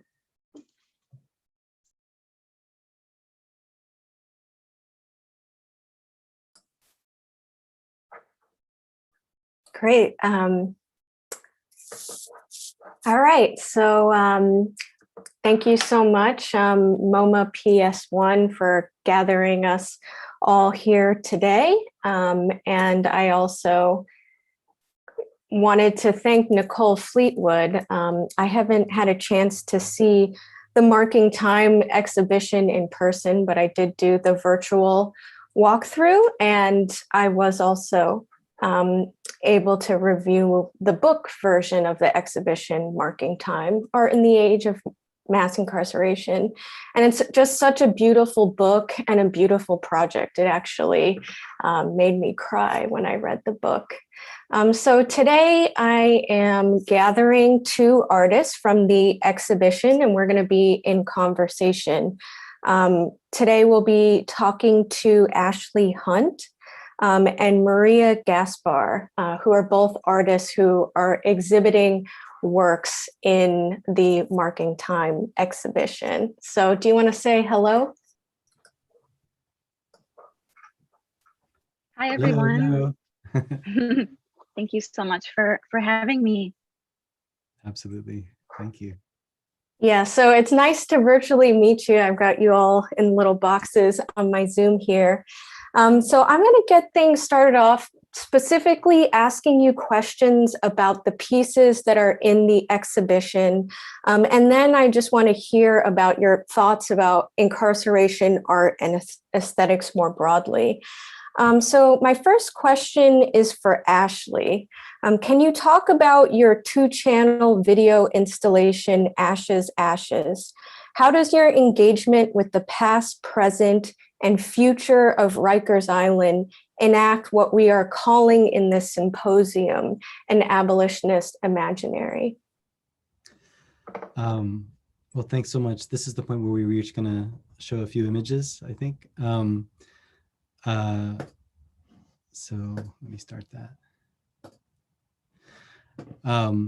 So thanks so much for the introduction, Jackie, and thanks just to everybody. For the sake of time, I'll leave it at that for now. But so the piece that I made coming out of conversations with Dr. Fleetwood leading up to the show was a piece called Ashes, Ashes. That's a 2-channel video installation that kind of the title comes from this coincidence of the fact that Rikers Island, as we currently know it, as you can see on the left, is a kind of 3-part island that has the historic island that was kind of geologically there in the middle, with land filled largely of ashes from burnt garbage and other things from the building up, the capitalist industrialization of New York City.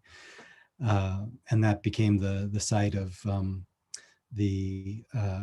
what we know as Rikers Island today. And so where this came from was in conversation around what's kind of a postscript from my previous work, Degrees of Visibility, which is kind of a large-scale study of carceral landscapes throughout all 50 states and U.S. colonies / territories. That piece was based on photographing spaces in which prisons, jails, and detention centers are kind of in plain sight, but aren't, for one reason or other, aren't visible to the public eye.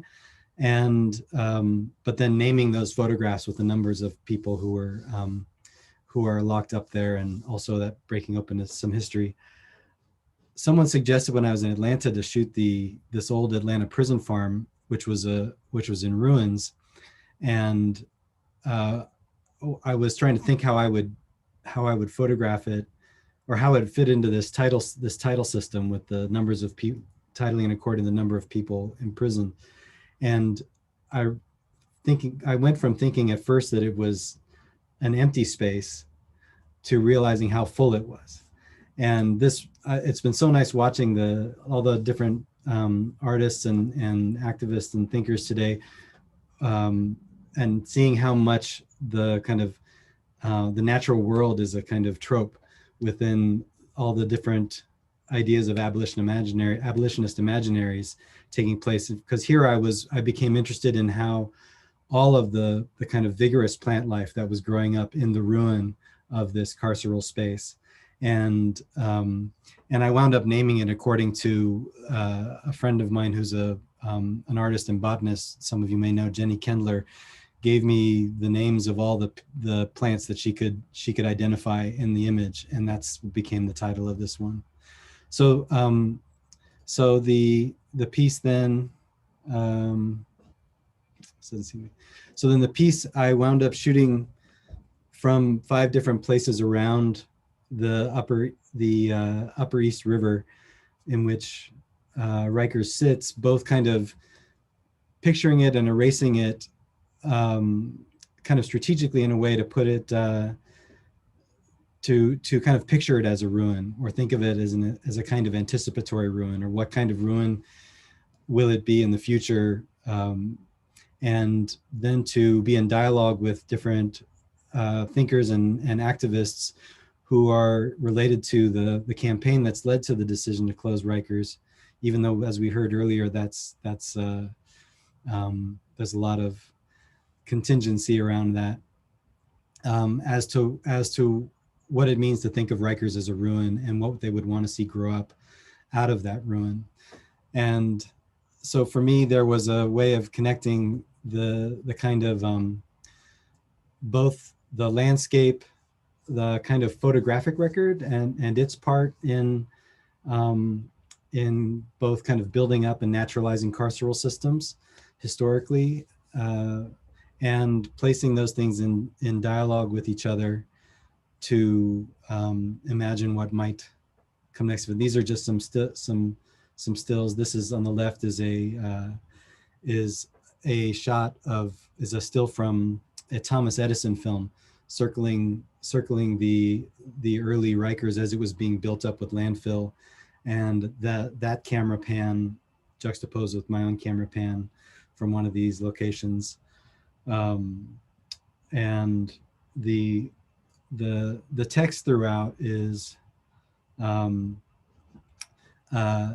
kind of collective narration of a number of different activists, including Ruthie Gilmore, Shayna Aged, Deleja Foreman, Sophia Garule, Pilar Masji, and other members of Critical Resistance and what was then the Abolitionist Coalition of the No New Jails Coalition.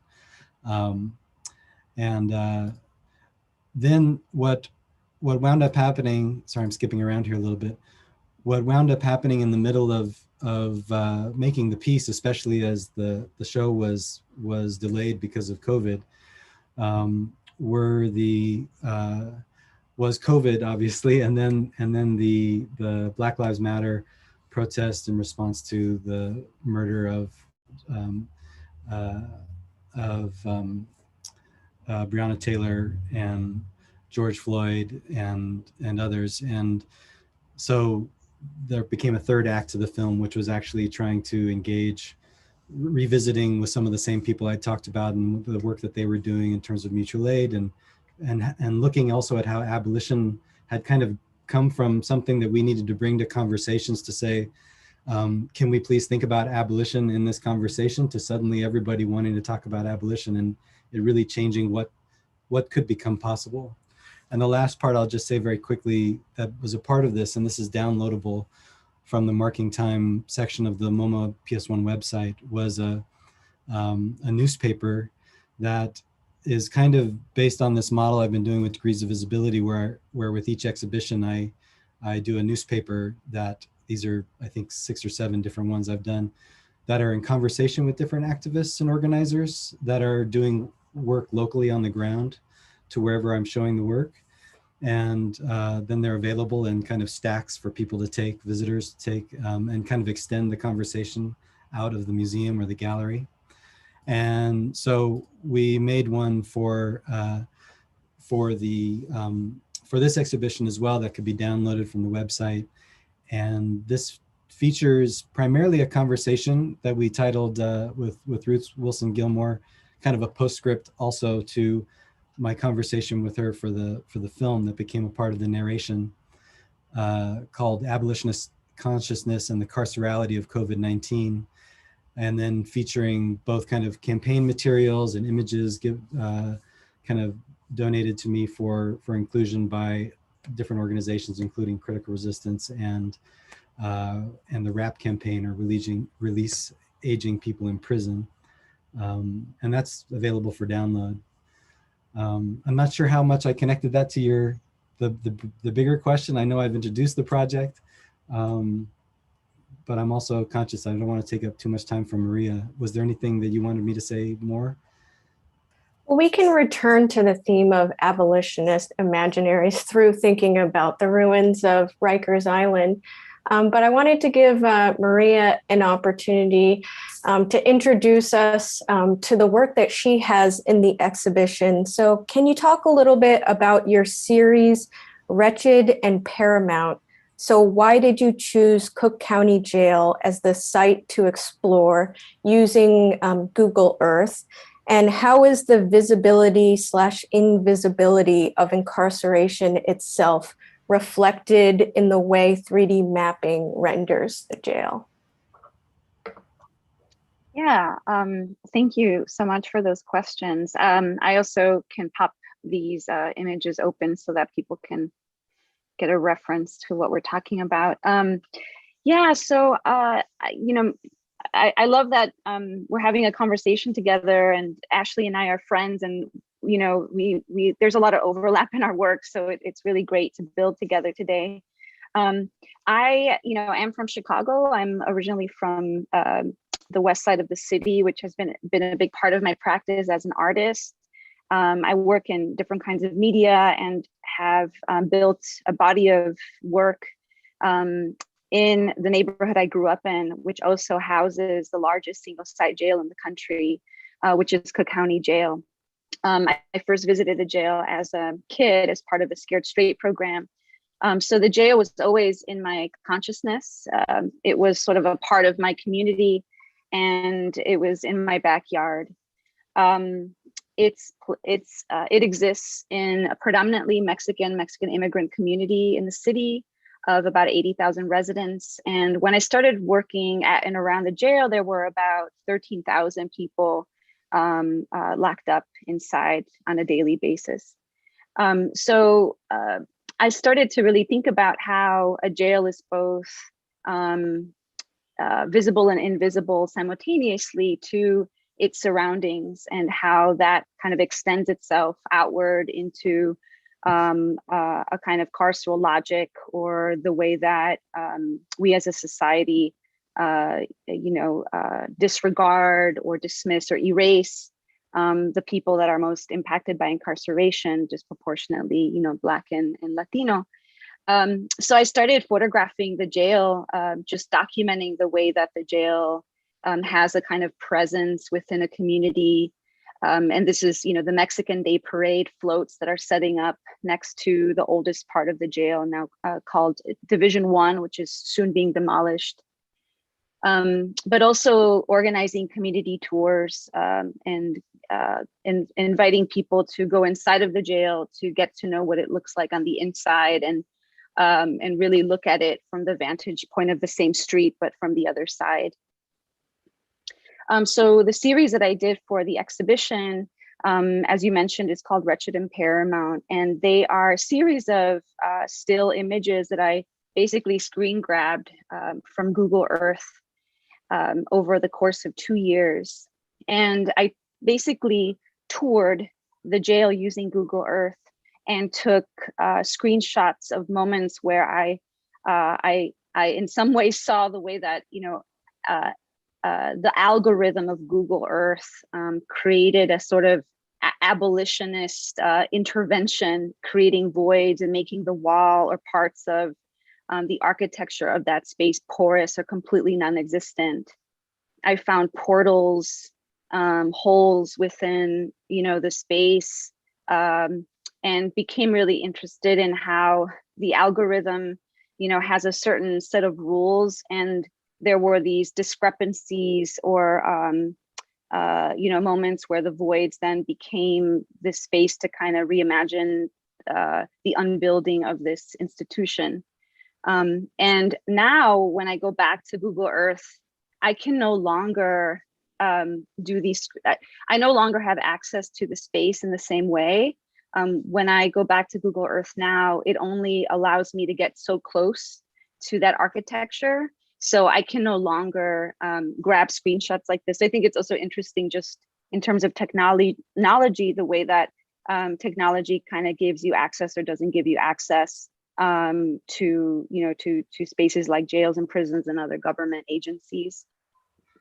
And in terms of this question around visibility and invisibility, I think so much about how institutions like jails and prisons are places that are about extraction and erasure and subtraction, and many of the people in the community surrounding the jail are some of the most impacted by that jail itself. And so there are these moments when through this process, I should also mention that I've been leading a series of community-based art projects. So besides these discrete artworks that you're seeing right now, I've also done work with young people, community-based projects with folks that are incarcerated currently inside of the institution.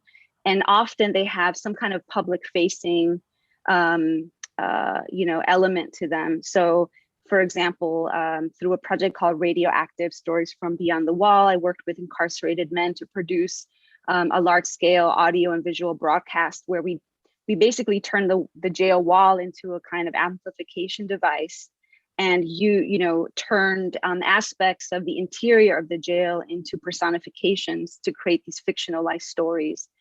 So I'm thinking a lot about the ways that art can push against the way that jails and prisons are often normalized within our society, and to really shine a light and to think about how they impact us, but also how people still continue to thrive, and how people continue to offer a kind of resilience. Great, thank you so much. It's really heartening to hear that you're friends. And I was thinking about the resonances between your work. So you're both like working with specific sites in the pieces that you have in the exhibition, so Cook County Jail and Rikers Island. So I was curious to hear more about the role of place in both of your work, and how do your art practices explore carceral space and carceral architecture? We can start off with Ashley. So I guess it's hard for me to separate that question from thinking about what we might call carceral space in the first place, and whether we want to.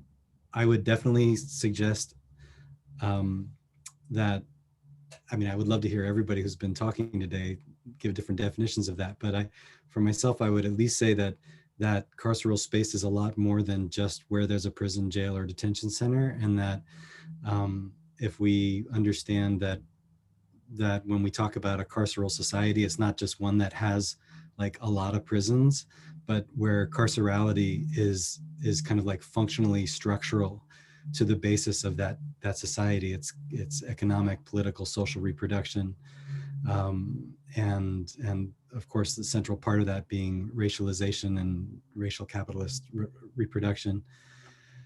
So I think that to think about it in relation to place, I would think about how notions of space and place are informed by the carcerality that structures it. And so, I mean, with Rikers, for example, I think that there's kind of this part, maybe a partitioning of the visibility and invisibility that Maria was talking about, and that also my project Degrees of Visibility deals with so much, where the people who know what they're looking at on the horizon versus the people who don't, and all of the different reasons why one might and might not know. I think that kind of partitioning of how one is able to sense the space, move through the space, and understand the space that they're in is a huge part of that.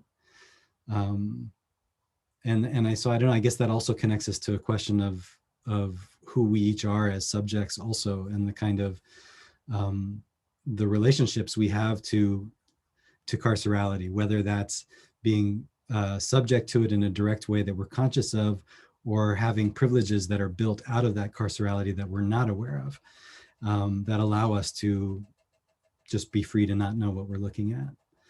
I don't know, that's at least one starting place. And I think obviously both of our projects are trying to disrupt and mess with that trouble, that partition, I guess.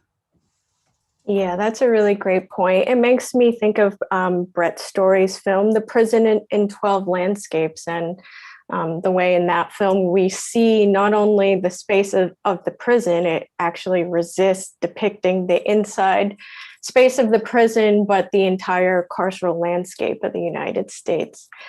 So Maria, do you want to add anything to this question about the importance of place in your work, and questions around carceral space and carceral architecture?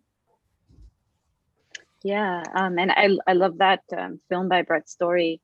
Yeah, I mean, I think you know, just building upon what Ashley offered, you know, you know, the way I've thought a lot about the role of and the significance of this particular jail within the city is, you know, makes me think about access to that jail's visibility, the way it's seen, the way it's unseen. You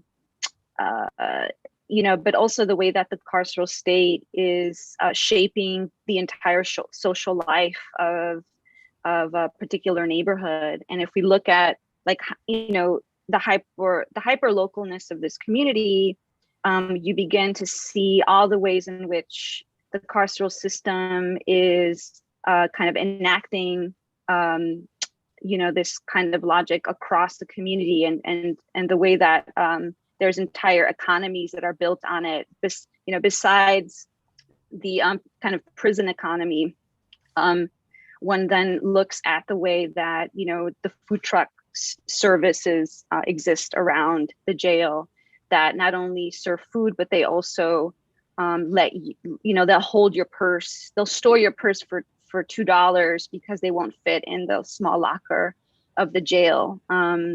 The way that stands kind of pop up around the jail because, you know, you might be asked to like wear different clothing because they deem it too revealing. And so, you know, you can buy the big white t-shirt just on the next block for $5, you know, so the way that all of these things begin to really you know, expand from that particular space.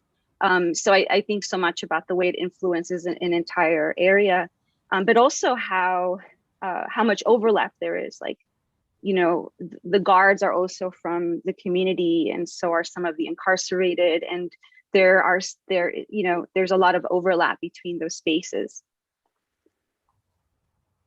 Yeah, thank you. Yeah, that's a really great point. I was thinking about the prison system that I'm most familiar with is the Florida state prison system, because that's where my brother's incarcerated. And unlike Cook County Jail, which is embedded in the neighborhood you're speaking about, in Florida, you know, my family is from Central Florida, and my brother has been usually housed in prisons in Northern Florida because of the particular prison geography of the state of Florida, which requires actually sometimes like 8 hours of driving to get to the prison. So there's the way in which space is used to separate prisoners from their family members and communities as well. So we have 4 minutes left that we could talk all day, and I wish I could pick your brains forever. But just to kind of close us out, can you talk about what led you to explore issues around incarceration in your art? And if you want to say anything about Nicole Fleetwood's framing of the exhibition. So she writes about carceral aesthetics, and today we're talking about abolitionist imaginaries. So feel free to close us out, and I will hand it over to Ashley. Well, I've been doing work around prison industrial complex since the very late 90s, and it came from kind of work that came out of my graduate school kind of work, and I wanted to think about the relationship between how well, it came out of questions of identity and different identities that are produced through capitalism, and one of them be the ones that are how raciological identity is produced, both well, and so I think that the way I started working got me really involved with different activist organizations in different places, and my work started to that became one of the most kind of prominent spaces of distribution and screening and so forth of my early videos and stuff. And so I guess I found myself as a kind of ally to that. I mean, I'd also been working with young people in different places in East Los Angeles and South Side of Chicago, where I saw my students being criminalized, and it was also part of that I wanted to know more about and to challenge and so forth. But and it's just been a part of that ever since, and obviously seeing the growing back then was the early conversations of bringing abolition back into the conversation, following the first critical resistance conference and connecting it to historical discourses of abolition and so forth. And that's also been an amazing privilege to be a part of that, watch that conversation happen with many people who've shared, their time with my work and everything. Great, thank you so much, Maria.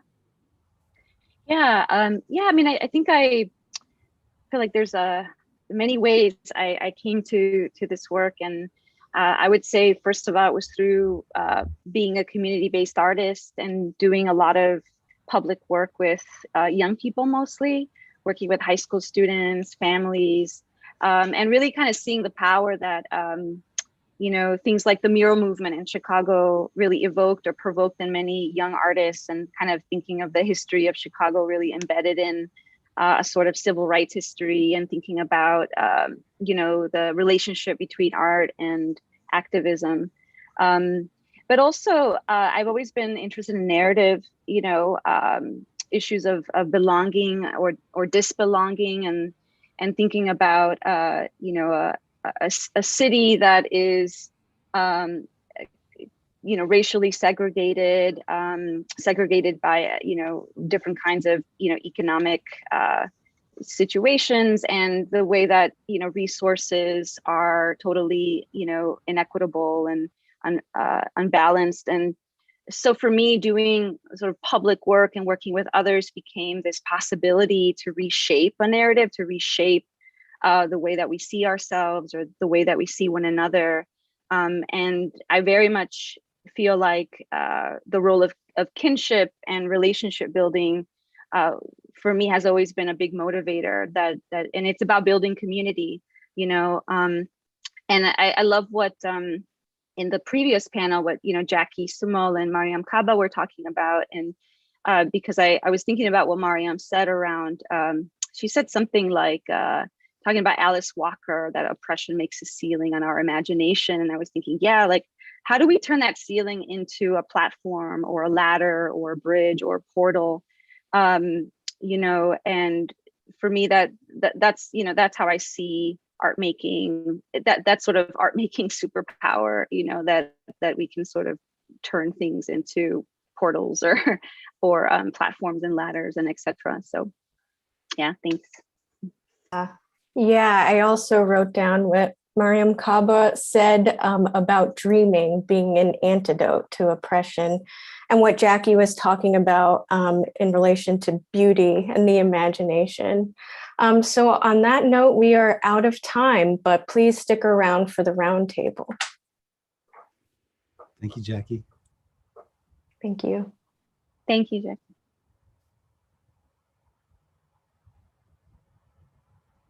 while we're waiting, I guess neither of us really had the time to say anything about marking time, and I think we probably have both have lots of thoughts. Maria and I have been so many of these exhibitions together, and this one's really different, and I think it's important how it's different, in addition to other things we could say. Thank you so much, Ashley. I think that may be the perfect segue for this roundtable, actually.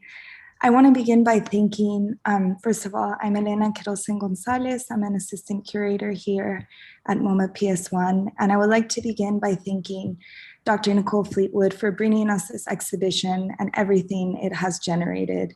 Thank you, Taja, for organizing this symposium, Chris and the team for the brilliant production, and you all, Che, Itzel, Jackie, Maria, Ashley, for sharing your art and your wisdom with us.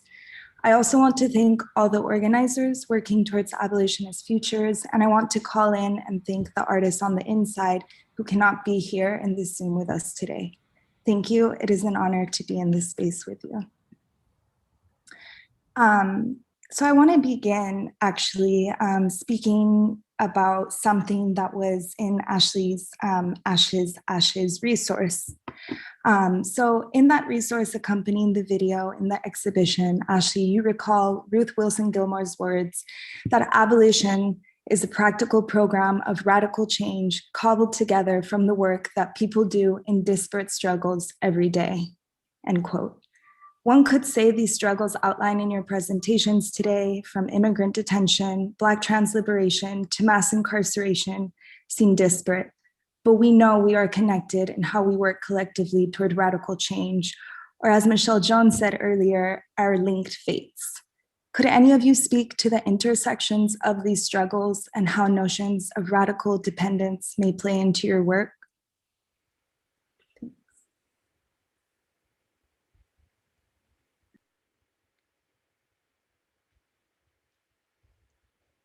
And I think it can be just talking, even as Maria was saying, I'm curious to hear more about your relationship with Ashley and the fact that you've been in community and in thought together, or if any of you others have collaborated or exchanged thought, or how maybe as you work in your processes to speak towards specific issues, how you might be collaborating or communicating with others.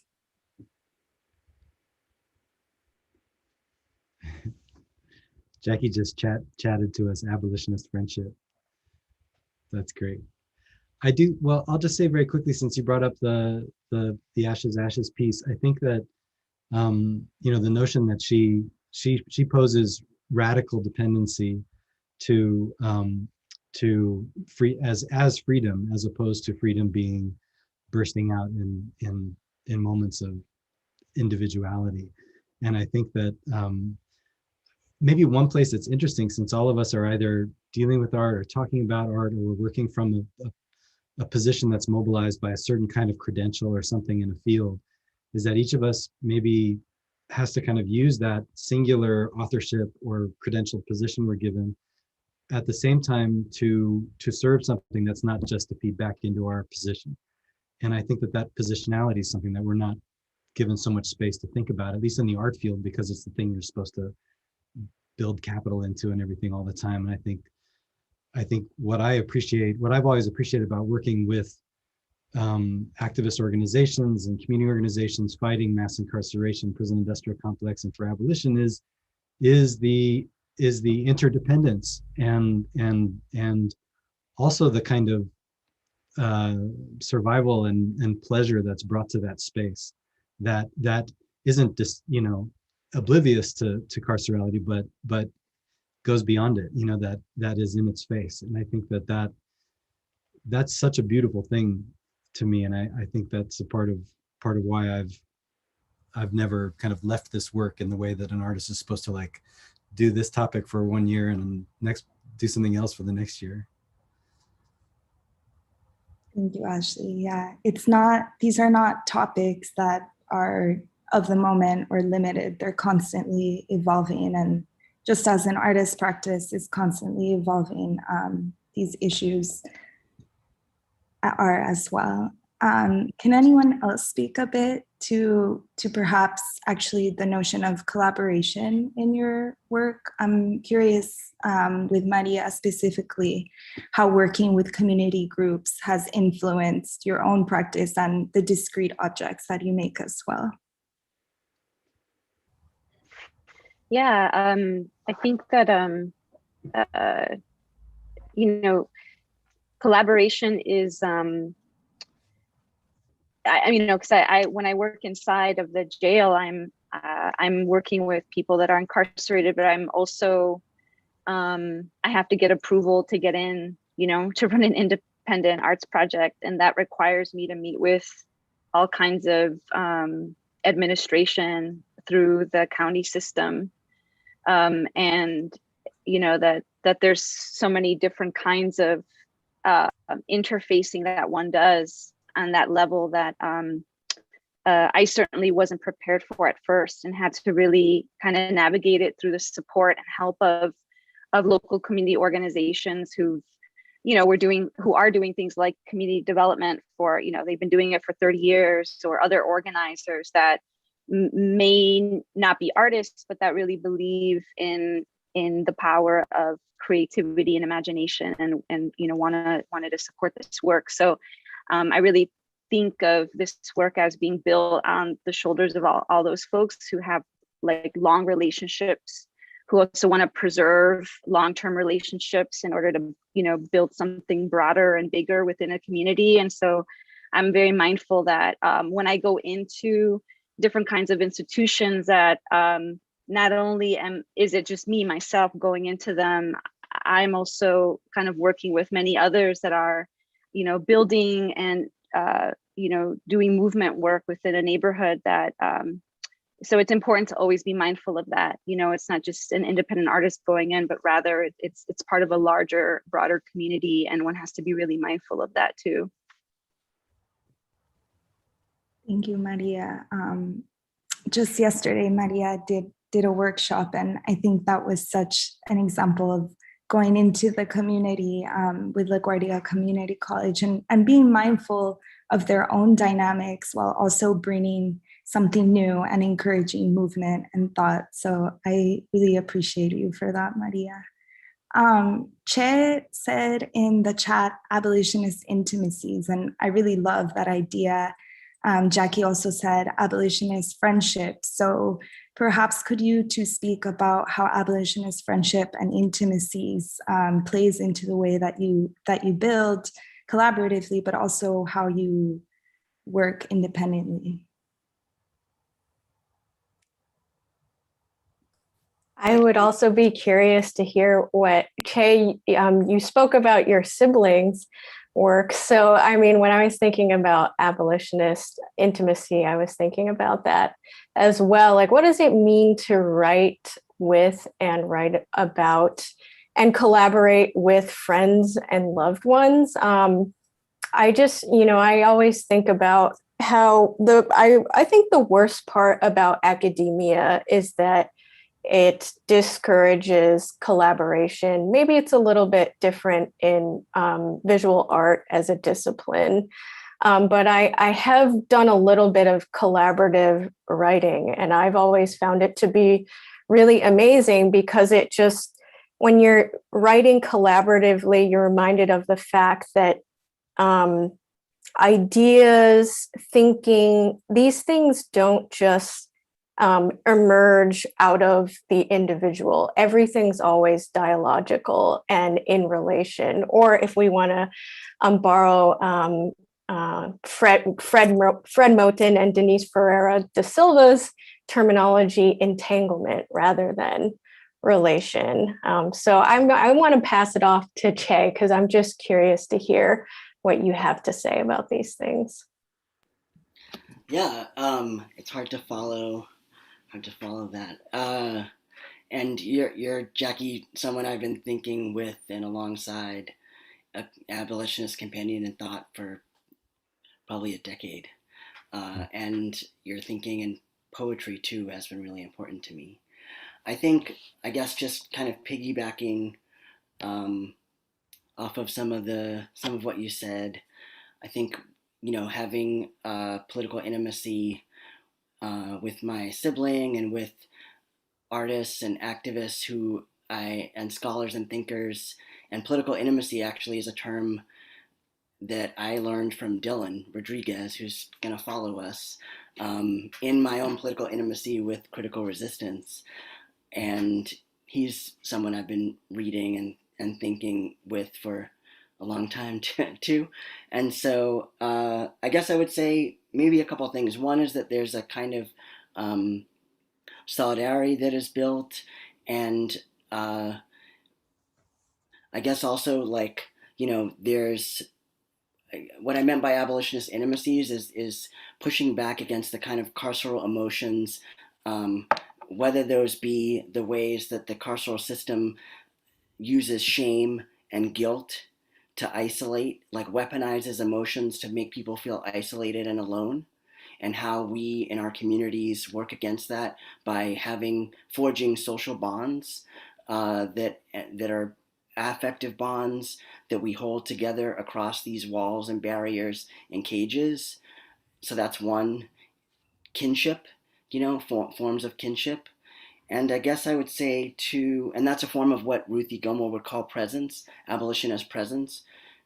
And I guess I would say also, following what Jackie said about the kind of siloed nature of academia, and what Ashley said too, where you're kind of supposed to be this scholar that sits on, this kind of like sovereign scholar that sits on high and writes treatises, academic treatises. And, this exhibit and this text, Marking Time, is an example of intimacies, of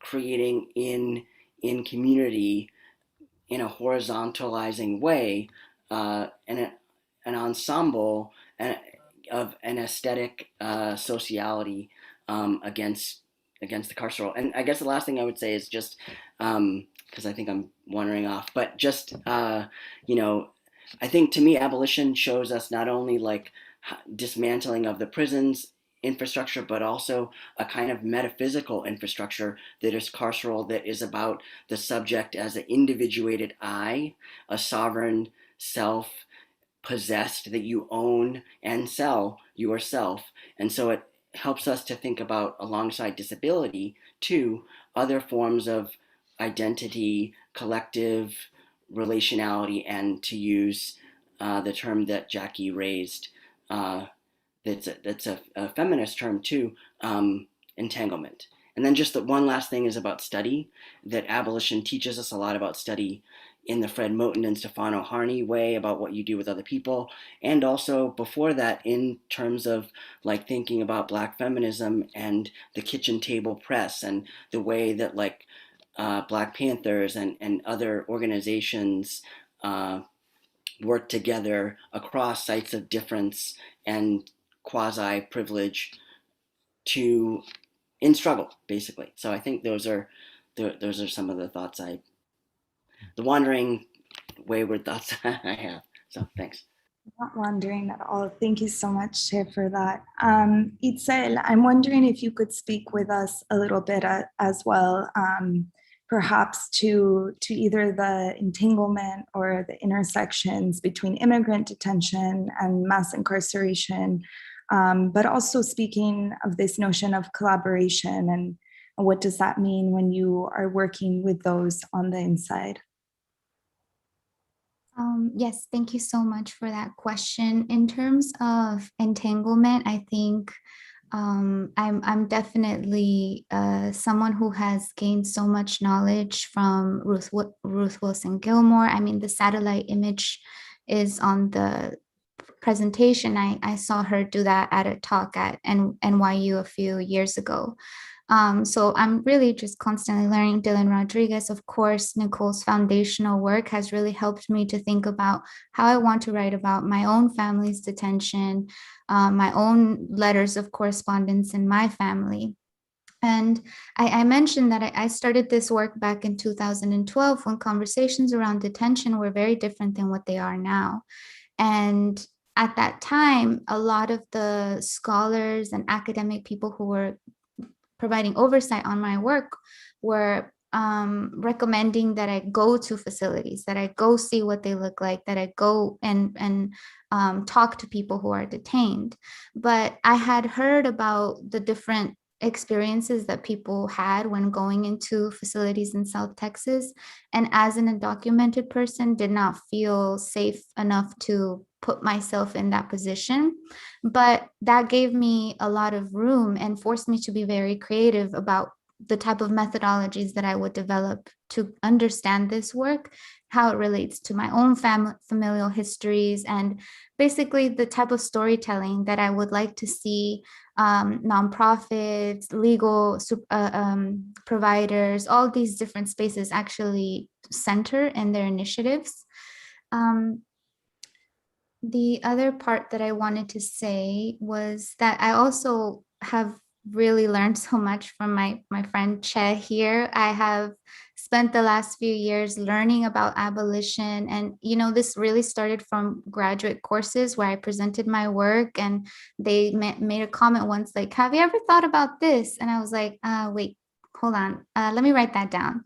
And then I began to really dig deep into these histories and how they relate to the larger movement of mass incarceration.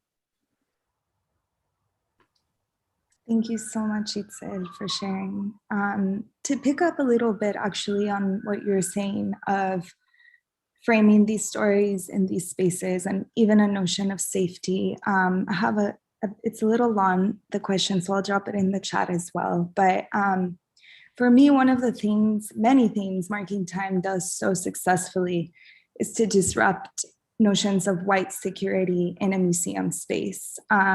So Jackie, I'm actually going to recall you here. You write, in carceral capitalism, white civil society has a psychic investment in the erasure and abjection of bodies into which they project hostile feelings, allowing them peace of mind amidst a state of perpetual violence. Historically, we know this peace of mind amidst perpetual violence has been evident and true in museum spaces. So when viewing Marking Time, there's no peace of mind. There may be hope, there may be beauty, but consciously there cannot be peace of mind. So how can those of us embedded in these institutions as artists, curators, and more continue to disrupt those violent foundations of US freedom and white safety? How, if at all, can art spaces be places of sanctuary for those most vulnerable rather than upholders of those who are in this settler colonial logic most safe? And finally, is safety even a useful framework for these spaces, or should we embrace the risk? That's for all of you.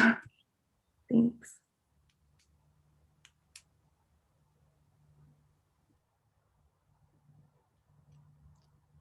I think you could have just put a period rather than a question mark at the end, and it would have been an amazing point to add to the conversation. I think the alternate question too is what's next? What's next for each of you as we continue to dismantle and reimagine, or as Che described, as we continue to pursue abolition as an aesthetic project beyond Marking Time?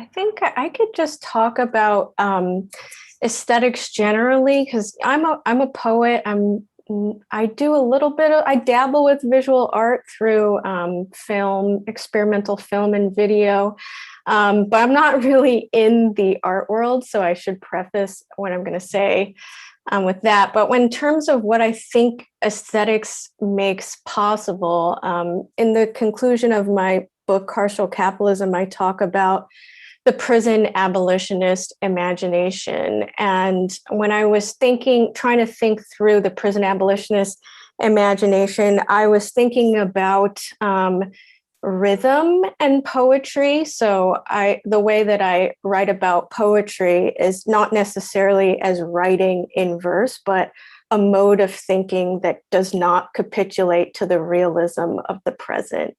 to go back to conversations that have been taking place throughout the day.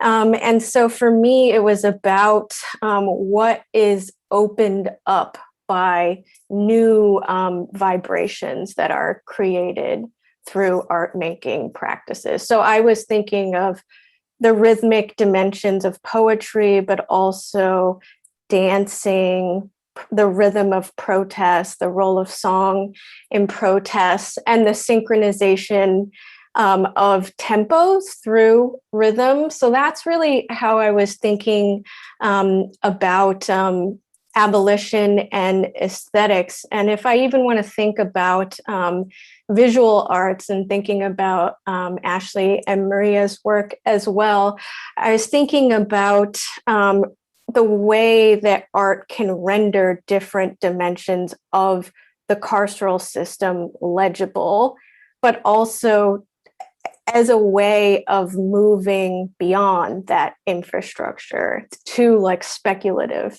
infrastructure. But I would be curious to hear about people who are more familiar with navigating art spaces in particular and institutions. I actually wanted to add the question you have at the end of the comment, is it safe, even useful framework for these spaces, or should we embrace the risks? I think that this is a huge question that a lot of like attorneys have to grapple with, especially when they are organizing cases outside of the legal avenue. Like if they are having to mobilize communities outside of the detention facility to gain more attention to their case, there's a lot of retaliation that can happen to people who are detained. And this is where we see a lot of organizers. I actually wanted to mention in my presentation at the Bergen facility, they're on day 3 of a hunger strike right now. So if you are invested or would like to join these efforts, they're definitely looking for artists, all kinds of support. That's just a side note. But I say all that because I think that the aspect of retaliation is just always present. In South Texas, many of the people that would hold the rallies outside of facilities would be, what is the word? They would be surveyed by ICE, even though they were citizens. So there's a lot of different experiences that I think are happening across geographies. In South Texas is very different than here. But what I learned from that time is that there's the art has a critical role in mitigating that retaliation. Yeah, thank you, Itzel. I think for me, thinking so much of marking time is, I think about processes of accountability and collective imagining, and how it's an ongoing process, and how it could be so easy to shy away from an exhibition like marking time because we may not have answered all the other questions of what does abolition look like in this space, or what does safety look like in this space. But I very much appreciate the risk-taking and the generosity of exploring these issues. So I wonder if you could talk in just the last 5 minutes, maybe just this last question of what are you all continuing to work on? And I'm thinking really, if marking time really is the beginning and of so many questions, but also previously someone was saying how, I think it was Jackie Samel actually, but how in this time, things like solitary confinement are suddenly things that every single person is thinking about, and there's so much more in the news, and we're so much more aware, not we, but those who weren't before. So do you all feel that that's true? Do you feel that there is a different stage for your work and for your action? And yeah. Maybe I can jump in. I mean, I've been also just thinking about your other questions that you offered. You know, we were talking about abolitionist friendship and abolitionist intimacies, and And I'm thinking so much about like being an educator, you know, like I teach at an art school with undergrad and graduate students. And I'm finding abolitionist friendship in my students, and I think they're looking for it. You know, like they're looking for that intimacy, I think. And thinking about all these the various art institutions that I kind of work with, or I'm in conflict with too. You know, how are we, you know, decolonizing our curriculum? You know, how do we work against the white supremacist, you know, foundations of the institutions we exist in? And I find more and more that my students are hungry, are desiring, you know, these other ways of talking about art, about making art, about being part of something larger. And I you know, I believe that art, you know, artists make culture, and culture makes movements, and can be part of movements, and can uplift movements too through image making or all of these different things. And I find more and more that my students are looking for this. And so I've been trying to work even harder to find ways of bringing that into my classroom, but also thinking about the larger institution itself, right? And finding ways of kind of disturbing that within my art school. Thank you, Maria. I'm very interested in more about this relationship with students, and I'm wondering if the others have had similar experiences, and in this abolitionist friendship, how mentorship, but I think beyond mentorship, because it's this sort of non-hierarchical place as well, a flattening of our understanding. So yeah, if anyone else has thoughts about abolitionist friendship with students. Well, I think it really connects with, I think, the conversation about abolitionist intimacies and stuff that came up earlier. And it made me think a lot about, and this also gets back to questions of our teaching institutions, our exhibition institutions, that so much of our relationships are either, you know, pedagogical. Well, what it makes me think of is the importance of solidarity as a form of relationship, and to replace forms of typical conventional collegiality with forms of political solidarity, I think is really something that, and thinking about what that word really means, to really like stand with somebody, and to think about that replacing our relationship to audience, to be thinking about our audience as a political community within which we're engaging, and to think about our institutions as potential political communities that can be transformed, that can transform those histories, but in part by being aware of them, obviously. Thank you, Ashley. I hope we can all lean into this thought of institutions as, what did you say, potential political solidarities. Solidarity, yeah, and how those of us in institutions can lean into solidarity and notions of reciprocity and abolitionist friendships. So thank you all so much for being here in this panel today. I hope we can continue to dream together. The next panel will begin in just a moment. Thank you, Elena. Everybody. Thanks, Jackie. Thanks, everybody. Hi, Dylan. What's up?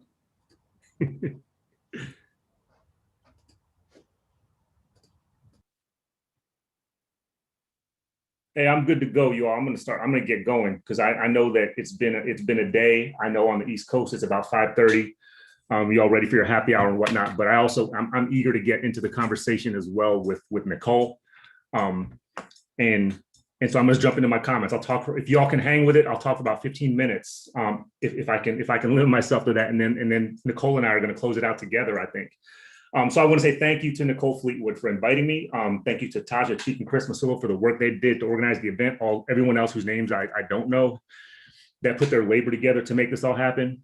Much appreciation to you. This is vital. This is the kind of shit that keeps us alive during times of isolation and quarantine.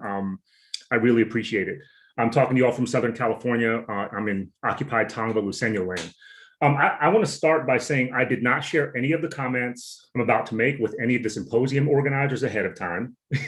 So I ask that if you're listening to me, I ask that you hold me responsible for what I say. I ask that nobody scapegoat anyone else if something I say makes you angry. And to be honest, if I'm going to be fully honest and transparent, most of the time, I'm not sure what I'm going to say until I say it. So hold me responsible, you all. I didn't clear anything I'm about to say here with anyone before I said it. So I've been here all day. I've been listening and watching the YouTube live stream. So when I reference the people that I reference in these comments, I'll tell you it's because I've actually been here with you. And so what I think we've seen today, what we've heard an echo of, and the thing that we've absorbed, the feelings we've absorbed, have to do, I think, with what an abolitionist art community looks like. In other words, it's actually here. We don't have to project and speculate, although we should always project and speculate in a creative kind of way, but we don't have to think about the abolitionist art community as being somewhere else, sometime else. I feel like I'm a guest of an abolitionist art community right now and today. At the same time, I want to clarify that this is only a glimpse. It is only an echo. It is only a moment of feeling. And I say that because abolition is a creative infrastructure. It's a making, it's a method. If we're going to be honest, it is a counter war. It's a modality of community. It is not an outcome. Let's say that to everybody that will listen to us. Abolition is not an outcome. It's not an individual identity. I see far too many people that are branding themselves abolitionists who have no connection to abolitionist community, no accountability to abolitionist organizing and work. So we got to push back against that and invite people who have that kind of neoliberal, individualizing, branding tendency to actually join the work. Today's dialogue between Jackie Summel and Mariam Kaba exemplifies something that I've been saying over and over again to anybody that'll listen to me. And that is the, I think, historical fact that there is no such thing as an individual abolitionist. To the contrary, the generosity of abolitionist work is something that grows from the Black, and especially the Black feminist, Black queer, Black trans, radical and revolutionary tradition as a shared collective community of obligation and responsibility. So we got to say that over and over again to each other and to ourselves, because this is what makes it. And so it's in this way, within this extended global tradition, that I think we can understand the importance of embracing abolition as an aesthetic work.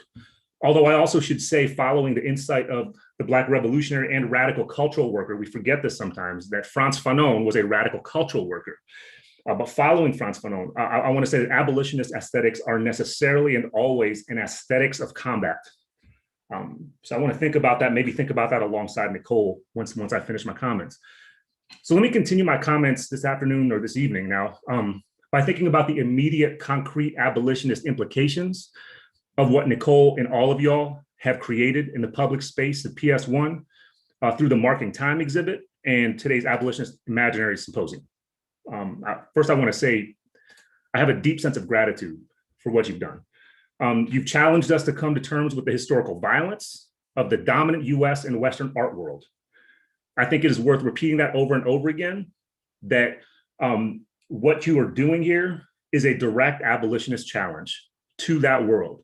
And you're also challenging, I should not put this lightly, you are challenging the world that is inhabited by the nearby MoMA, New York's renowned Museum of Modern Art, which, as we know, draws its historical capital and its material capital from the chattel, colonial, land expropriating violence of genocidal racial capitalism's philanthropic arm.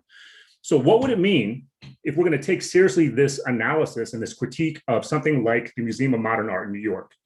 What would it mean to take this exhibit, the one we're talking about today at PS1, right there in Queens, and much of today's symposium conversation as exemplary of what a liberated abolitionist art infrastructure would be like in the rubble of an anti-Black and colonial art world's past and present? Because that's what I want to fucking see.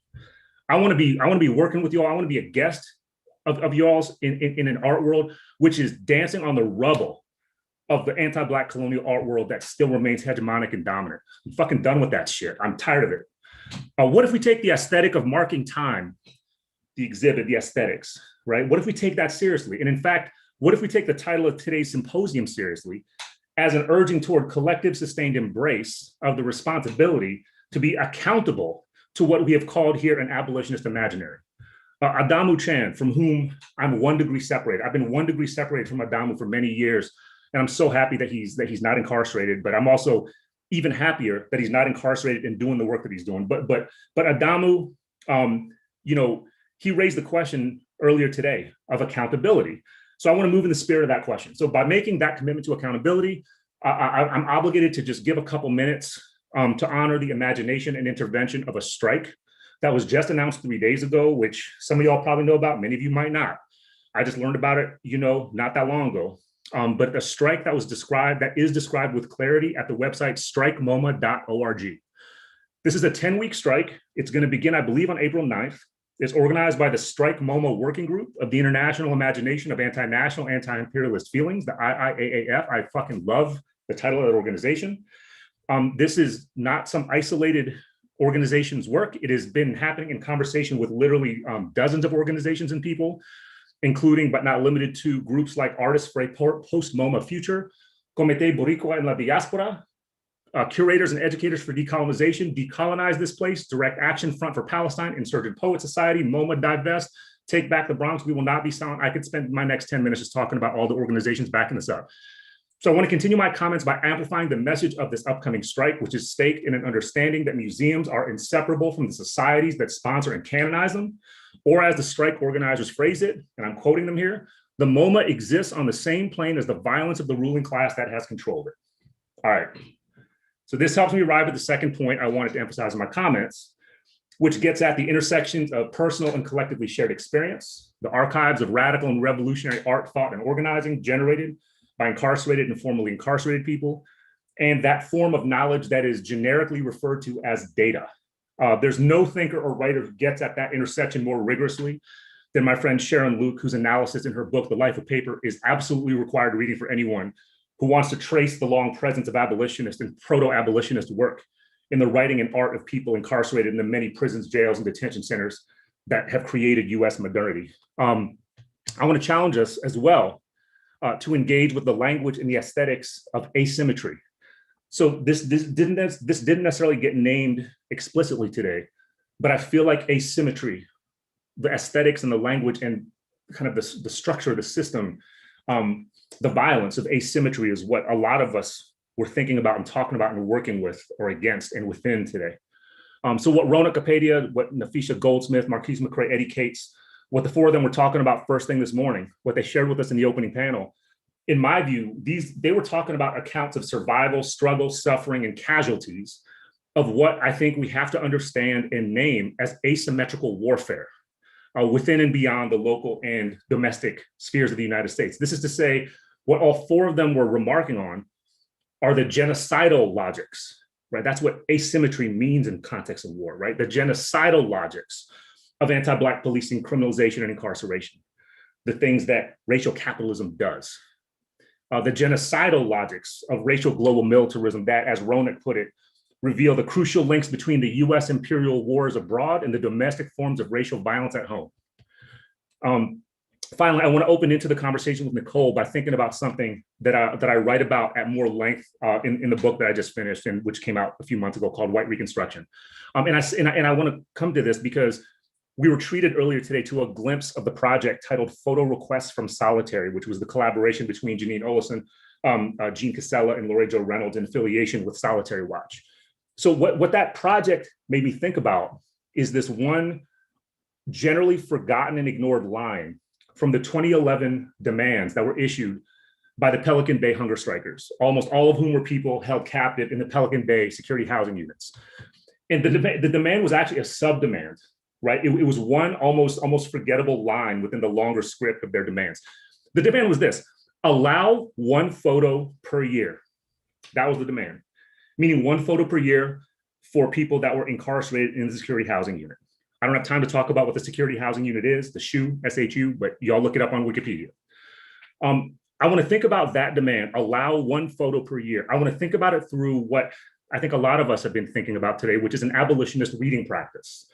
I think we need to embrace an abolitionist reading practice to understand what such demands mean, just like we need an abolitionist reading practice to take in the art, the poetry, and other cultural work that's made by incarcerated people. And what I mean by this is a creative and speculative collective practice that engages the writing, the art, the correspondence, and other forms of radical, counter, and anti-carceral cultural production as a set of acts that obliterate the presumed authorial position of liberal, modern, rights-bearing civil subjects, which is to say those who are generally presumed to be entitled to make demands on the state. What the captive, the chattel, the rights eviscerated artist, hunger striker, organizer, and educator does is to generate primary critique and a remaking of our very notions of politics and politicality, of the social, of the intercourse of sociality, and in fact, of historical subjectivity. We can flesh all that out. I know that was dense, but I wanted to give you some complexity and some thought to contextualize, you know, my absorption of your all's words today. So the demands, like one photo per year, are political statements. These are statements issued by people who inhabit carceral sites of formal civil death and contemporary social death. Just the demand in and of itself exposes how the prison, for that matter, the jail, the detention center, et cetera, how these are conditions of existence. They are logics of violence and domination that shape the world. They are not things that are somewhere else. They're not simply places that are isolated from the rest of the world. So this also pushes us, I think, to think for a moment about what Che Gossett, Itzel Aguilar, Maria Gaspara, Ashley Hunt, and Jackie Wang just discussed in the last panel in relation to notions of presence and futurity within and against the conditions of asymmetrical carceral war. The hunger strike demand for one more photo, much like the exhibited art in Marking Time, do not presume a futurity for the strikers, the artists, and the incarcerated makers. To the contrary, the body of work that people have been talking about today conveys that futurity, time, and even the present have to be battled and fought for in the realm of collectively mobilized flesh, shaped through insurgent and abolitionist imaginaries. So I'm gonna pause there and invite Nicole to close this out with me.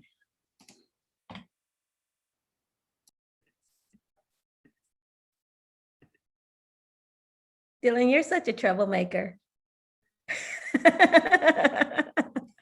You invited me. You invited me. Because I knew you would bring the trouble.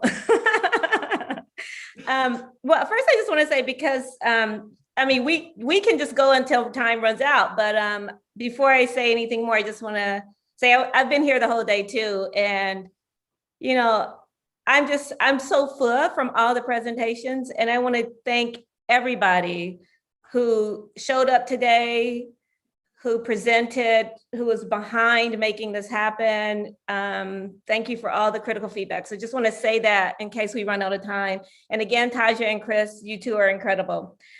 You said so much that I want to talk about. And one is, you know, people ask me, I mean, it's a couple of things that people have asked me that I feel like I just remain in productive tension around. And one is like, even my use of carceral aesthetics instead of abolitionist aesthetics. And that's something I would like to talk to you about. You ended on reading practice, reading practices. And I'll tell you something that really struck me when I read Forced Passages years ago is the kind of pedagogy that you are documenting from captivity. Because a lot of times people talk about, you know, I have such issues with how scholars and even unscholars write about knowledge production in relationship to carcerality, when all the tools that I'm writing about and the practices in Marking Time have existed since people are in captivity. I'm a student, I'm learning about practices, incredible ingenuity, survival strategies that are all taking place collectively. And that is about a pedagogy that passes often generationally. And I say that because, you know, there's a part in my book in chapter 1 where I talk about Russell Craig, who's an artist in the show, and he was asked to be a tour guide at Eastern State Penitentiary, and it's rather perverse having him as a formerly incarcerated person now this tour guide.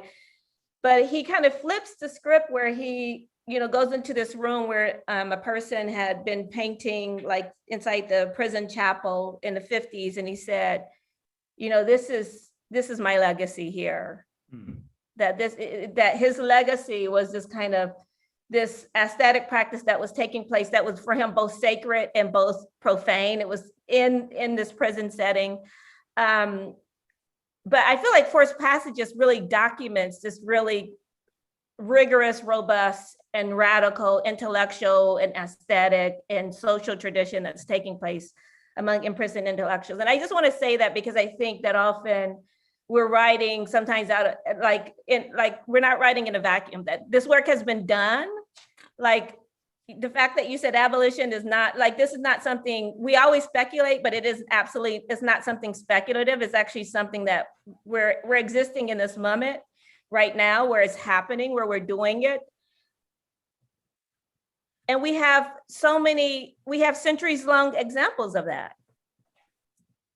You know, I got to tell you that, first of all, I appreciate the generous reading of that book. You know, what I'll say about the work is this, and I think you're doing the same thing. I know you're doing the same thing.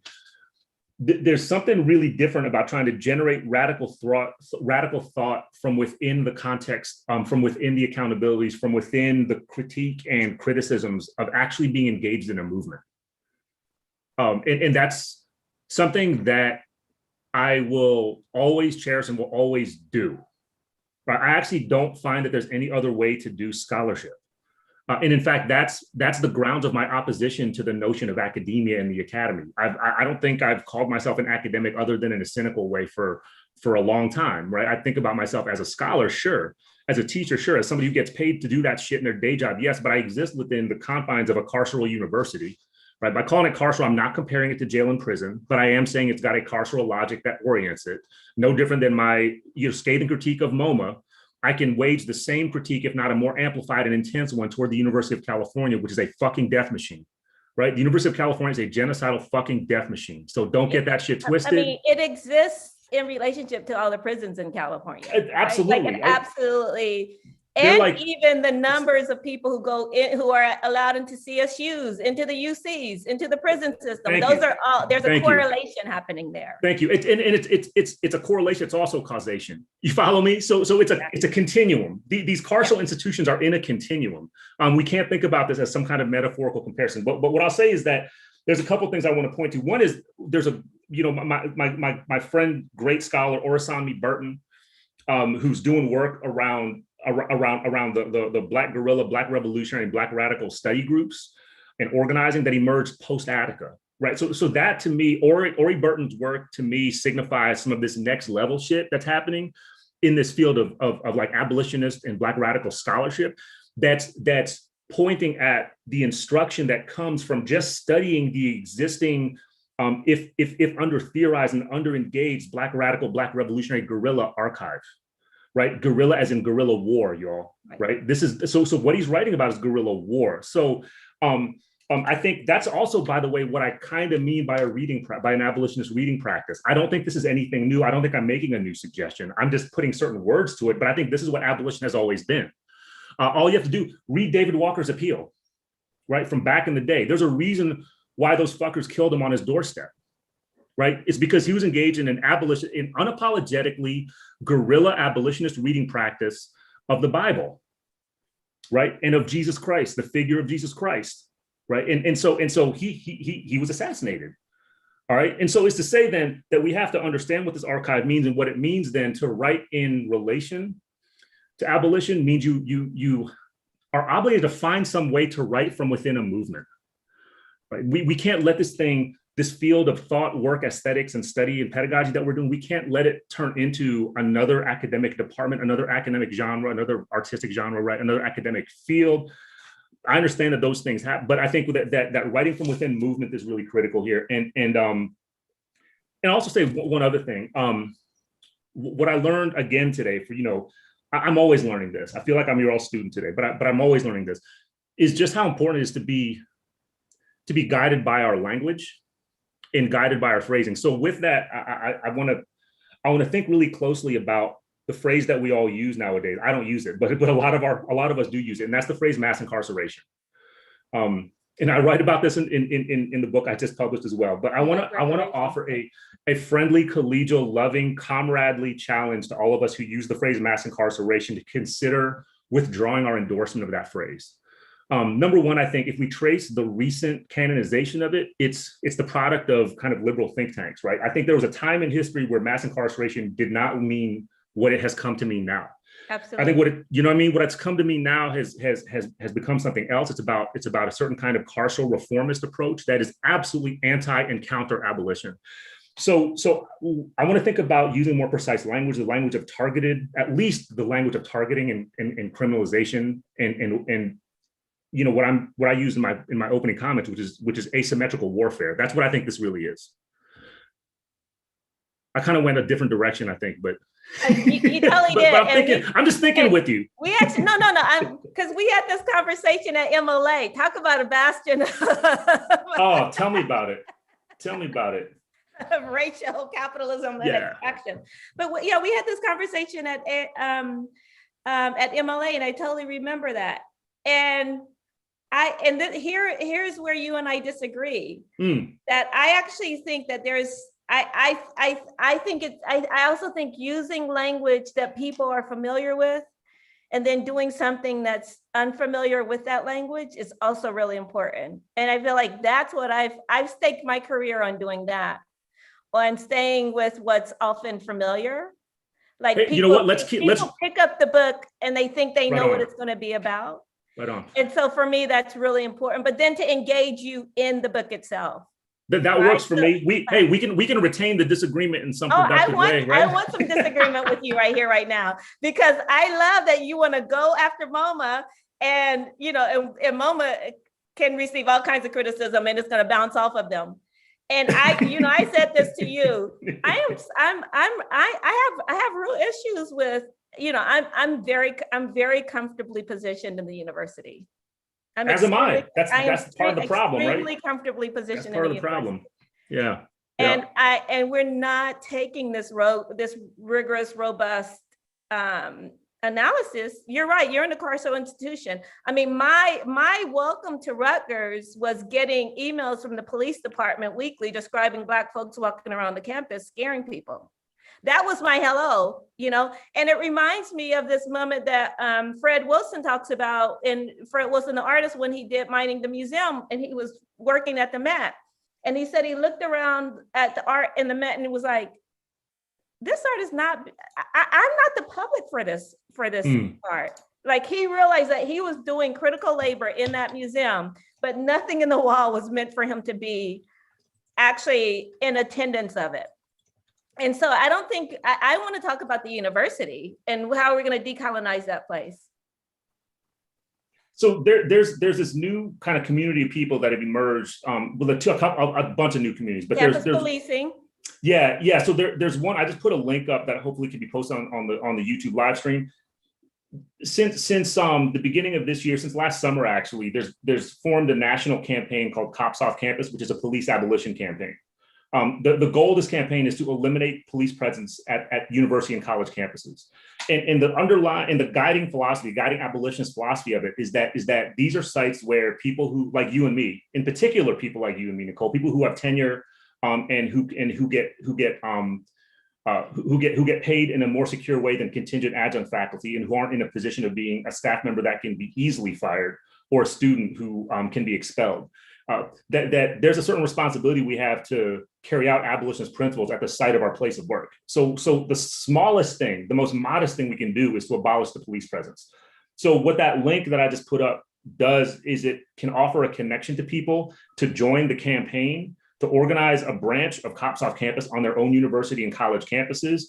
There's a national organizing call that happens once a month that y'all can join. Students lead it, staff lead it, faculty lead it. It's all over the place. But I'm saying here's a concrete example of how this might work. Right, exactly. Because what's interesting is to see the degrees of bad faith resistance that come from faculty. From faculty too, but especially obviously from administration, to the very idea that you can institute an abolitionist or just an alternative non-militarized form of security and safety on the campus that does not pivot on the terrorizing of Black people, that does not pivot on generally decriminalizing and passively tolerating sexual violence, right? That actually institutes security for people, by which we mean housing security, food insecurity, and housing security, food security, and health security. The profound resistance that comes to those principles from university and college administrators is just grounds to actually mount the resistance. And I'll say this just by way of making the point clear. You know, when we challenge the police presence, the thing we have to understand at universities and colleges is that if you do the mapping of power relations, the bureaucratic power relation, there is usually a clear, unbroken line from the chief of campus police to the university president or chancellor. Absolutely. In other words, I wrote this recently in another short article, but the thing we have to recognize is that the chancellors and university presidents, they're the chiefs of police. Right. So policing is actually part of university administrative practices and college university administrative. There's no disruption. Administration is police. Police are administration. There's no difference. So this is one small way that we can actually get engaged in doing the work that you're calling decolonizing the university, right, or abolishing the university in its current phase of things. There's also a group of people that are doing abolitionist university work that are generating a bunch of kind of scholarship and analysis that are looking at things like the Morrill Land Grant Act. MORRILL Land Grant Act in California, right? To think about the origins of the University of California and other kinds of places, and are now producing, kind of bodies of praxis that are addressing these kind of logics of violence and coloniality that are produced actively by colleges and universities. So I think we're in that. It's just a matter of being in affinity with it and doing it across your disciplines. And how does that then impact, how does that change the classroom? I think, we talked about study and reading practices, right? Yeah. And I'm just thinking about even what Zoom has opened up and what it's shut down in some ways. In some ways, it's easier to allow people into your class and give them access to knowledge that the registrar's office try to prevent us from allowing to happen otherwise. Yeah. I think what's interesting to me is how this last year of struggling along as classroom teachers, especially for people that are, unevenly impacted by this format that we're in right now. I'm talking about people with disabilities, people who are caretaking for elders and youngsters, et cetera. We go on down the line, right? We go on down the line. I think what it's revealed, number one, is another kind of level of labor asymmetry that tends to be taken for granted and actively erased by colleges and universities, because there's a certain privileging of a certain notion of a university teacher, a classroom teacher, that has nothing to do with reality, right? It becomes aspirational in the worst kind of way. But I'll also say that it's unintentionally opened up exactly what you're gesturing to, which is the possibility of engaging with abolitionist forms of pedagogy, course material, interaction and method in the classroom setting. Some of that shit is out of necessity, right? Some of it is because you just can't do bourgeois academic education, or not even education, schooling, right? You can't do kind of the aspirational academia thing under these conditions.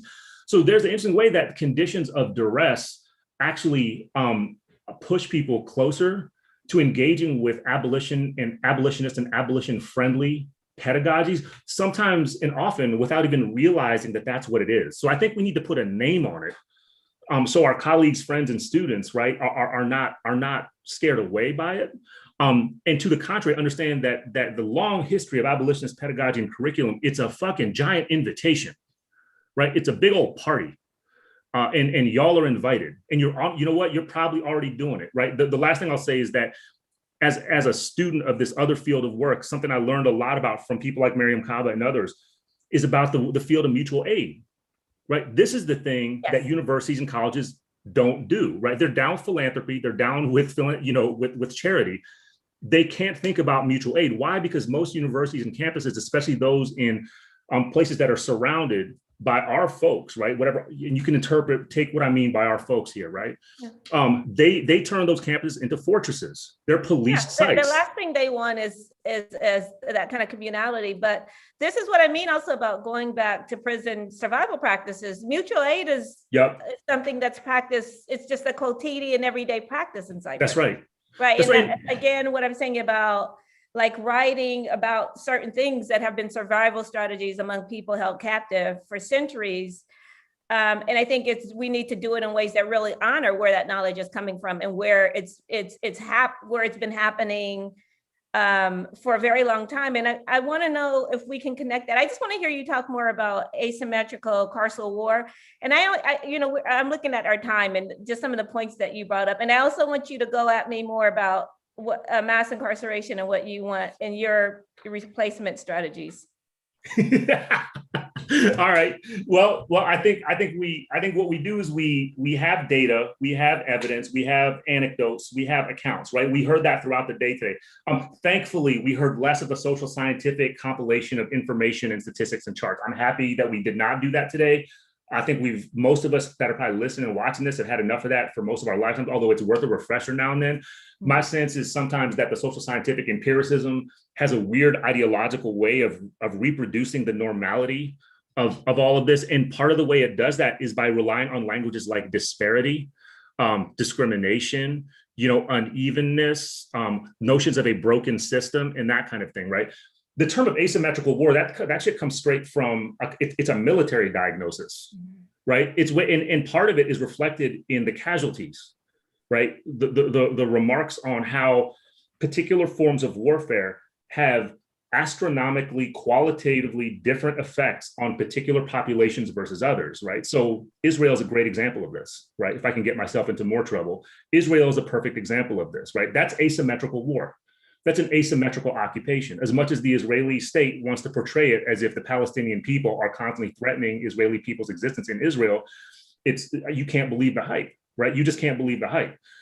Any glance at available evidence will tell you that it's asymmetrical, right? Meaning that if you mapped it out on a chart, it probably wouldn't fit on the chart. Right. So I think here's the point is that if we acknowledge that a lot of the things that we heard about today are the direct kind of echoes, accounts, and narrations and aestheticizations, right? In the most abolitionist way, right? The aestheticization and abolitionist way of asymmetrical war. I would argue that changes politics, it changes method, it changes pedagogy, it changes curriculum, it changes everything we do. It also changes how we speculate, how we dream, and how we imagine. And that's what I'm interested in, right? I'm interested in the abolitionist imaginary, which is why I think it's such a brilliantly named symposium. I think the work of speculation and imaginary is critical to all of this. And if we're dealing with addressing asymmetry, then we dream and think differently. And that's why I'm so obsessed with that. Yes, and what I love you saying just around this is that there's not a history of an individual abolitionist, right? That this is about a type of critical collectivity and responsibility and accountability, right? Yeah.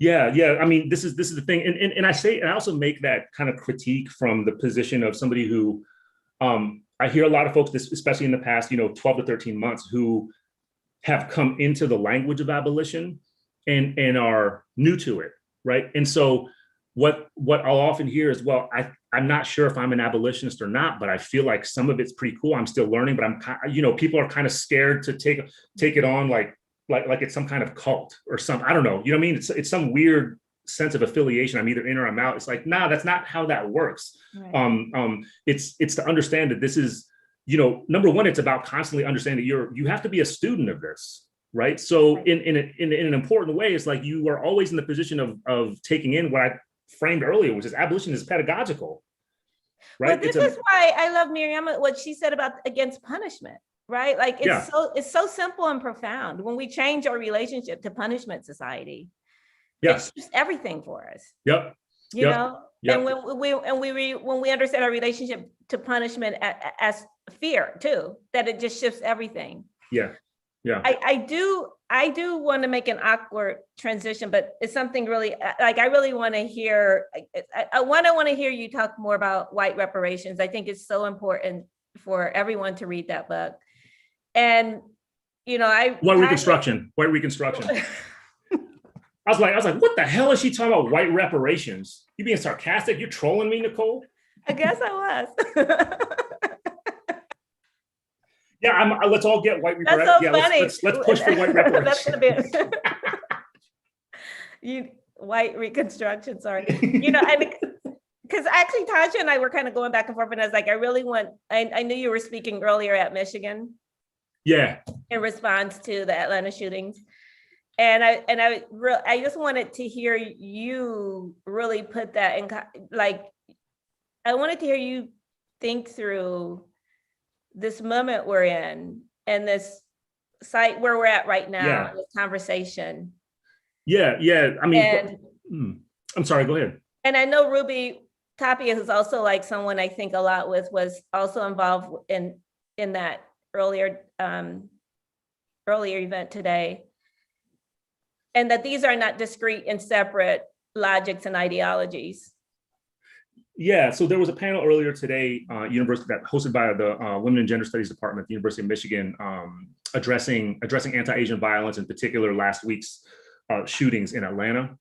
And I think we need to understand that the scenes and atrocities that folks point to as anti-Asian violence, as anti-migrant or border violence, right? Border detention violence, violence against, unaccompanied children and so forth, and all these other kind of spectacles of atrocity, they're part of a totality of asymmetrical warfare, right? That's our analytical problem, is that there's a tendency that's become paradigmatic. And this is not just the media to blame. It's not just elected officials to blame. I actually think it gets reproduced through philanthropic think tanks, right? And I'm talking about from the spectrum of think tanks. There's a way that these atrocities get isolated and addressed as relatively separable incidents, that impact relatively separable people, communities, and bodies. I would say that is not how asymmetrical warfare works, right? That part of what, for example, part of what we need to understand about anti-Asian violence, we need to understand it as in direct relation, right? As a direct reflection, echo, extension, distension of, at bare minimum, the perpetuity of armed, militarized white nationalism, which did not happen starting in November 2016, right? This shit is America. This is the United States. If I say America, it's not the United States. This is the United States. Armed, militarized white nationalism is the United States. It's the fucking origins of the United States, right? That's what the founding documents of the United States actually are, right? Is armed, militarized white nationalism. So if you think about January 6th at the U.S. Capitol, for example, right, and then you separate that. If you separate that from what happened in Atlanta last week, you can't build a good analysis. On the other hand, if you think about those things as in direct connection to each other, now you got something. Because then not only are you thinking about armed, militarized, mobilized white nationalism at varying scales, right? From the scales of what you saw at the US Capitol to the scales of an individual doing what they did in the atrocities in Atlanta, right? Now you see a continuity and a continuum of how armed, militarized white nationalism works. But what you also see, I think, is that what goes down at the Capitol on January 6th was not a failure of organizing and strategizing with the Capitol Police. It was not, people were framing it, at least initially, as a failure of police action, right? There was criticisms about the police didn't act properly. Well, that's fucking bullshit. You know why? It's because and I've been arguing with you about this. I would argue that you need to frame what happened on January 6th at the US Capitol as a police action. It is, absolutely. That was a police action. You look at the demography, and a bunch of those people involved in that mob were off-duty police officers, right? So I'm not even talking about the fact that the police presence there was not just outnumbered and outgunned, but was generally friendly, right? And it was a military operation also. Yeah, no, that's what I mean. No, that's what I mean. It was absolutely, absolutely. And so we think about that, right? And then we go. Let's trace it even backward, right? Let's go to the scene. Let's go to the scenes in Louisville, Minneapolis, right? Folks today, throughout the day, we're talking about Breonna Taylor and George Floyd, and there's of course countless other ordinary Black people that are executed by the police, right? And importantly, the cops that kill Black people are not always white cops. Right? They're frequently not white cops. We got to think about what it means to be blue at this point. Yeah. All right, what police power means as a multiculturalist apparatus that mobilizes non-white people into the structures and violence of anti-Blackness. Like, we got to fucking think about that shit. Like, we got to think about that front and center all the damn time. But if we extend what happened in Atlanta at the massage parlors against Asian American women, against people that were involved in an industry that has sex workers, right? So the more we learn about what happened in Atlanta last week, the more we learned that the violence was anti-sex worker violence, right? Whether any of the people who were shot were sex workers or not is not the issue, right? The fact was that the person that engaged in the atrocity had a pretty clear anti-sex worker mentality, and that is entirely endorsed by kind of the U.S. national culture, by white nationalism and all the rest, right? The kind of misogyny and the racism and the all of it, right? The abuses and the violence of it is endorsed. So now we think about that in connection as well to May 25th, for example, when the Minneapolis police knelt on George Floyd, and think about that scene as another manifestation of the asymmetrical warfare that I'm talking about, right? And we think May 25th, January 6th, and then March, and then last week in Atlanta, right? We think about these things in continuity. We think about them as part of a totality. I think it changes the analysis and changes how people do their political work, right? And it also means, first and foremost, it also means that we stop talking about fucking hate crimes all the time, right? Like, as soon as you start talking about hate crimes, you get sucked into a vortex of legal bullshit in which the FBI is now framing your debate, because the FBI is the one that kind of decides what counts as a hate crime or not, right? So let's not do that. Let's push back against the language of hate and hate crimes and say this is not merely an emotional freak out or tantrum by somebody with an AR-15, that this is actually part and parcel. It is part of the fabric of what the United States is normally. Like I said, that changes how we do what we do, how we think what we think, how we write what we write. Right, and more just about the FBI as, I mean, to somehow weaponize, to make the FBI even more powerful than it is to ultimately be creating more of a weapon. Well, yeah, because against the very work we're doing. Because a lot of what happens is that a lot of us end up, a lot of our folks end up looking to the criminal justice system and the FBI for what we call justice. It's like, that's not justice. And the FBI has built its entire reputation on literally harassing, killing, dismantling. Some of the names some of the names that have come up throughout the day today are people who were incarcerated who died in prison because of the fucking FBI. Because of the FBI, exactly. Hi, FBI. Okay, so we have 1 minute left, and anything else you want to add to this? I'm just happy you're here and that you're bringing the brilliance. I posted an article by Nick Mirzoff called Watching Whiteness, which is thinking about the Blue Lives Matter shift to blue via nationalist aesthetics, thinking about blue as a nationalist aesthetic. I posted that on YouTube. It's like a really brilliant reading, and it's in conversation with what Che was talking about earlier and the work of American artists. Abolition for the People? Yeah, I just want to put that up there for folks in case you haven't seen it. And I'm not just being vain because I contributed to it, but it's a collection of, like, I think more than a couple dozen short essays, short articles. I think they're it's for people that want to learn or want to teach about abolition and what it is from a variety of different perspectives. Some of the folks that were part of today's symposium also contributed to that collection. Colin Kaepernick's publishing group put it together. A couple people I know did the editorial work, but I think it's an excellent kind of mode of introduction to people. Very accessible. It's free. You can teach it in a class. You can read it together over, a dining room, kitchen table, whatever. It's a great way to get into some stuff, and I think it helps clarify and demystify for people what abolition is. But I think the last thing I'll say is that I really want people to be engaged in some form of community and collectivity right the fuck now. Like, don't be isolated, like, be with people, get into an engagement with community, read and think abolition together, figure it out, and then reach out to people. You know what I mean? Like, shit, I'm not hard to find. You can find me. I'm always there. And Nicole too. So anyway, I appreciate being in this community with you all. Thank you, Dylan. Thank you to all the speakers. And again, thank you to PS1 and everyone behind the scenes who made this possible.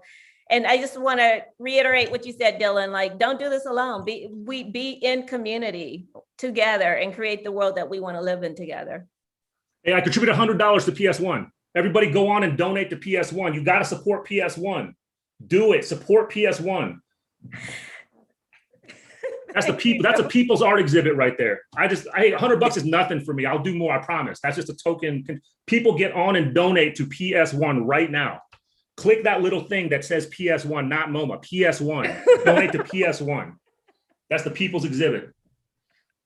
Thanks for doing this work, Nicole. You're badass. You are badass. Dylan, you rock.